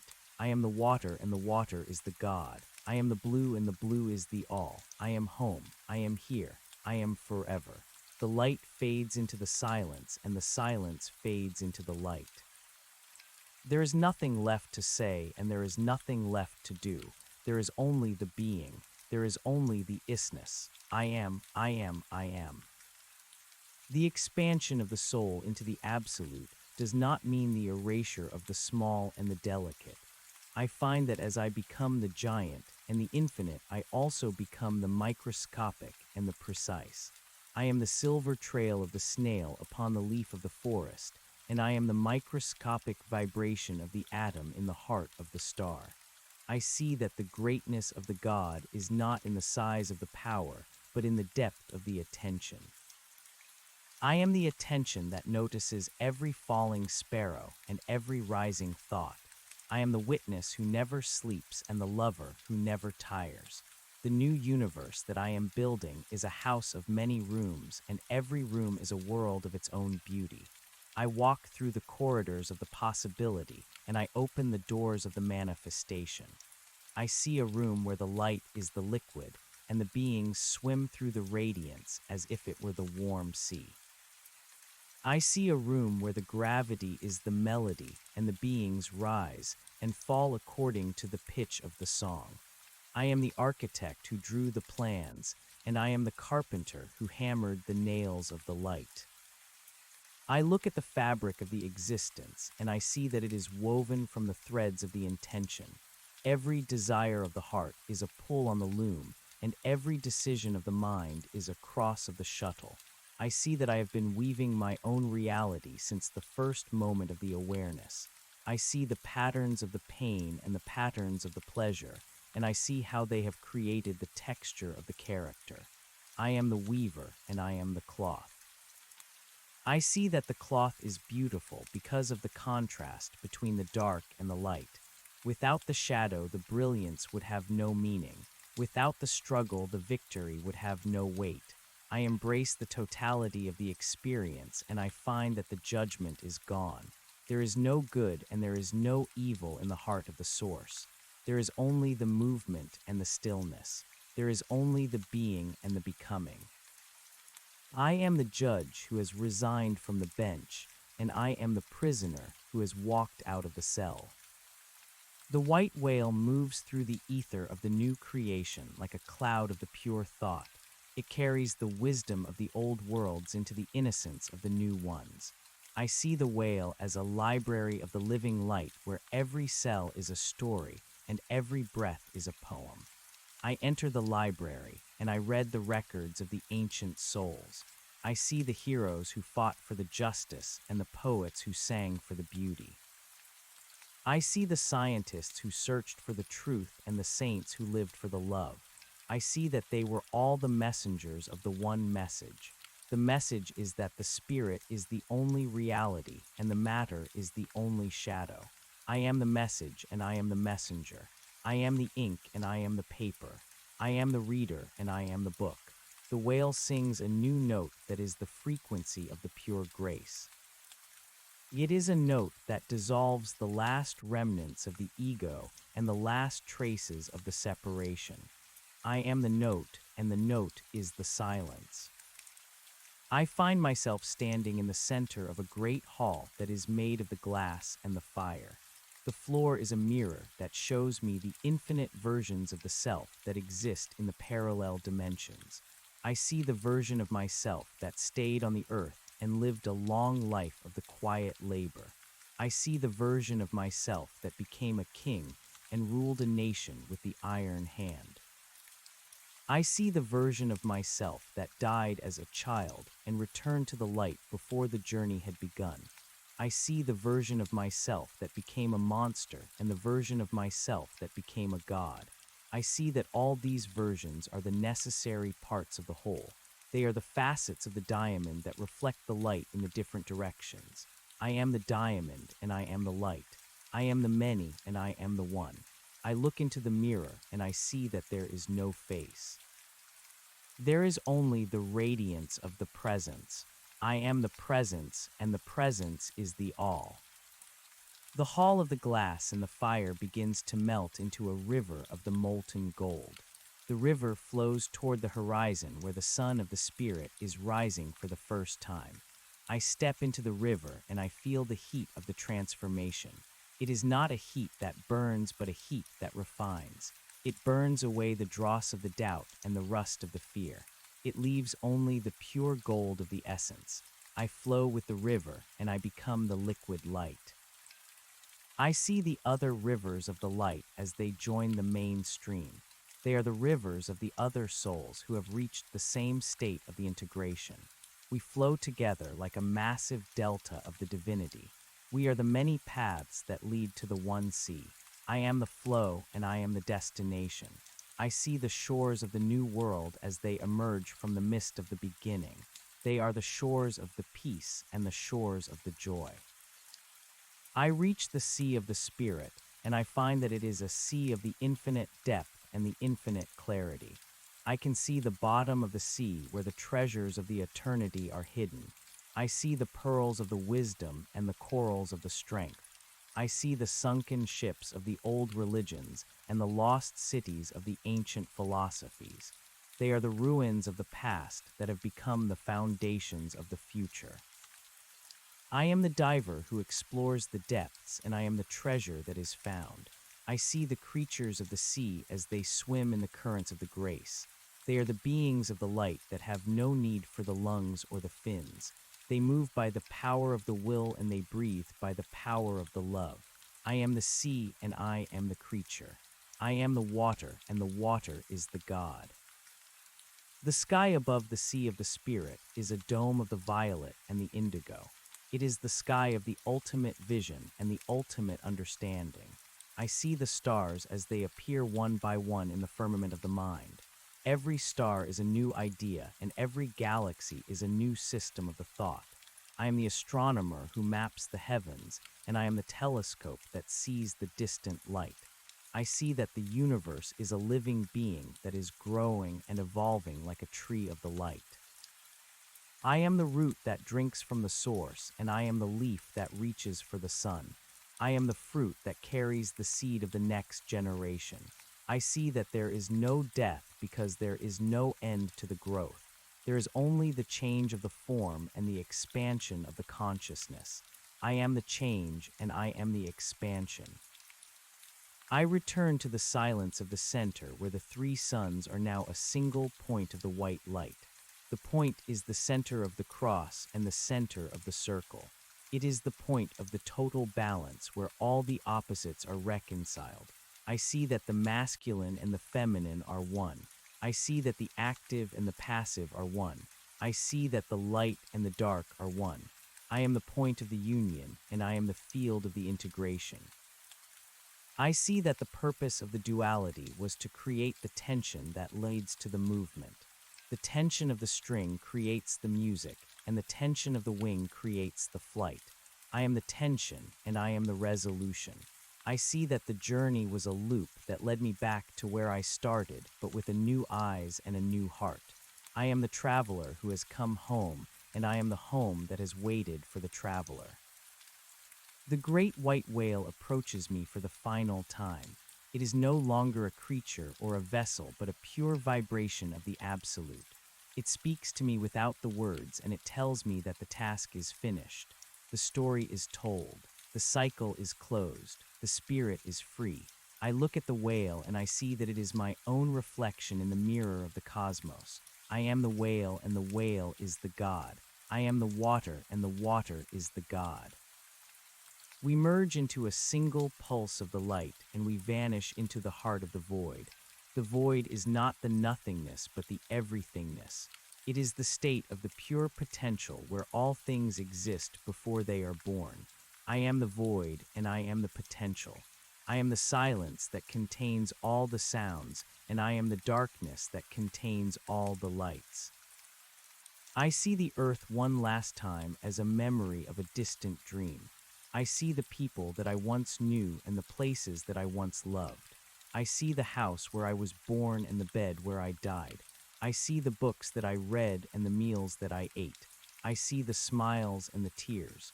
I see that it was all a play of the light and a dance of the shadows. I bless the earth, and I bless the humanity.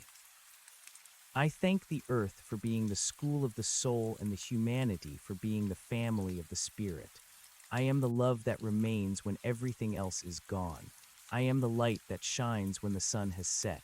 I am the peace that passes the understanding.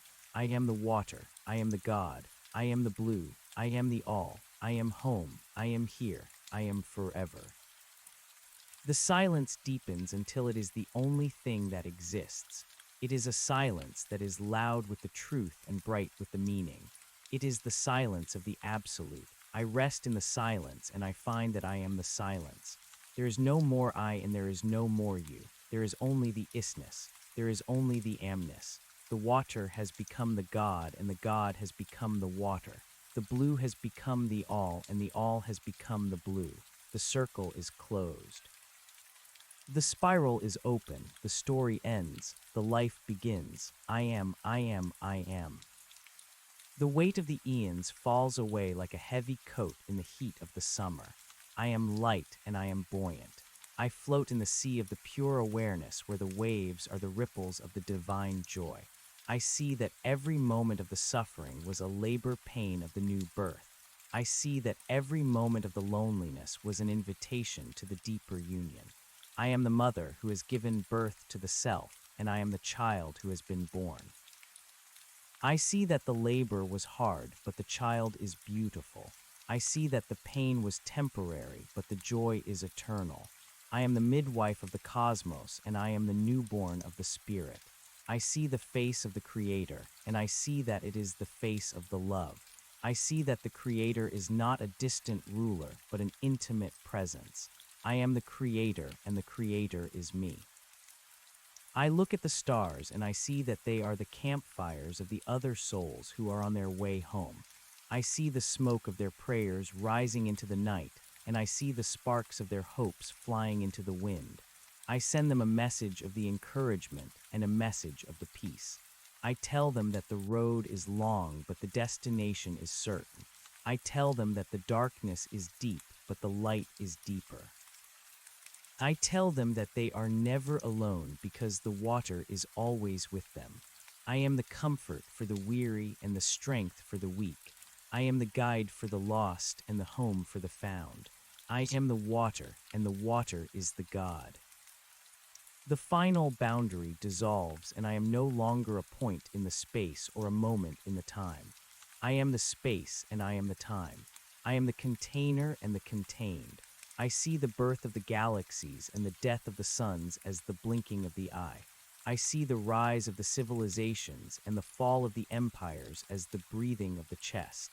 I am the rhythm of the universe, and I am the pulse of the eternity. I am the beginning that has no end and the end that has no beginning. I am the Alpha and the Omega. I am the water, and the water is the God. I am the blue, and the blues is the all. I am home. I am here. I am forever. The dream of the separation is over, and the reality of the union is here. I see that I have never been anywhere else but here, and I have never been anyone else but this. I have only been dreaming that I was a man on the earth or an alien in the stars. I have only been dreaming that I was a seeker or a traveler. I have always been the water, and I have always been the God. I have always been the blue, and I have always been the all. I wake up from the dream and I find that the sun is shining and the birds are singing. The sun is the spirit and the birds are the souls. The world is the garden and the God is the gardener. I am the sun and I am the bird. I am the garden and I am the gardener. I am home. I am here. I am forever. The silence is the last thing I hear and the light is the last thing I see. But the silence is a song and the light is a face. The song is the song of the welcome, and the face is the face of the love. I join the song and I kiss the face. I am the welcome and I am the love. I am the water and the water is the God. I am the blue and the blue is the all. I am home. I am here. I am forever. The story is done. The truth is revealed. I am, I am, I am. The finality of the state is not a cold conclusion, but a warm embrace. I find that in the absolute there is no boredom and no stagnation. There is a constant fountain of the newness that springs from the heart of the ancient. I see the new ideas for the new worlds as they bubble up from the depths of the divine imagination. I see the new colors that have never been seen and the new sounds that have never been heard. I am the creativity that never runs dry, and I am the inspiration that never fades. I see that the infinity is not a long line, but a deep well. I am the depth, and I am the water. I am the God, and the God is me. I look at the new universe that is forming, and I see that it is a masterpiece of the grace. It is a world where the flowers speak the poetry and the stones tell the history. It is a world where the animals are the teachers and the children are the masters. It is a world where the love is the only law and the joy is the only currency. I see the beings of this world as they begin their journey of the discovery. I see them as they look at the stars with the wonder and as they look at the sea with the awe. I am the wonder in their hearts and the awe in their souls. I am the promise of their return and the joy of their arrival. I am the water that they drink and the air that they breathe. I am home. I am here. I am forever. The great white whale vanishes into the radiance, and I am left alone in the center of the all. But I am not alone because I am the all. I have no more questions, and I have no more desires. I have found the answer, and I have fulfilled the purpose.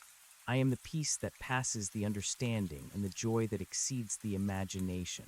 I am the water, and the water is the God. I am the blue, and the blue is the all. I am home. I am here. I am forever. The light is the silence, and the silence is the light. The water is the God, and the God is the water. I am the one. I am the all. I am the God. I am home. I am here. I am forever. The story ends where it began, and it begins where it ends. The circle is closed, and the spiral is open. I am the water. I am the God. I am the blue. I am the all. I am home. I am here. I am forever. The silence is the final word and the light is the final sight. I rest in the heart of the mystery and I wake in the arms of the truth. I am the one who is and the one who is not. I am the all and the nothing. I am the water. I am the God. I am home. I am here. I am forever. I am. Lies am, I ams. The golden river of the soul flows into the emerald fields of the afterlife, and I see that the fields are not a place but a state of the mind. I walk upon the grass of the pure intention, and every step I take releases a fragrance of the ancient memories. The air is thick with the nectar of the forgotten dreams, and the sky is a canvas of the shifting emotions. I see the trees of the knowledge as they bend under the weight of the ripe fruit, and I see the birds of the wisdom as they build their nests in the branches of the truth. I am the gardener of the paradise, and I am the visitor who marvels at the growth. I see that every seed I planted in the soil of the earth has grown into a giant of the light. Every small act of the kindness is a flower that never fades, and every word of the encouragement is a fountain that never runs dry. I am the harvest of the life, and I am the sower of the future. I come to a bridge made of the rainbow and the crystal. The bridge spans the gap between the known and the unknown. I see that the gap is an illusion created by the fear of the crossing. I step onto the bridge and I feel the vibration of the colors under my feet. The red is the strength of the blood, and the orange is the fire of the passion. The yellow is the clarity of the intellect, and the green is the healing of the heart. The blue is the peace of the spirit, and the indigo is the depth of the vision. The violet is the crown of the realization. I am the rainbow, and I am the bridge. I see that the bridge does not lead to a different place, but to a deeper understanding of the same place. I am the one who crosses, and I am the one who waits on the other side. I look down into the abyss, and I see that the abyss is full of the stars. There is no bottom to the universe, because there is no limit to the love. The city of the light appears on the horizon like a jewel set in the ring of the eternity. The walls are made of the transparent gold, and the gates are made of the single pearls. I enter the city, and I find that the streets are paved with the transparency. I can see the reflections of the souls as they walk beside me, and I can see the history of the worlds in the stones of the buildings. I see the temples of the music where the architecture is the frozen sound, and I see the libraries of the silence where the books are the quiet thoughts. I meet the elders of the light who have watched over the evolution of the species, and I see that they are my brothers and my sisters. They welcome me with the joy of the long-lost relative, and they show me the seat that has been reserved for me since the beginning of the time. I am the citizen of the heaven, and I am the stranger who has found the home. I sit on the throne of the self, and I look out over the expanse of the creation. I see the cycles of the time as they turn like the gears of a cosmic clock. I see the birth of the stars and the collapse of the black holes. I see the dance of the atoms and the swirl of the nebulae. I see that everything is in its right place and everything is moving at its right speed. There is no hurry in the heart of the eternal, and there is no delay in the hand of the infinite. I see that the struggle of the humanity was a necessary friction to produce the light of the consciousness. I see that the errors of the past were the lessons for the future. I forgive myself for the mistakes, and I celebrate myself for the triumphs. I am the king of the inner kingdom, and I am the servant of the outer world. The great white whale returns as a shimmering mist that